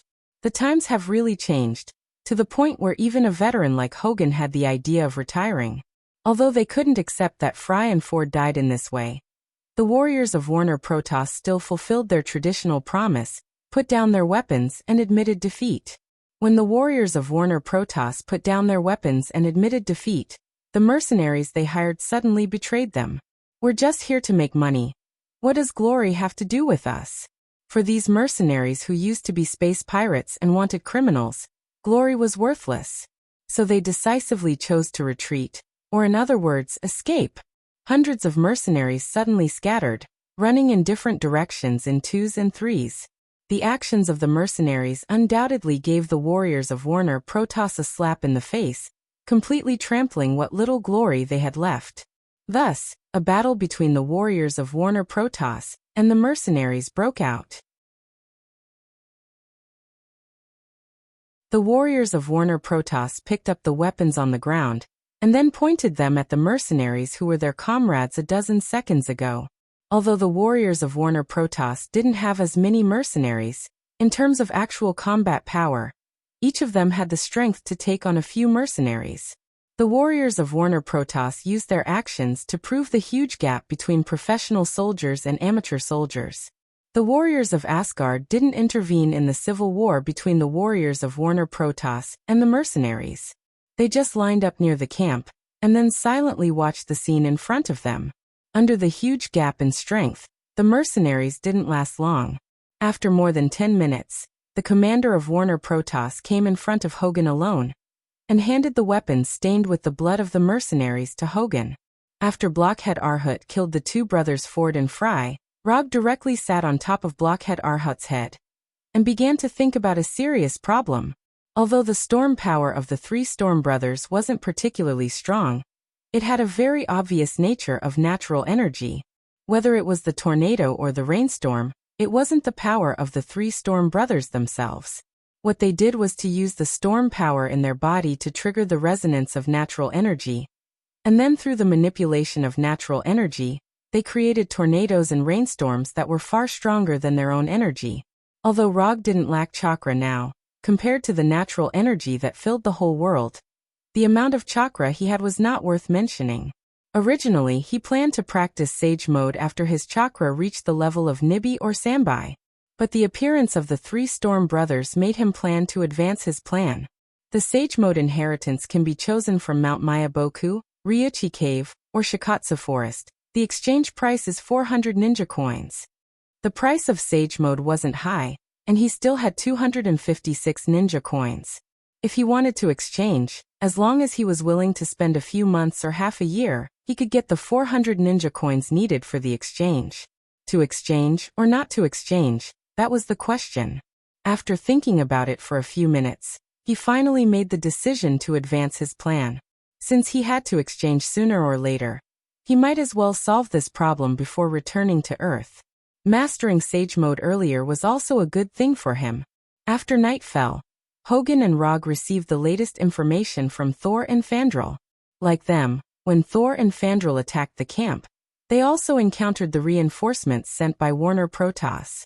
Although the process was a bit difficult, they finally took the camp smoothly and completed the established plan. Including the initial advance camp, Asgard now has 4 camps, which can be regarded as the initial foothold. Thor also specifically told Rog to avoid too bloody killing in the process of the battle. It seems that Thor was still worried about Rog, worried that he would accidentally do something excessive. Asgard came to maintain the order of Warnerheim, not to start a full-scale war. Rog did not take Thor's instructions to heart at all. Well, although Odin asked me to assist Thor in maintaining the order of the 9 realms, as you know, I'm a private investigator. When he heard the word private investigator, Hogun was stunned. Let me put it another way. I'm not Asgard's man, so I'm different from you. I don't have military pay.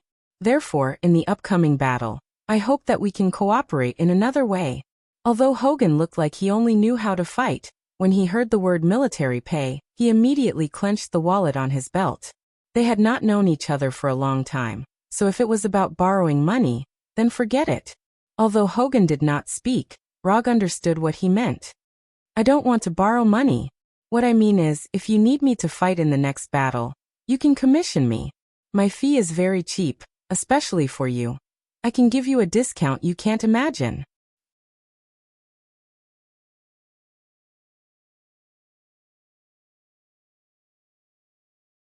Chapter 102. Mission? Are you planning to be a mercenary? Hogun, who was originally vigilant, suddenly looked distressed after hearing Rog's words. Are you betraying the warrior's honor? How can you be a mercenary? You're degenerating yourself. You won't be able to go to the Hall of Valhalla after you die like this. Before Rog could speak, Hogun had already started persuading him with righteous words. It's just that Hogun's persuasion skills are a bit difficult to explain in a few words. What do you mean I won't be able to go to the Hall of Valhalla after I die? I'm still very young, and I don't have any plans to die in battle. As for the warrior's honor, I don't have a damn warrior's honor. I'm a ninja. I'm the kind of ninja who spits fire and occasionally rolls a meatball. Although that's what he thought, Rog still said, strictly speaking, I'm still a little different from a mercenary. A mercenary's main job is to kill and set fires, but I'm different. I can accept other kinds of missions besides killing and setting fires. For example, do you have any unfulfilled wishes? Or do you have a sister who's been missing for many years? Even if you want to see your ex-girlfriend whom you've broken up with for many years, that's also possible. After listening to Rog's explanation, Hogun shook his head fiercely, obviously unable to accept Rog's words.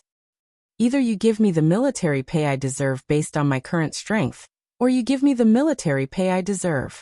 Or, you can accept the form of commission that I propose. Choose one, there's no other choice. I'm an earthling, I have no obligation to fight for Asgard. Looking at Rog's serious and irrefutable expression, Hogun seriously considered the huge amount of salary that matched Rog's combat strength. In the end, he still agreed to use the form of a commission in exchange for Rog's help. If it's a commission, it should be reimbursed, right? After resting in the camp for 3 days, Hogun and Rog went to the next target according to Thor's plan. In order to avoid the disastrous result of losing 3 camps in one day, Warner Protoss gathered more than 20,000 troops to support the front line in 3 short days. According to the latest information, the next target of Rog's attack, Curran Castle, already had more than 8,000 troops stationed there. Curran Castle originally had less than 2,000 troops, but after learning of the death of the 3 Storm brothers, Warner Protoss sent 6,000 troops to reinforce Curran Castle. It was said that these 6,000 troops were the first batch of reinforcements. As for the remaining 14,000 troops, 10,000 of them were sent to Thor's side. What was grandeur? This was it. Saul alone took up half of the 20,000 reinforcements. That's why sometimes being too famous wasn't a good thing. Because Warner Protoss's troops were holed up in the city, Rog and Hogun easily arrived at Curran Castle. Curran Castle wasn't a big city, and the walls were only 10 meters high. Any warrior with a little bit of strength could easily climb over the walls. If it weren't for the dozens of shining energy cannons on the walls, Rog would have thought that he had returned to the Middle Ages in Europe. 8,000 people attacking a city with a garrison of 8,000. This quest is amazing. After arriving at Curran Castle, Rog used Chakra's perception to sense the situation inside Curran Castle. There was no special energy reaction, which meant that there were just a lot of troops stationed there. There wasn't any enemy that needed special attention. We are the warriors of Asgard. Don't compare us with those miscellaneous troops. Although the number of troops was far less than the enemy, Hogun's confidence wasn't affected in the slightest. He didn't know where he got his confidence from. 1,000 against 8,000. That means one person can kill 8 enemies. Moreover, we are the ones attacking the city. Thor really knows how to arrange missions. We don't need to attack Curran Castle. We just need to pin them down here. Asgard's reinforcements are already on the way. No wonder Hogun was so confident. Rog thought that he was hiding some big move. Compared to attacking Curran Castle, it was much easier to pin down the troops stationed in the city. However, Rog didn't intend to waste too much time here. Do you still remember the mission I told you before? There is a good opportunity right now. Do you want to give it a try? Rog tempted Hogun like a devil from hell. What opportunity? As expected, Hogun took the bait. It's very simple. You just need to entrust me to help you take down Curran Castle. As for the reward, you can use URU metal instead. A city without high-level combatants. Even if there were more people, at most it would take a little more time. You want to attack Curran Castle alone? Hogun looked at Rog in disbelief. He knew that Rog's combat strength was very strong, and he had mastered a lot of strange abilities. However, there were 8,000 troops stationed in Curran Castle. Even if there were 8,000 pigs, it wasn't something that one person could handle. Not to mention that these people could fight back, run away, and attack in groups. Yes, as long as you give a reasonable reward, I can help you take down Curran Castle. Even though he had seen Rog fight several times, Hogun still couldn't believe that Rog could take down Curran Castle alone. Write down the content of the mission and the reward. Anyway, if I can't complete the mission, you won't lose anything. As long as I pay some URU metal, I can get Curran Castle. This deal is profitable no matter how you look at it. While Hogun was still hesitating, Rog directly took out the mission scroll from the summon scroll, and then handed it to Hogun. Maybe he was moved by Rog, or maybe he wanted to make Rog give up, but Hogun finally wrote down the mission on the scroll. When he wrote down the reward, he hesitated for a few minutes, and then wrote down a number that he wasn't very confident in. URU metal, 5 kilograms. Hogun just signed his name, and the relevant mission information appeared in the system's mission page. Mission content. Capture Curran Castle. Mission status. Incomplete. Mission reward. 80 ninja coins. Rog thought that this would be a very simple and easy mission, but after seeing the mission reward given by the system, he felt that he seemed to have overlooked something. If it was just a simple mission, the system would never give a reward of 80 ninja coins. This made Rog smell a trace of danger. Show me the latest information about Curran Castle. For the sake of safety, he decided to carefully study the current situation of Curran Castle. Even if he was very strong, he still needed to be cautious. This was a valuable experience that Rog learned from a certain hero. You're tuning in to the Li Mei's Sword of Destiny YouTube channel. We're so grateful for your support, and don't forget to subscribe to join us on this incredible journey through captivating stories. Your generosity through donations truly makes a world of difference, as it's the primary source of revenue that allows me to expand and enhance this channel for you. Thank you from the bottom of my heart for being a part of this adventure.